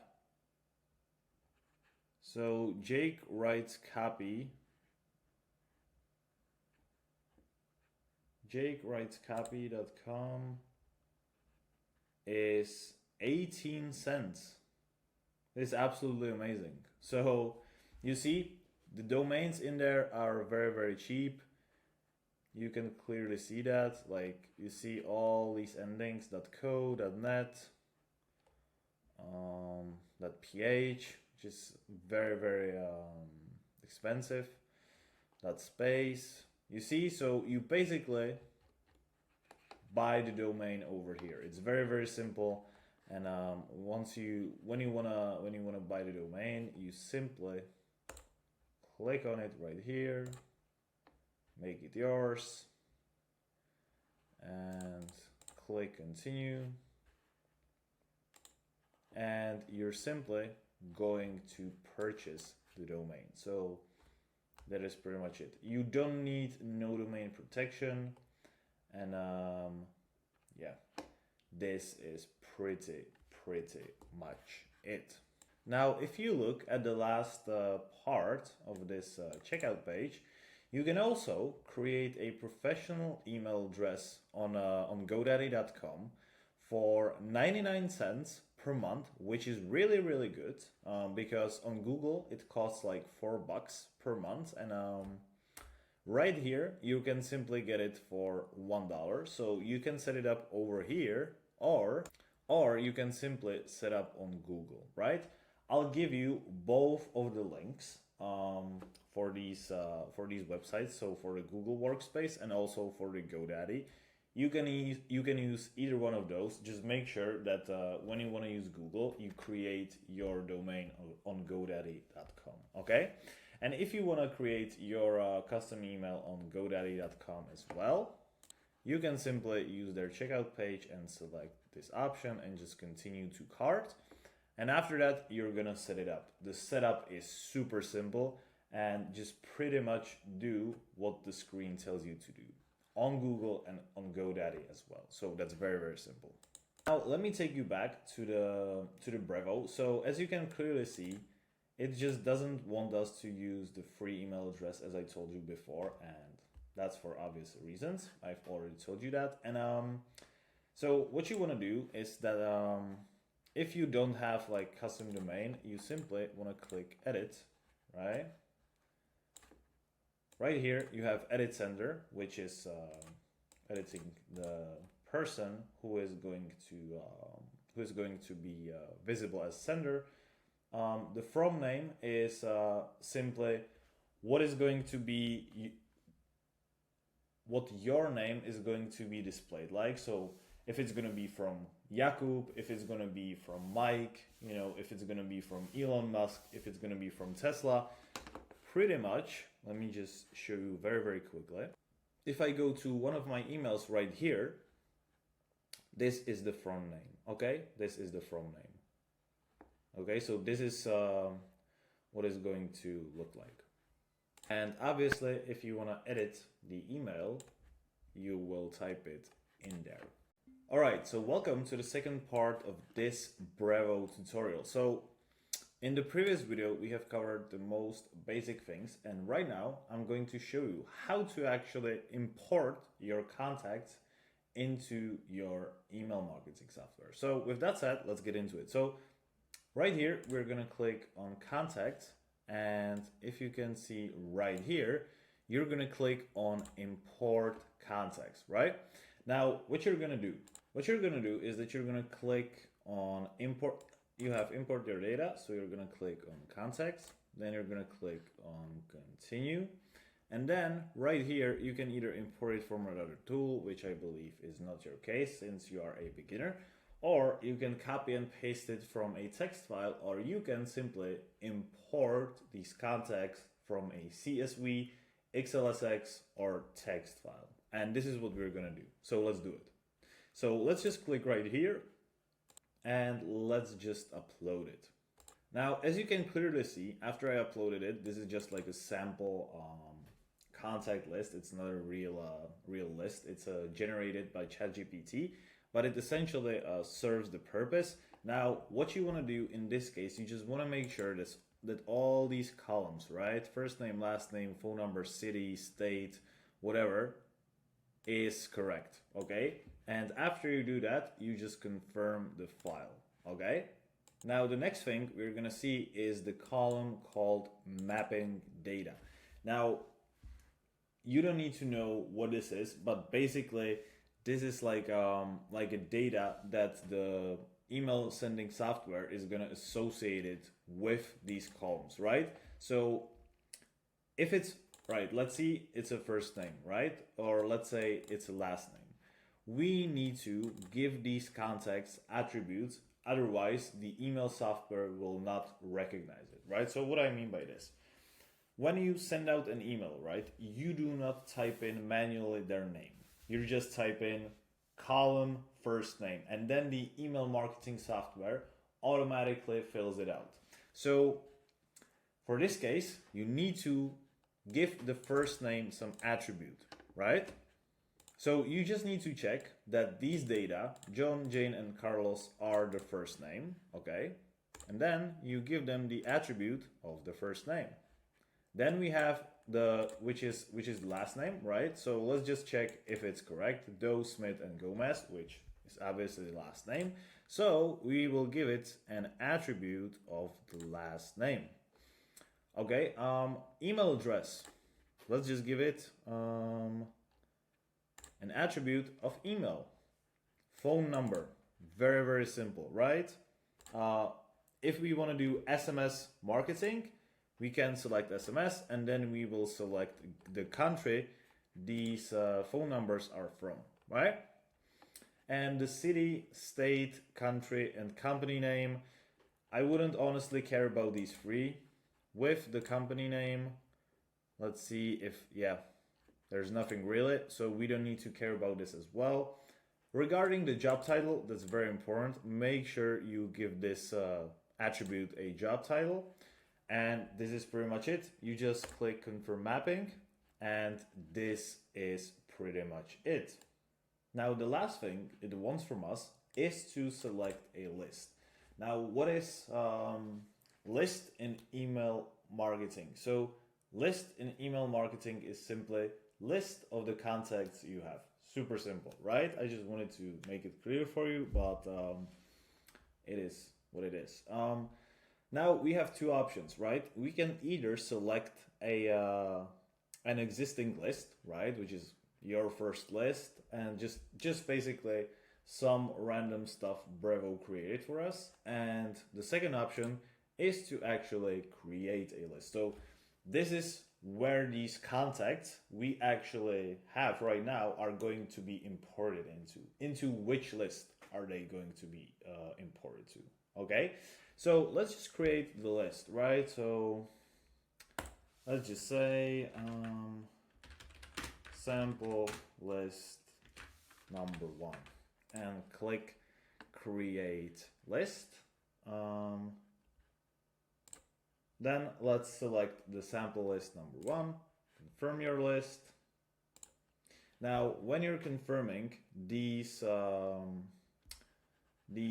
conditions, you simply confirm that every single person you have on this list has explicitly agreed to you contacting them and to you using their contact information.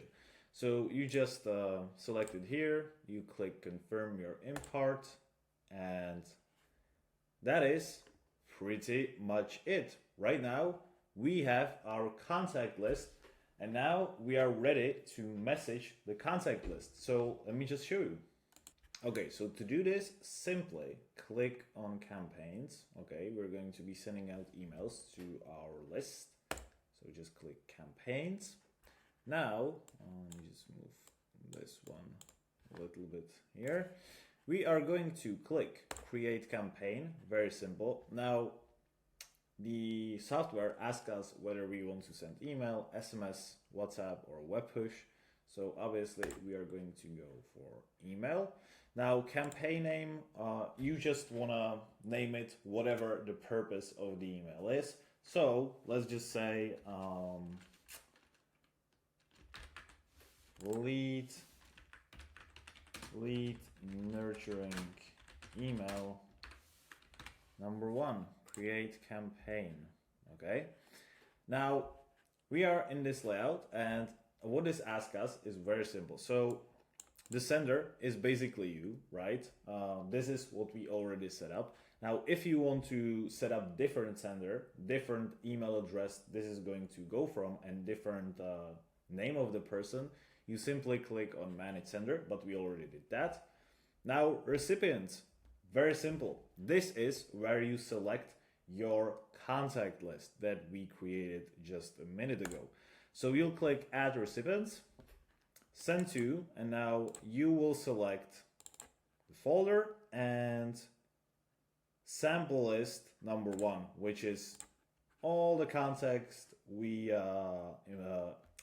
imported. Okay, and as you can clearly see, we have 5 recipients. So I'll just hit save. Now the subject, super simple. It's the subject line, okay? It's the subject line you want to use in your email. So you're just gonna type in welcome to the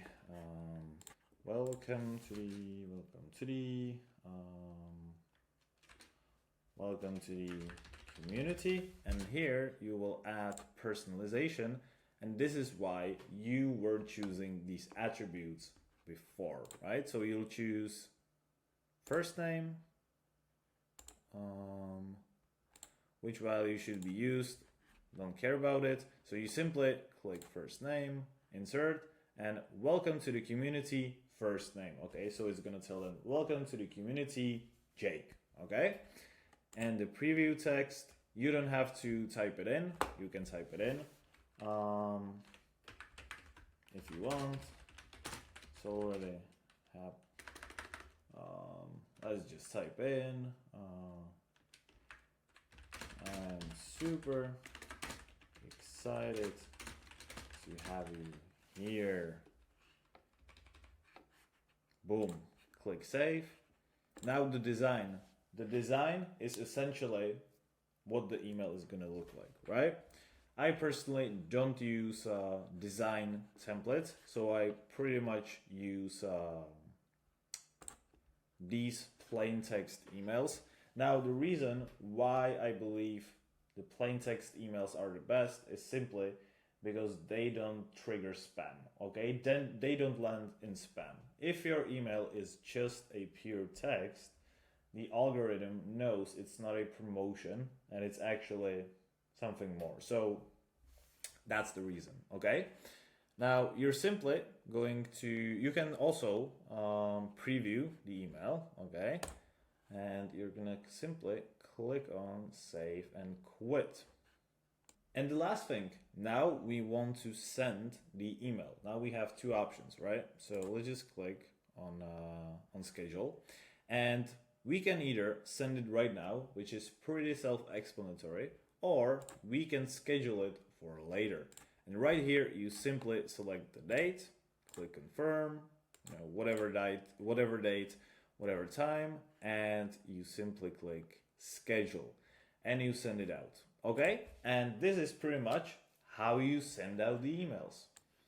Okay, so right now we have sent out the email, and let's go for the last thing, but very important one, which is the email automation. Now, let me just make myself a little bit bigger.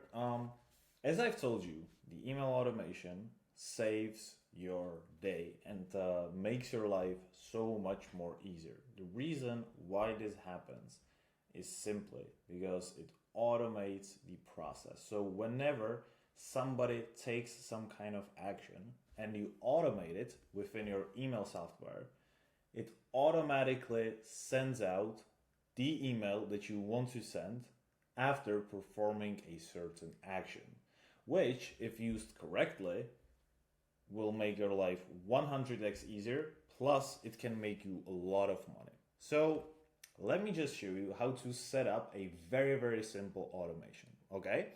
We'll just be covering basics today. So, first of all, we need to have some kind of action performed before the automation can occur, okay? And for this case, right, we are going to go over here. We're gonna go into contacts, and we are going to go in forms, right? Now, form is basically, you know what, let me just show you how the form actually looks like in real life. So the subscription form or the contact form is basically what it looks like in there, okay? So I'm pretty sure you have already seen some of these forms on the internet where you have some kind of service or some kind of free PDF, free report, free webinar and it wants your first name and your email, and you see a form like this, right? Or form like this, or even like this. Super simple, right? It just wants an email from you, right? So just have a look at it, right? When I want to download this ebook, let me just quickly, okay, so it gives me the ebook right without the email address, which is kind of weird, but I don't care. But what it basically does, it takes your email addresses, and then after people give you these email addresses, then the email is automatically sent out, okay? After they perform the action of actually subscribing. And this is what I'm gonna show you right now. So let's get right into it. So I'm not gonna be showing you how to design a form, which is because that's a completely different skill, and you don't have to know how to do it as an email marketer. That's responsibility for someone who can design landing pages. However, you can create a new subscription form within the Brevo. So let's just do sample one. You click next. Now in the design, you simply design your form. Now, this editor right here is very, very simple, right? You can simply, it's drag and drop editor, so it's very, very simple. If you click on it, right, you can delete it, right? It's very, very simple. And if you click on this, right, form design, everything is customizable, very, very simple. But we're not going to be wasting time on this, so we're just going to click next. Now, when we have the subscription form, we also want to categorize it, and we also want to select the list that these contacts are going to land to, okay? So for this case, we're gonna select list number one, boom, double confirmation email. So the confirmation that's being sent should be just a simple confirmation email, which is next. Here you have to select a template, right, that you want to use. That's very, very simple. You either create a template or you select the template from Brevo. You click on next, and well, when you have the form, right, you also have to set up the messages that are going to appear in front of the person that's trying to sign up, because if they successfully sign up, you have to give them some kind of message. If they put in invalid user information, you have to give them some kind of message, blah, blah, blah, and so on and so on. Very, very simple. You customize these messages in there. So we click next, and then you simply click on done, and that is pretty much it. We've got our sample form. Now, we're going to set up the automation. So let's do it. So let's click on automations. Click create an automation. And let me just move this one right here. And let's just click the use the classic editor right here. Now in this column, we're simply going to name our domain. So post sign up email. Allow your contacts to enter the automation more than once. You can do that. That's fine. Click create automation, and let's see. So add an entry point. So what is this? That's the action you want them to perform. So you're gonna click plus, okay? And we are gonna click a contact submits a form. Basically, what we're doing right here is that we're selecting the action that has to be performed in order to perform the automation. Okay, so contact submits a form, and we're simply gonna select the sample number one form. Okay, and here we are going to add the email that we want them to send out. Okay, that we want to be sent out. So we're gonna click on plus. we're going to click on send an email, and we're just going to simply select one of the templates that we already saved up or that the Brevo has prepared for us. Okay, so we're just gonna click some random thing. Yeah, and that's pretty much it. We're gonna click OK, and that's it. The automation is set and done. The only thing we have to do right now is to click activate automation, and we're ready to rock and roll. So with that said, that is pretty much it for this email marketing module, guys. I will also, one more thing that I'm going to show you is that I'm going to show you how to actually set up a professional email signature. And I'm going to do that in the cold email marketing module. So you really have something to look forward to. And yeah, guys, this was pretty much it. Running email marketing software is pretty simple. And yeah, I wish you a great day, and see you soon in the cold email marketing module. All right, what is up, guys? Welcome to the cold email marketing module. So in this module, I'll simply teach you how to learn how to send out and how to set up the entire cold email marketing system from 0 to 100. Now, I created this video because some of you might not be aware of what cold email marketing actually is. And because of that, I just wanted to clear this up so that there's no confusion. Now, what is cold email marketing? It's essentially contacting people who don't know you and offering them your services. And if you can do this correctly, you will actually make a lot of money, right? And it's essentially, if you know, like cold calling, when you know companies just randomly call you in the middle of the day, that's cold calling.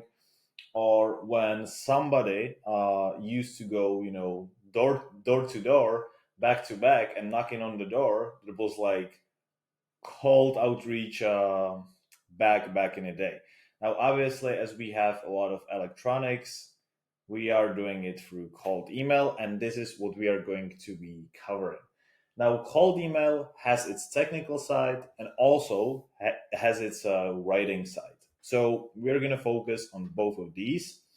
And also, what I wanted to say is that in this module, I will show you how to actually pitch your services as a copywriter, okay? However, all these principles can be used to any businesses. Okay, so like these principles are transferable. Okay, so don't worry about not being able to use it wherever you want. Okay, so with that said, that's pretty much it. And let's go to the first lesson, which is going to be setting up your domain. All right, so before we go into the actual cold email outreach itself, we have to cover one more thing, which is creating your offer. Okay, now what is the offer? It's essentially the service you are going to be pitching to your clients. It is going to be what you're going to be offering to them.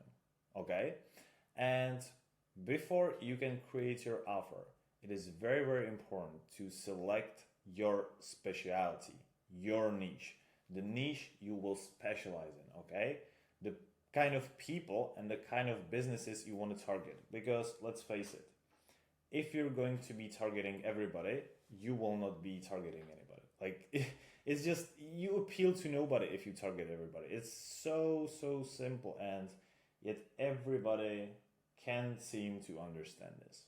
It's that simple, okay? And so for that case, I gave you the list of the top 5 copywriting niches I would personally go for if I were starting out with cold email in 2024. So, like I've said, the niche is your specialty, the type of businesses you want to work with. Now, why to pick a niche? Super simple. The reason why you want to pick a niche is because your outreach will be optimized for results. In other words, if you give specific offer, you can expect specific results. Also, you'll sound like an expert who understands the needs of your clients. And also, that's the most important thing, you can charge more because you offer specialized solutions. And like I've told you, just imagine trying to sell to every type of business. It's impossible, you'll get burned out, your clients won't be satisfied, and everybody is just going to be sad. Don't do it. So the niche number one, best one of them all in 2024, health and fitness. So these could be anyone from gyms, personal trainers, and fitness coaches. You have to realize that these people always need more clients. These personal coaches always look for more people to train, to coach. If you can give it to them, they will be very happy to pay. I've seen this happen all the time. Okay? Now, how you can help, what you can offer to them. You can write emails to attract new members. You can create ads for fitness classes or online coaches, and you can build sales pages for meal plans, supplements, or training programs. Niche number two, online stores, which is essentially e-commerce. So online stores thrive on great copy to sell their products. They need help with ads, emails, and product descriptions. And here's how we can help. You can write Facebook ads that boost sales.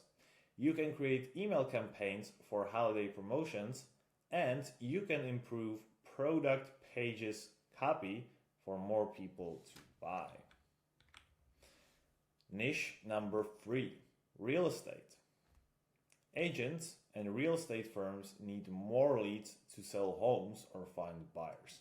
Now, if you don't know what leads are, it's just simply potential people who you're going to contact, right? It's just the contact information. Leads are somebody who you can potentially sell to.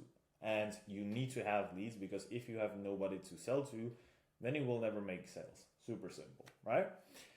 Now, these people are eager, they're very eager for a content that brings them more potential clients, because this is what their entire business is all about. Their entire business is about giving some offer to somebody else. Okay? And here's how we can, and if they don't have anybody to give their offer to, they are toasted. And this is where you as an expert come in. And here's how we can help. So you can write lead generating emails for agents. You can create ad copy for new property listings, and you can design landing pages to showcase homes or book consultations. Now, to the last two niches, very, very important ones, niche number 4 and niche number 5. The niche number 4 is coaches, basically info products. And like, if you're a little bit aware of the internet today, everybody and their mama sells online courses. Like, it's crazy how much in demand these courses are. And like I've said, coaches need to sell their programs or courses. You can help them write emails, ads, or sales pages that bring in new clients. And the last niche, software as a service, SaaS. Software companies want people to sign up for their tools. You can also write onboarding emails, landing pages, and ad campaigns to increase users. Now, my last tip for this lesson is to simply choose a niche that excites you. Because if you enjoy the industry and it's also profitable at the same time, you are going to be absolutely unstoppable. Trust me. And you'll also write a better copy and connect more easily with the clients, simply because you understand the industry as a whole more. Okay? So that is pretty much it. Now, obviously, if you're a copywriter, your goal right now will be to pick a niche, to create an offer that you will offer to your potential clients. And if you're not, simply pick your offer and offer what you do the best. my last words for this would be just to be very, very specific. Be very specific about the results you're offering.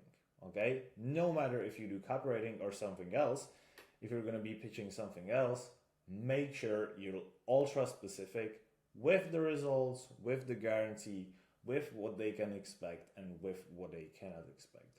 Very simple, but not many people do this nowadays, and it's super important. So yeah, that's pretty much it. See you in the next lesson, guys.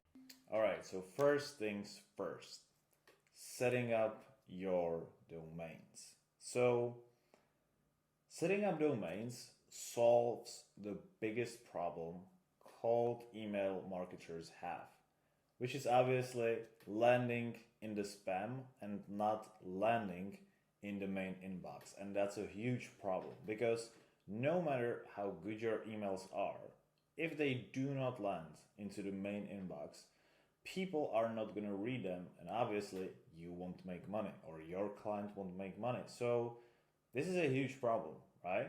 And because of that, you have to set up domains, because if you set them up correctly, you will not land to the spam and you will land to the main inbox. Now, there are way more nuances and things to that. However, setting up domains is the first step. So let's do it. So what you're about to learn, this guide will show you how to set up your cold email step by step. You will learn how to buy a domain, set up the records needed for your email to work properly, and warm up your account so you can start sending emails without any problems. Now, you're not going to learn all of this in this one lesson. You're going to learn this in this entire module, so don't worry. We're going to go step by step, and let's do it. So, step number one, we already covered it. First step is to buy a domain, okay? Now, a domain is the name that your email will be sent from, like yourbusiness.com. Now, you can buy from places like Squarespace or GoDaddy, okay? Now, if you buy your domain and your email account from Google, which unfortunately in this day and age is not possible because Google domains migrated towards Squarespace, you won't need to set up SPF and DKIM records on your own. So in this case, you will need to set them up, okay? So how to actually set these records up? First of all, before I talk about these records and how to set them up, what the hell even are these records? Now, I personally don't know. The only thing I know is that they're absolutely crucial if you want to have your email land into the main inbox and not into spam or promotions or others. So with that said, let's get right into it. So like I've said, these free records make sure your emails are safe and trusted by email systems. Without them, your emails will end up in spam, making your whole email marketing system go into the crap. Okay? Now, for these cases, I've simply shown you and sent you tutorials from Google because I personally use these tutorials whenever I need to set my DKIM and all the records up. So I will simply give you this presentation into the attachment in this course, and you will simply click on each one of these and set up these records by yourself, okay? Now, the only thing I have to say about this is obviously you have to use Gmail as your main email provider, okay? You can purchase the domain from wherever you want, but make sure you use Google Workspace for the email, okay? And yeah, that is pretty much it. So for the action steps, you will purchase a domain, okay? Make sure that it ends with .com, and also make sure you set up the domain records according to this lesson. These are going to be your first steps. Nothing more, nothing else. See you in the next lesson, okay? Now, after you chose your niche, like I've told you in the previous lesson, Now it's time to really create a strong offer. Now, in the previous lesson, I have just slightly touched the importance of having the offer and how to actually create it. But in this lesson, I will go really in deep how to actually create the offer. So let's get into it. So, building the foundation of your business. So, every successful business starts with a rock solid foundation. In your copywriting journey, that foundation is your offer. Your offer isn't just a casual pitch, it's the backbone of everything you do. Without it, you're just another writer in a crowded marketplace. If you want to attract high paying clients, your offer must be clear, powerful, and focused on delivering real results. Let's break this down into simple terms. So, at its core, your offer is the service you provide to deliver specific results to your clients. This service is the engine that drives success both for your business and theirs. You don't need to overcomplicate things. There are plenty of services you can offer, including crafting high converting Facebook ads, running Google ads or YouTube ad campaigns, writing persuasive email marketing campaigns, improving website rankings with SEO, designing funnels to guide potential customers toward a purchase, setting up lead nurturing systems and marketing automation, writing sales page copy that closes deals, creating landing pages that turns visitors into leads, and also you can just write sales emails, you can write cold emails, everything, right? Super simple. Now, why clients care about results, not your methods? And super simple. They don't care if you're spending hours researching, writing, or tweaking your approach. What matters to them is the outcome. Can you get them more leads? Can you boost their sales? Can you make their business more profitable? This is what they care about. This is why your offer must focus on results, not methods. Your process is just the tool you use to achieve these results. While it's important to explain your service briefly, never let it overshadow the outcomes you promise to deliver. Now, how to actually build an irresistible offer. If you want clients to say yes to your services without hesitation, your offer needs to check these boxes. So it has to solve a real problem, right? This is super simple. Your offer also has to be super simple and direct. So what I mean by this, like, don't drown your potential clients in jargon or complicated explanations. A straightforward statement like, I help gyms get 20 plus new members each month through persuasive email marketing is far more effective than a long-winded, boring pitch. Next thing you have to do is to clarify how it actually works. So briefly explain the process without going into unnecessary detail. So remember, because the how is secondary to the what. And set the right price. Your pricing should reflect the value you're bringing to the table. For example, I'll increase your ROI by 15% using my proven ad strategy for $3,500 per month. Now, how to actually price your services like a real pro. And because this is where most beginners mess up. They price their services based on effort or time. And I'm here to tell you, don't fall into the traps. You're not selling hours, you're selling results, right? Because think about it this way. If your service helps a client generate $200,000 in additional revenue each month, charging 10 grand or more isn't just reasonable. It's a steal for them, right? Pricing based on value positions you as a high-level expert, not a commodity. And trust me, businesses are happy to pay top dollar when they see a return on their investment. Now, one more time, clients just care about the results. They don't give a single shit, and sorry for my bad words, about how your complex process is, how many hours have you spent on it, what you do, what you sacrificed. Just offer on delivering specific outcomes. Now, very important question, because some people think guarantees are good, and I agree with that. However, the guarantee can be a game changer when done right. It shows that you believe in your ability to deliver and that you're willing to take on some of the risk. This level of confidence can set you apart from the competition. However, and here's the important part, guarantees are not for everyone. They work best when you're 100% confident in your skills and have a proven track record. If you're new to the game, like you probably are, focus on building your expertise before offering guarantees. Here are some examples of guarantees that work, by the way, if you want to do some, okay?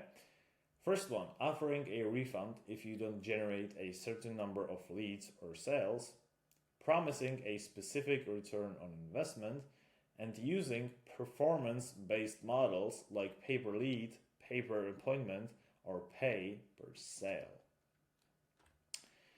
Now, while guarantees can help you close deals faster, they also come with risks. They can attract clients who are overly focused on minimizing risk instead of trusting your expertise. So only offer guarantees if you're absolutely certain you can deliver what you promise. This is not a hazard, right? Now, if we bring it all together, your offer is the most important part of your business. It's what gets potential clients to take you seriously and opens the door to consistent, high-paying work. So let me just give you a quick recap of what makes a killer offer. So first of all, focus on solving big problems like getting more leads or increasing sales. Keep your messaging simple, direct, and focused on results. Price your services based on the value you create, not the time that you spend. And also, after you get more experience, consider using guarantees to stand out, but only if you're confident in your ability to deliver. So don't burn yourself out. And some final words before we get into this whole cold email marketing jungle. This isn't about throwing random ideas at the wall and hoping they stick. It's about crafting a clear, results-driven offer that shows your clients exactly why you're the best choice for the job. Get this right and you will set yourself apart in a crowded market. So, roll up your sleeves, craft a rock-solid offer, and show your clients that you're here to deliver real, measurable results. That's how you win in this game. Okay, so the ultimate anti-spam guide. Now, after you created your domains and connected it with Gmail, now we have the next part, okay? Which is very simple. How to actually not land in the spam. And I created this lesson after domain creation simply because these two connect all together. Now, you're not going to be doing any of these steps right now. I just want you to become aware of this. And then once you go through the entire module and you understand how everything connects together, you will use the information I gave you right now. Okay? So with that said, let's get right into it. So in this simple lesson, we will talk about email spam and how to make sure your emails don't end up in someone's spam folder. This guide will help you understand why emails get marked as spam and show you the steps to avoid it. If you follow this carefully, your emails will have a much better chance of reaching people's inboxes. Now, before I start with the lesson, you need to make sure, it is crucial, that you have your domain set up, your Gmail linked, and also your SPF, DKIM, and DCOIM records set up. Very important. So, step number 1. You have to check if you've been marked as spam. Okay? because sometimes emails can get flagged as spam, either because of your email address or the IP address, which is very, very hard. The unique, which is like the unique number tied to your internet connection. Super simple, right? And here's how to check it. So you simply find out your IP, and you'll visit what's my IP address to find out your IP address. And then you will check out if your IP address is blacklisted. And you can use one of these blacklist check tools to see if your email address is blacklisted or not. Now, if your IP address is on blacklist, it means some email providers might block or filter your email. So really pay close attention to this. Step number 2. In the following lessons, I will show you how to actually get leads, how to actually get contacts that you will send your emails to. However, after you get your contacts, what happens sometimes is that if you get, let's say, bad or unhealthy contacts, if I'm, going to say it this way, and you're going to send out emails to these bad, unhealthy contacts, your email address and your email sending software will be flagged as a spam, which will result in you not landing into the primary inbox, because all these providers will just flag you and slow you down, okay? So for this reason, you simply have to clean your lead lists, okay? Because sending emails to bad or outdated addresses can make you look like a spammer, even though you yourself are not. That's why it's important to keep your email list, the email list that you created, and we already talked about it, clean. And what you do, how you do it, you can use a tool like Neverbounce to check your email list. You will simply upload your email list, and it will tell you which email addresses are good and which are not. And these that are bad, you will simply remove them. Very, very simple, okay? It will help you remove invalid or inactive email addresses. And obviously, this will improve your sender reputation and make your emails more likely to reach real inboxes. Last thing, very, very important. You have to avoid the spam trigger words. So if you say 100% off, last chance, get this now, click here, act now, apply now, special promotion, don't delete, urgent. These are the words that every single person uses to get the attention from you. And because it's so overused and people have taken advantage of it, these email providers are not silly, and they mark these emails as a spam because people have taken advantage of this, and that's not good. So this is how they defend themselves. So because of that, I created a list of 100 spam triggering words that you have to, and I mean have to, avoid at all costs. Okay, so this is pretty much it. This is pretty much it for this guide. And like I've said, make sure you watch this lesson. You'll get a little bit more of understanding why this is so important. And then once you set up all your email marketing, you can come back to this and utilize the information to the best of your ability. Okay? So yeah, that's pretty much it. All right, so welcome to the juicy lesson. Finally, to the things you have been waiting for, which is scraping leads. Now, if you guys don't know, scraping leads basically means getting contact information to your potential clients that you want to send your offer to. Very simple. Because let's face it, right? If you don't have contacts to send your emails to, then you're toasted essentially if you don't have the contacts. So you have to get them somewhere, and I'll teach you how to do that in this lesson. So this guide will show you the best tools and resources to help you find leads for e-commerce businesses. Whether you're starting out or looking to grow your network, these steps will guide you in the right direction. It is extremely important to find the right qualified leads for your business. If you spend your effort on people who will hurt your deliverability or the ones who don't have the budget to pay you, you're simply wasting your time, which is the last thing we all want. That said, let's get right into it. So, free databases for e-commerce niches. So, if you're looking for leads without spending money, go for Instagram, for example. Okay, and how you wanna look for the leads is very simple. Simply use niche specific hashtags, search for brand names, or simply explore competitors' followers. It is very simple. And also, very important thing, focus on active accounts with a good amount of engagement. And let's just say this is very simple on Instagram, right? If you want to look for personal trainer, just search in the search bar personal trainers. Okay, very, very simple. And just go through the list, okay, and just get these contacts, okay? Very simple.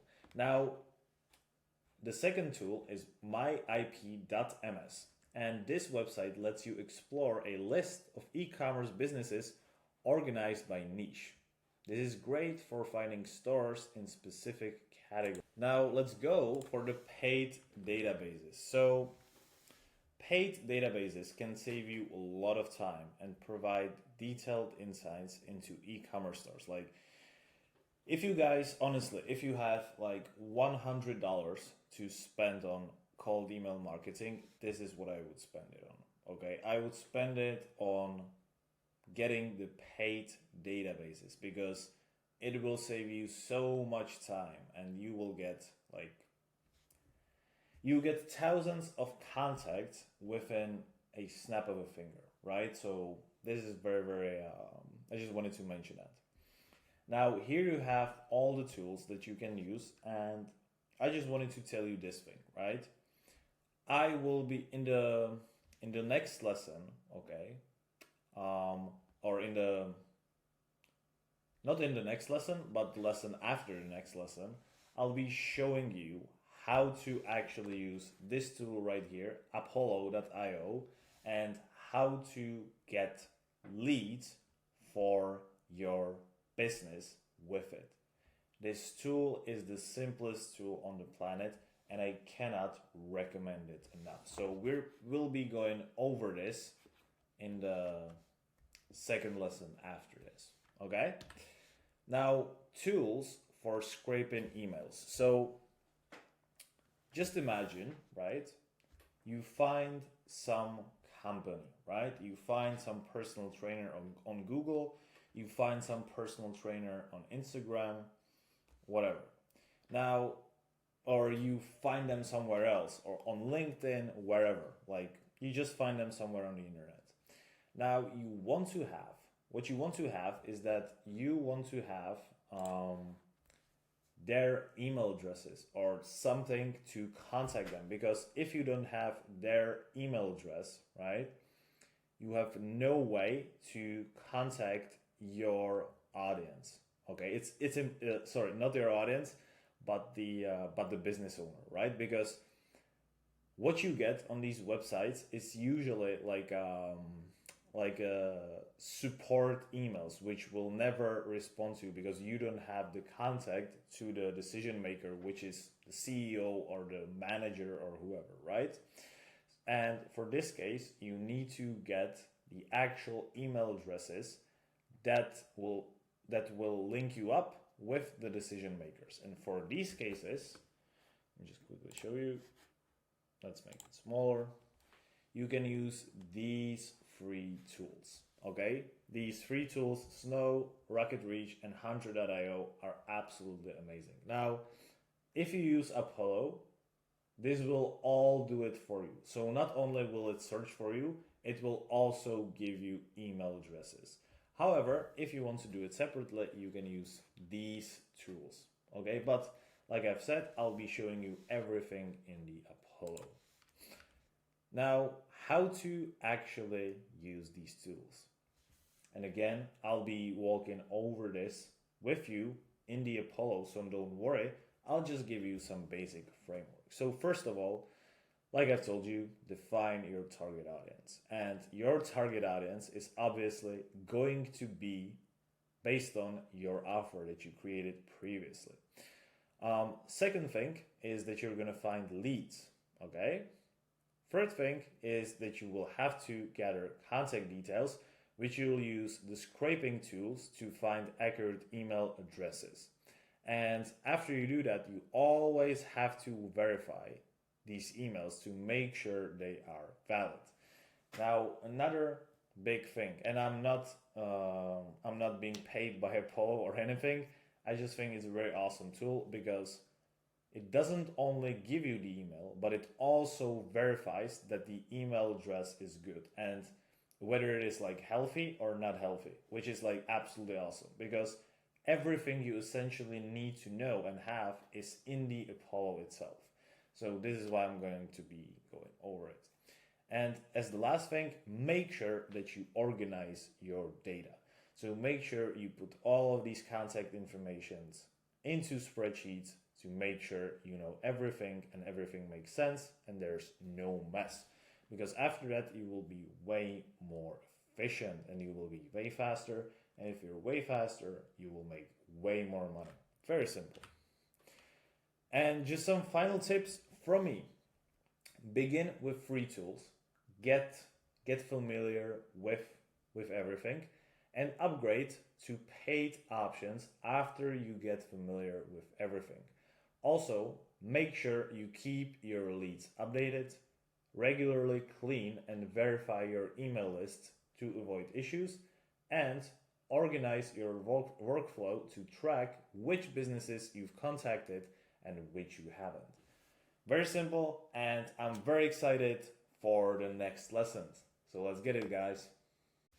Alright guys, so before you start with your cold email, you have to make sure that you actually have a professional email. Because like I've told you in the previous email marketing lesson, if you have regular email from Gmail or Hotmail or whatever other company you might be thinking of, you will land in spam and you will not be able to do cold email outreach. This is why you have to have a professional email, okay? And right now, I'll tell you very, very quickly how to actually set it up.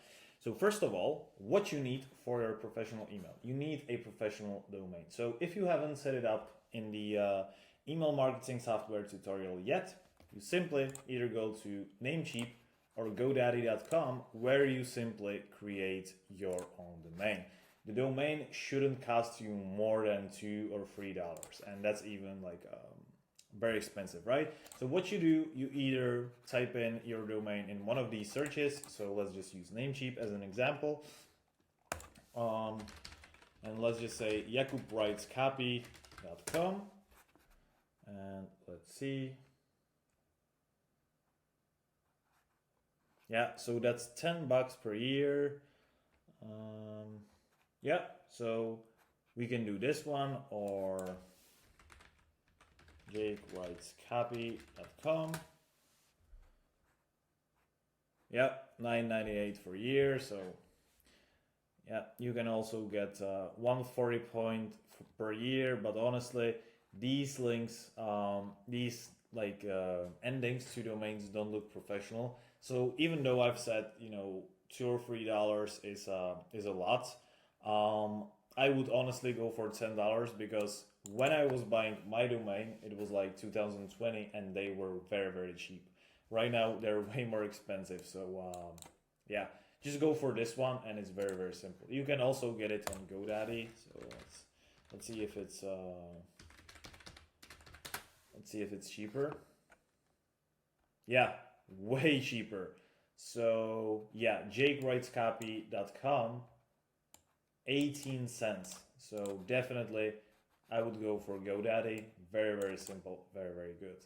You simply purchase the domain. Now, the next step you're gonna take, and I'm not gonna waste your time because this is super simple, is that you're gonna set up your professional email on Google. What you're going to do is you're simply going to type in professional Google email, click here, and you have to do it once you have your domain, right? And then you simply click start it now, and you just do what Google tells you to do. This is super simple because it essentially tells you everything that you should do, okay? So this is pretty much it. This is how you set up your professional email. Now, in this lesson, after you set up your professional email, I'll show you one more thing that's very, very important, which is how to actually set up your professional email signature. Now, before I actually teach you how to set up your email signature, I will show you what I mean by email signature. Okay, so if you look at one of my emails I just sent out, I have my regular signature, and then under here I have a professional signature that's got my contact info, my telephone number, my website, and my Instagram, and the description of what I do. Okay, so this makes you look way more professional because if you have your own email signature, you appear like a true professional. And I'm gonna teach you how to do that. Now, let me just show you how to set it up. So, if you're in your Gmail, right, this is how your Gmail looks like, right? Very, very simple. Now, if you have a regular free Gmail, this is not gonna look like this. Okay, so this is why you need a Google Workspace. Now, if you're in your inbox, you're gonna click on this, on this settings tab right here. You're gonna see all settings. And then, right, when you scroll down, you will see the signature, okay? Now, in this signature, right, you can simply create your email signature. Now, what you should include in the email signature, very simple. Your name, what you do, and some contact information. So like your website, your Instagram, one, both, doesn't matter, and your telephone number when you want. Now, how you do it? Very simple. You just simply click create new, signature 2, for example, create, and then, Jeff Nowick, email copywriter XYZ company, plus 123 123 123 122 123, right? If you want to put in the number. Now what's very important to do, right?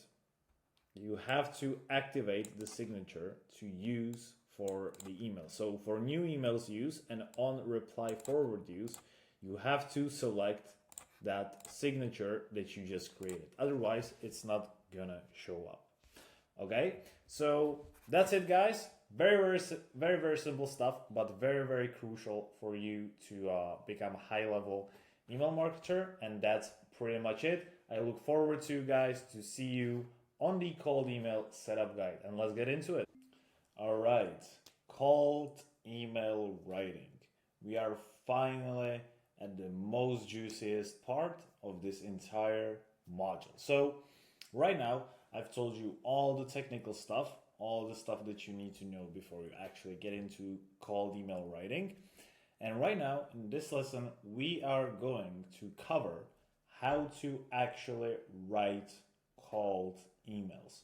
All the best practices on what to do when it comes down to your subject lines, all the best practices when it comes down to the body of the copy, and also all the best practices that you need to have in order when your customer or when your potential client give you some kind of doubts or objections. And I'm gonna teach you that in this lesson. Now, after that, I will show you how to actually run cold email marketing software. And after that, you're pretty much going to be ready to rock and roll and basically make this entire cold email marketing system work. So with that said, let's get right into it. Now, before I do that, you're going to have all the templates for cold email, whether it is handling objections, and also I'll give you my personal scripts for email. So you really have something to look forward to. So let's get into it.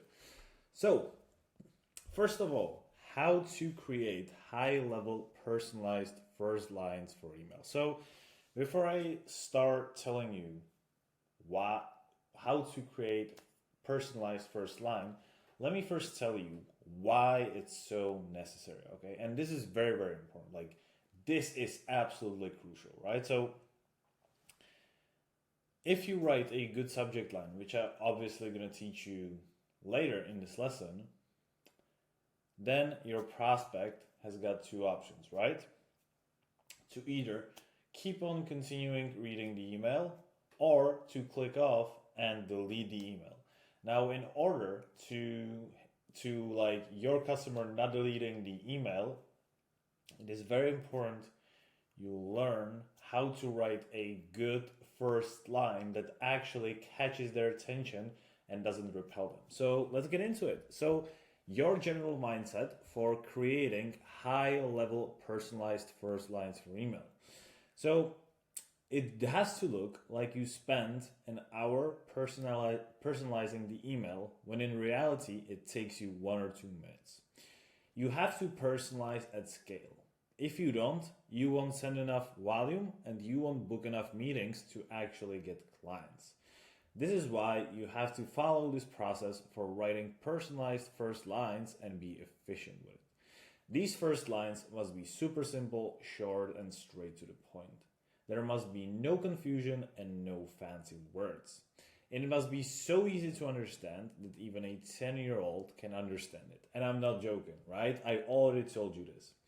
If you have problem with writing in such a simple way, use the ChatGPT to make the text simpler to understand. 1 or 2 sentences are enough.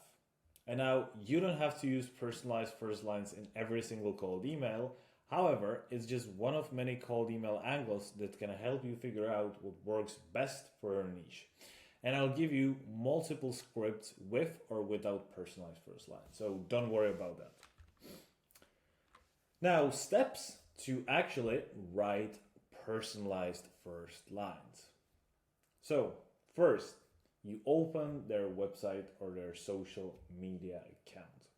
Now you read through it, right? And you find something personal to them.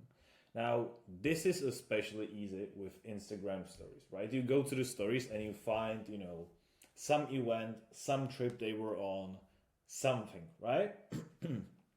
And why you want to do that is simply because it has to look like you spent a lot of time researching them. Whereas in reality, you just have an efficient process that makes it look like you actually care. When in reality, you do all of this in 2 minutes. Okay? And the format for personalized first lines should be something like this. Hey name, I'm impressed with or by something you find personal about them, or your personal opinion, or some personal fact. So let's just say, right, you are looking to pitch a fitness trainer, personal fitness trainer. So you tell them like, hey Jack, I'm impressed that you were actually, just pause this. So one more time. Hey name, or hey Jack, I'm super impressed by the fact that you actually met with Sylvester Stallone.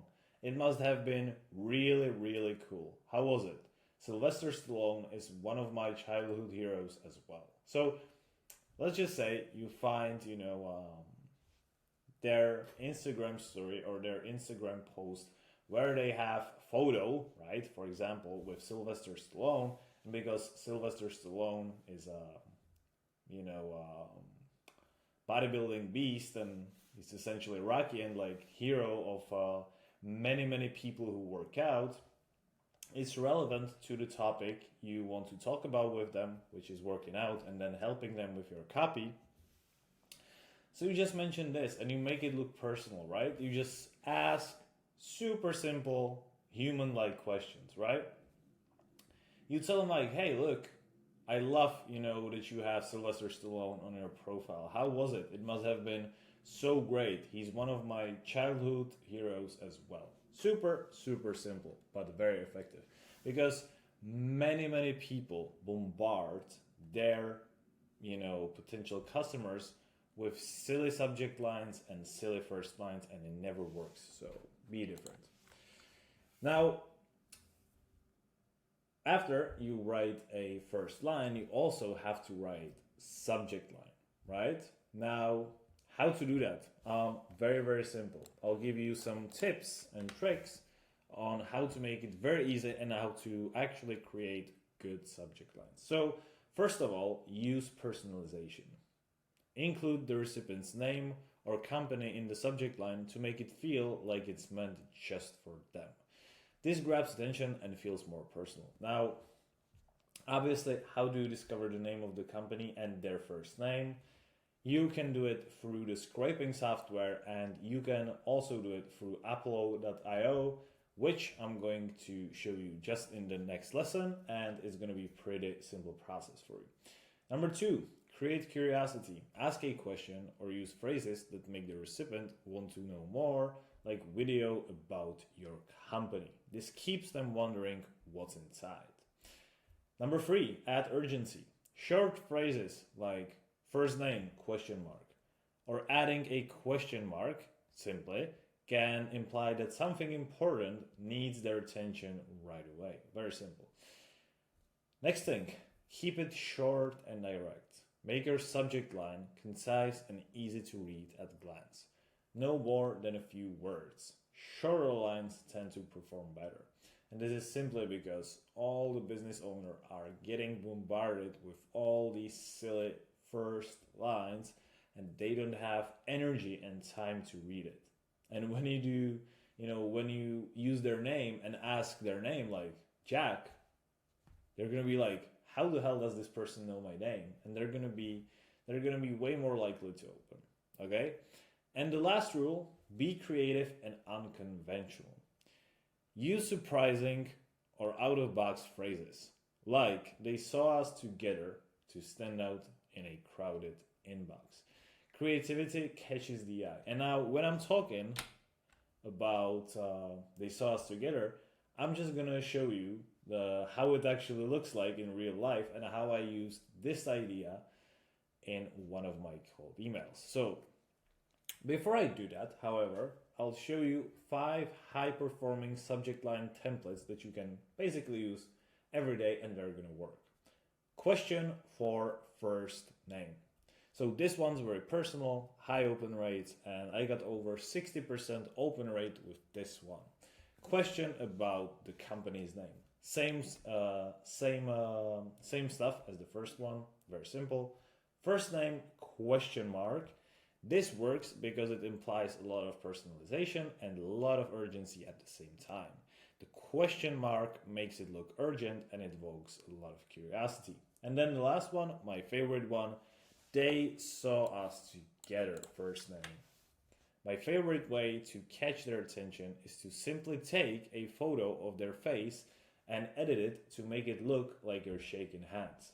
This is a really good way to build a relationship with them and make them a little bit warmer. Something like this.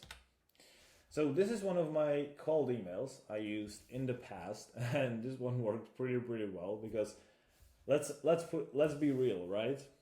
Who does emails like this? Like, who does emails like this, right? Nobody. So you have to stand out.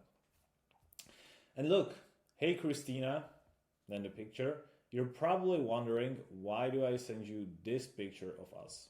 2 reasons.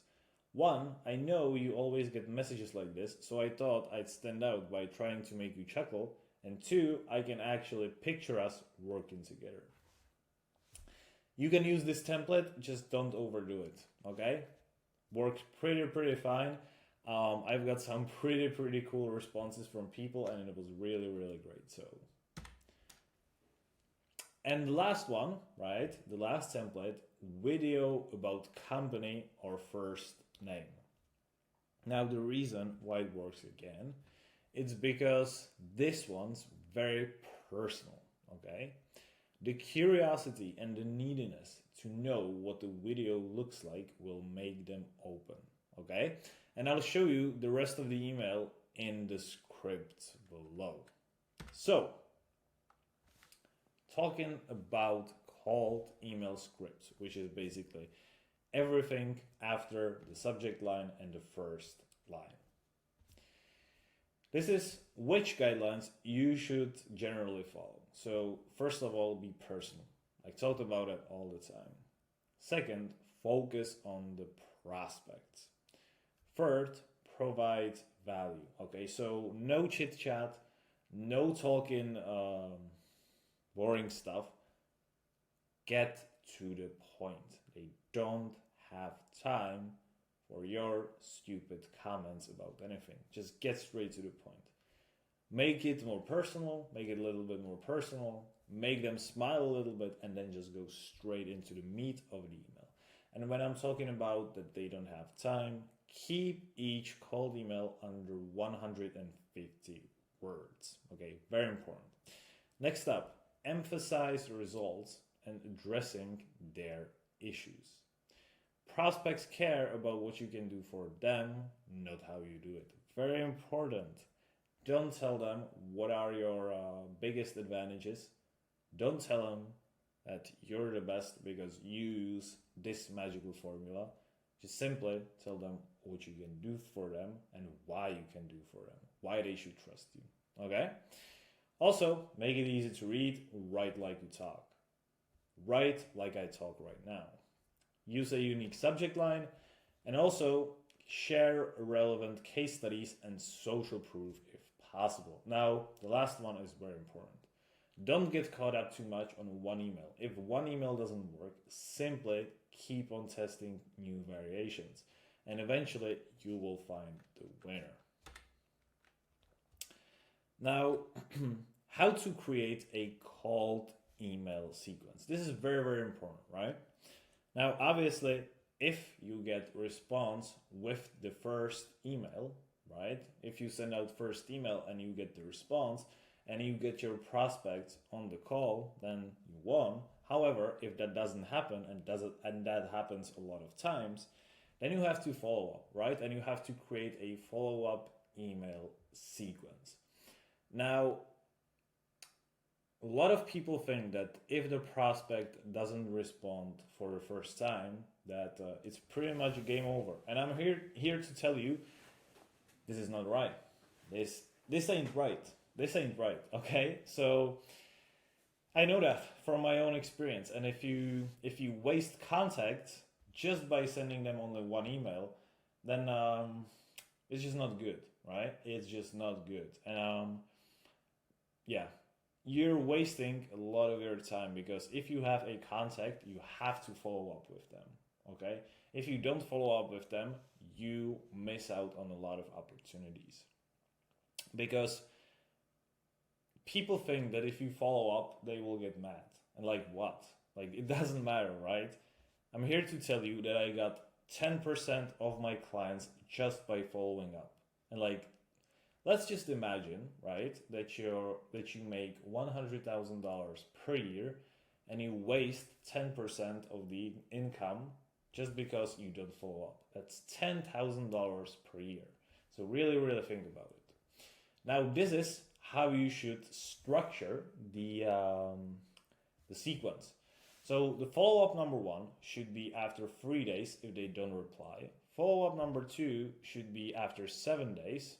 No reply, and follow-up number 3, 10 or more after follow-up 2 if no reply. Now look, I gave you all the cold email scripts from the scratch, all the cold email sequences. I actually gave you 3 email sequences that you can use for your business, and you can basically customize them according to your own needs. These cold email scripts are already written for you, and I gave you blank spaces that will allow you to type in the info of your business, type of your offer, but all these scripts are already created. So it's work done for you, okay? The hardest part of this is already done for you. So with that said, I'm not gonna read these scripts because that would be boring and you would waste so much time. You can check them out in this lesson, under this lesson, okay? And this is called a cold email sequence script. So just check that file out. It's pretty really good, okay?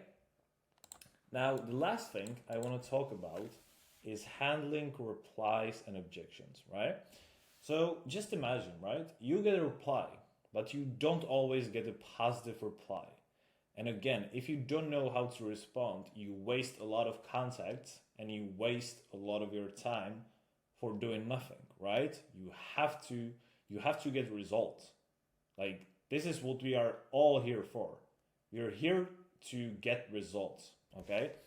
And guys, if you can learn how to handle objections and replies, I'm telling you, you are setting up yourself to generate more revenue than you ever thought possible. Okay, so with that said, let's get right into it. So the first most typical objection is what's the cost? Okay, and this obviously applies if you're gonna have upfront payment pricing, right? So this is how you reply, okay? This is how you actually structure your email. This is the script. Hey name, I get it. You probably receive 100 emails like this every single day. So you need a way to filter through people. So I'm immediately relatable, right? I'm not pushy because business owners hate pushy people. Let me ask you this. Is price at the top of your list or is it results? So right here, I'm implying that I can give him results and they shouldn't worry about the price if I'll give them results. So again, I'm value oriented, okay? If you're looking for the cheapest option, then you're better off working with someone else. But if you're looking for someone to take your business to the next level and leave your competitors in the dust, then let's talk. Very simple, very effective. You can customize it, but this works very good.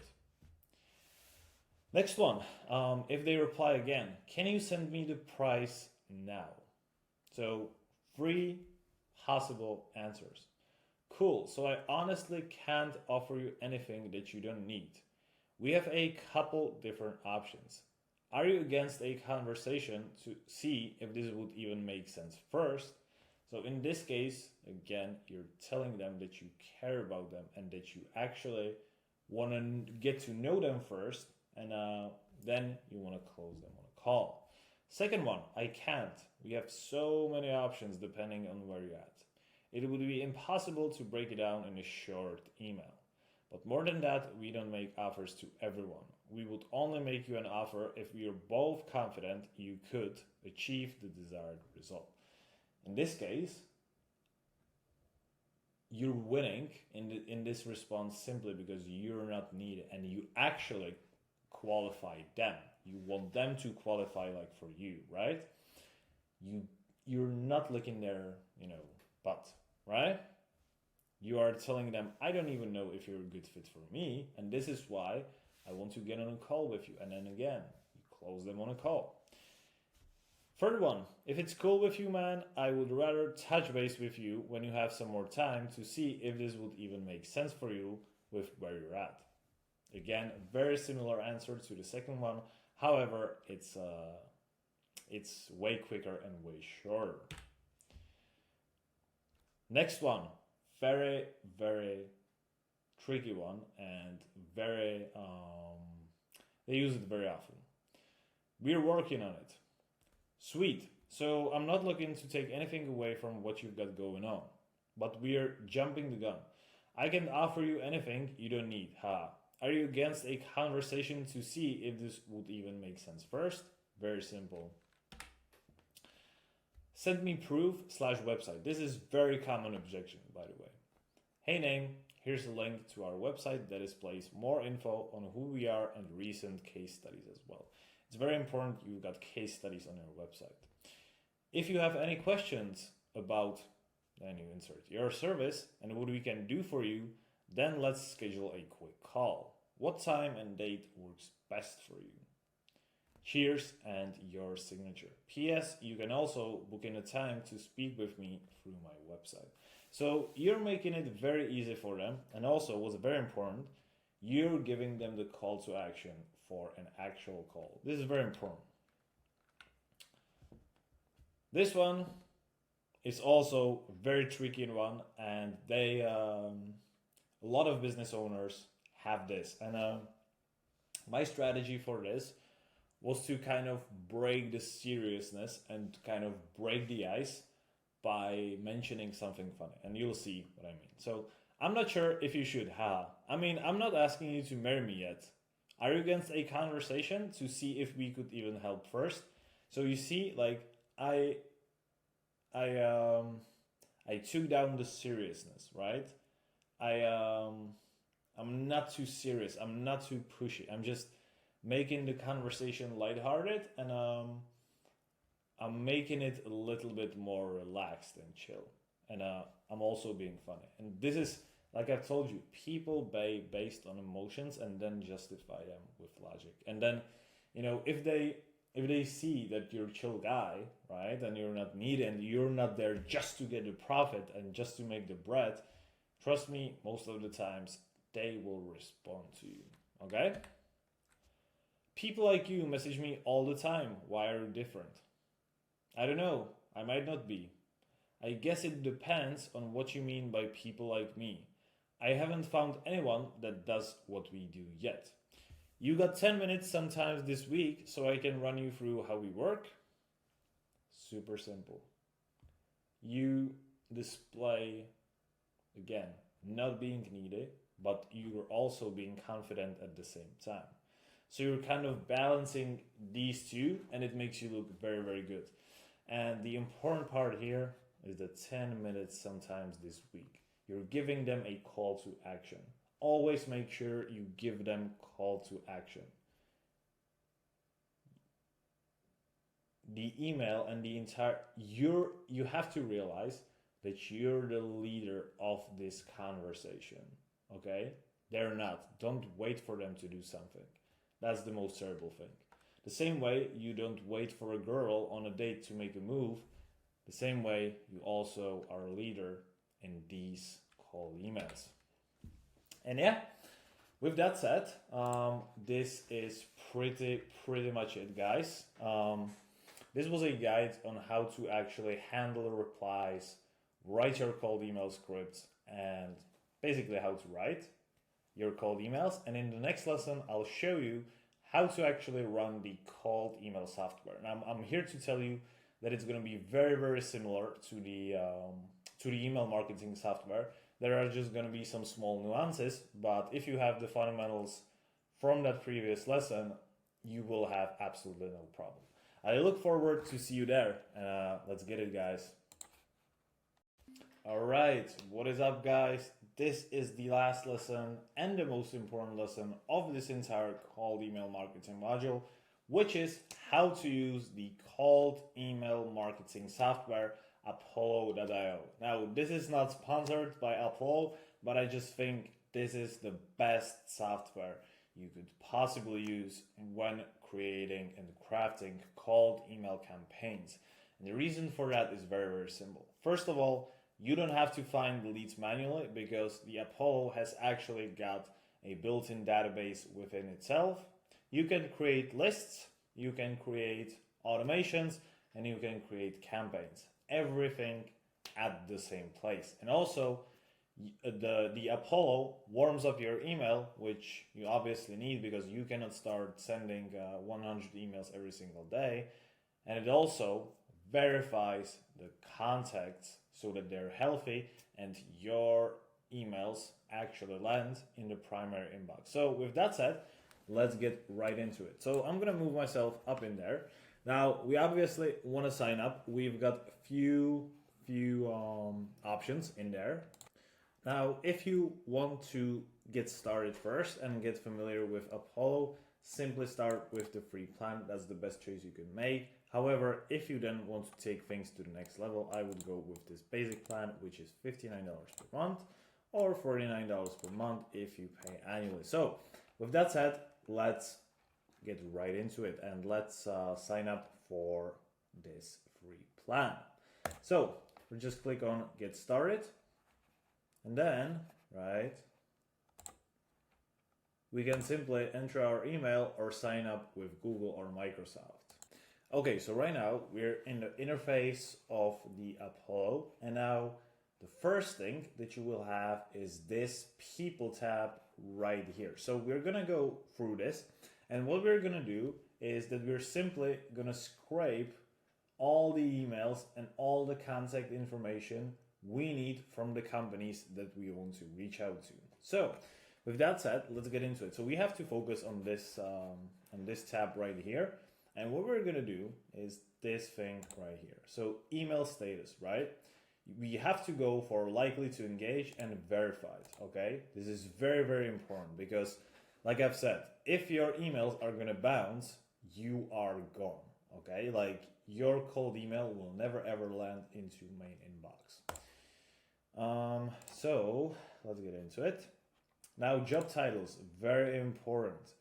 You don't look, when you want to close deals and when you want to offer your services to these companies, you cannot message customer support, for example, right? So you have to filter these people out. And what you do, very simple. You filter it out to owner, CEO, let's see, yeah, CEO and founder, yes, and you can also include marketing,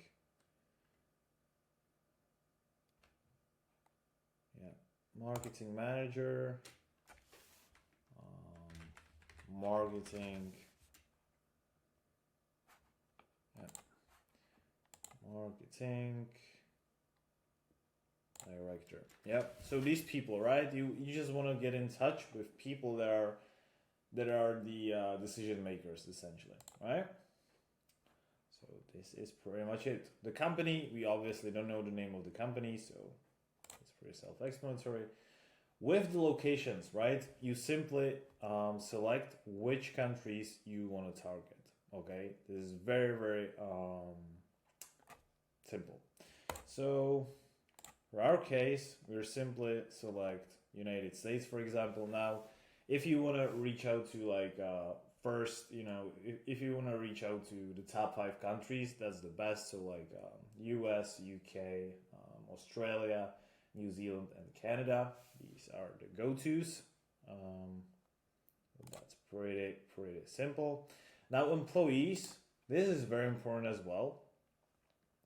You want to reach out to companies that are not as big, simply because you want to be 1 to 10 and 11 to 20, simply because if this is like a company of 10,000 people, then you're more likely to not get the response, simply because it's a big ass company.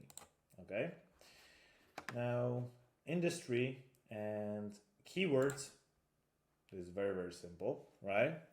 You simply select the industry. So see, so if we want to select info product coaches, for example, professional training and coaches, right? If we want to target info product coaches as copywriters, and you can also include keywords, which is very, very simple. And with the buying intent, right? You don't want to touch it. The only thing that you want to go for is the revenue. Now, obviously, this is available only in the paid version, so that's pretty much it. So I highly recommend you to get the paid version. However, you can also you can get started with the free one. And this tab right here email opened, you could, yes, you could do like yes, it's very, very good, but I haven't been aware of this feature, so let's just, yeah. I thought it's gonna be good, but when it gives you 0 people, it's actually not good. So don't just select it, and I would go for these tabs, okay? These are very, very important. Now, what you can do, right? Okay, and now, very, very simple thing. When you wanna create a list of potential leads that you wanna contact, you simply select the leads that you want to save, like this, right? Then you click here, you hit save, and then you add them into the list the same way you did it with the Brevo marketing tool. Now, you can either add them into lists, or if you don't have a list, you will simply create a list by clicking here. Supplement companies, for example, right? Because this is one of my all searches, and you simply hit save. And right now, if you go to the lists, right, you click here, and here you have, and here, as you can clearly see, you have the people in the list. So this is very simple. Now, as you can clearly see, it's very, very easy to create lists with Apollo and add people in there and get the email addresses. And now with that said, let me show you how to create sequences in Apollo. Okay, so let's get right into it. So let me make myself smaller and let's go to the sequences. Now, the first thing we have to do is to connect our email to Apollo, obviously. So we're going to click link mailbox. We will use our Gmail account. We'll click agree and we'll click link mailbox. Now I'm gonna sign in with my Gmail account. Now, after we successfully linked our email, which is pretty simple, we just clicked link and logged in with Google. Next, we have to allow to warm up our email properly. Now, what is the email warm up? So let me tell you very simply. Let me just make myself bigger. So like I've told you, if you just randomly start sending out 100 emails every single day, the email provider is going to notice it and they will mark you as a spam. And because of that, you have to warm up your emails. So what you're going to do is that you're slowly going to increase the volume that you're going to send every single day. And the process takes usually about 2 weeks to accomplish. Okay, very simple. And yeah, that is pretty much it. Now, if you used any other software, you would have to do it manually. With Apple, you can do it pretty much automatically. So let's do it. So what we're gonna do, go to settings, right? And here, we're gonna click manage mailboxes, okay? And as we're over here, you will see this ramp up status right here. What you're gonna do, you will simply click on start ramp up, okay? So as you can clearly see, right? If you're a mailbox, just don't, just ignore this, right? And simply, as you can clearly see, this process involves a gradual increase of sending emails to create a healthy mailbox reputation. Please note that certain emails in existing sequences from this mailbox may be deleted. So what this tells you is that if you schedule, let's say 50 emails, they're not going to be sent at that one particular day, right? Simply because you warm up your emails and the volume slowly increases, right? So let's just click next, set thresholds. And once you have this next window, simply follow what they say. So just keep the recommended stats, right? You simply click enable thresholds. Now, with the open rate, you would have to go for the pro plan, and I highly recommend you to do that in the future. However, for the beginning, you can simply do this. Now, you can click on Start Ramp Up, and this is pretty much it. Now everything is ready, set up, ready to go. And with that said, the last thing we have to do is to create the sequence, right? Create the emails that we actually want to send out to our potential clients, and also we have to schedule them. So let's get right into it. So let's just click Create Sequence.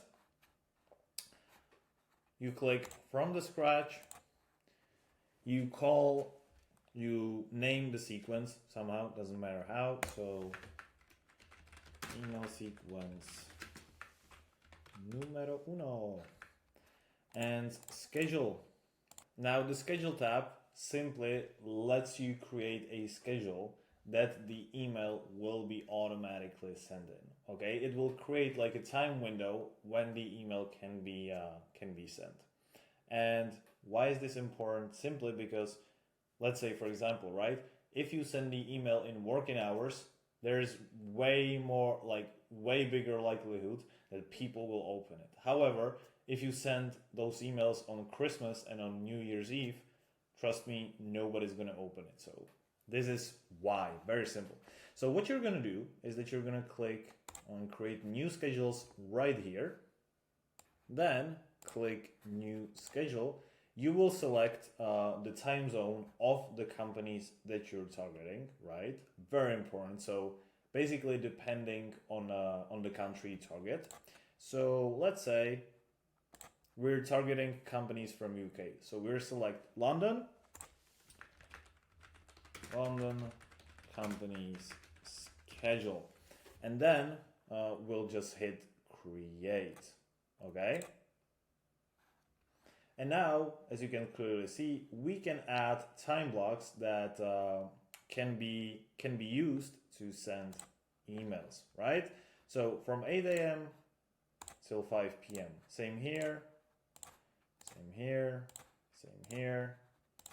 Not on Saturday, and on Sunday we will do the evening, right? Simply because these people will see those emails first thing in the morning. So let's do 8 p.m. till 12 a.m. Okay? Very simple and very effective.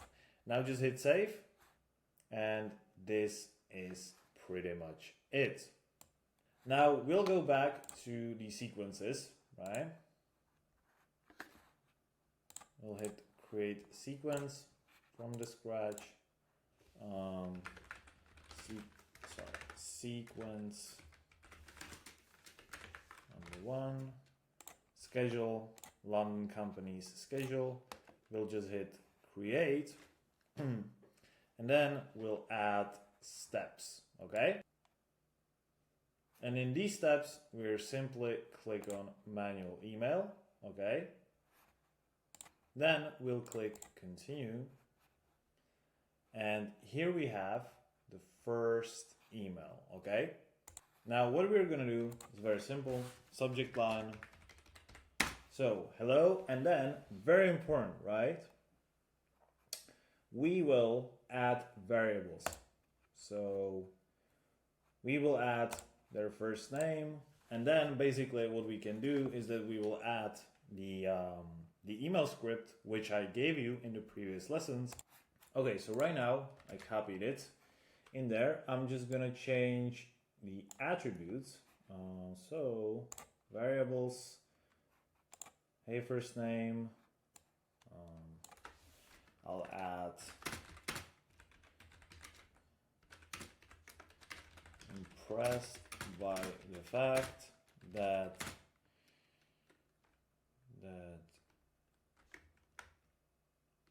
I am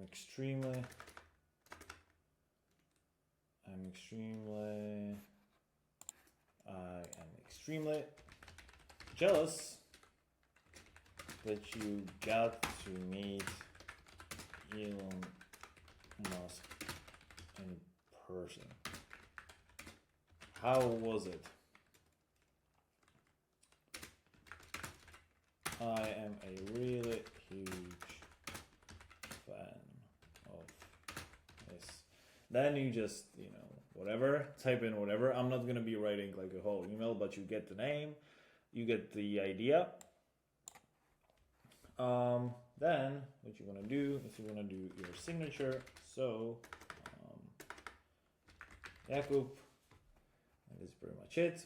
Client of ours. And then here you can see the preview, okay?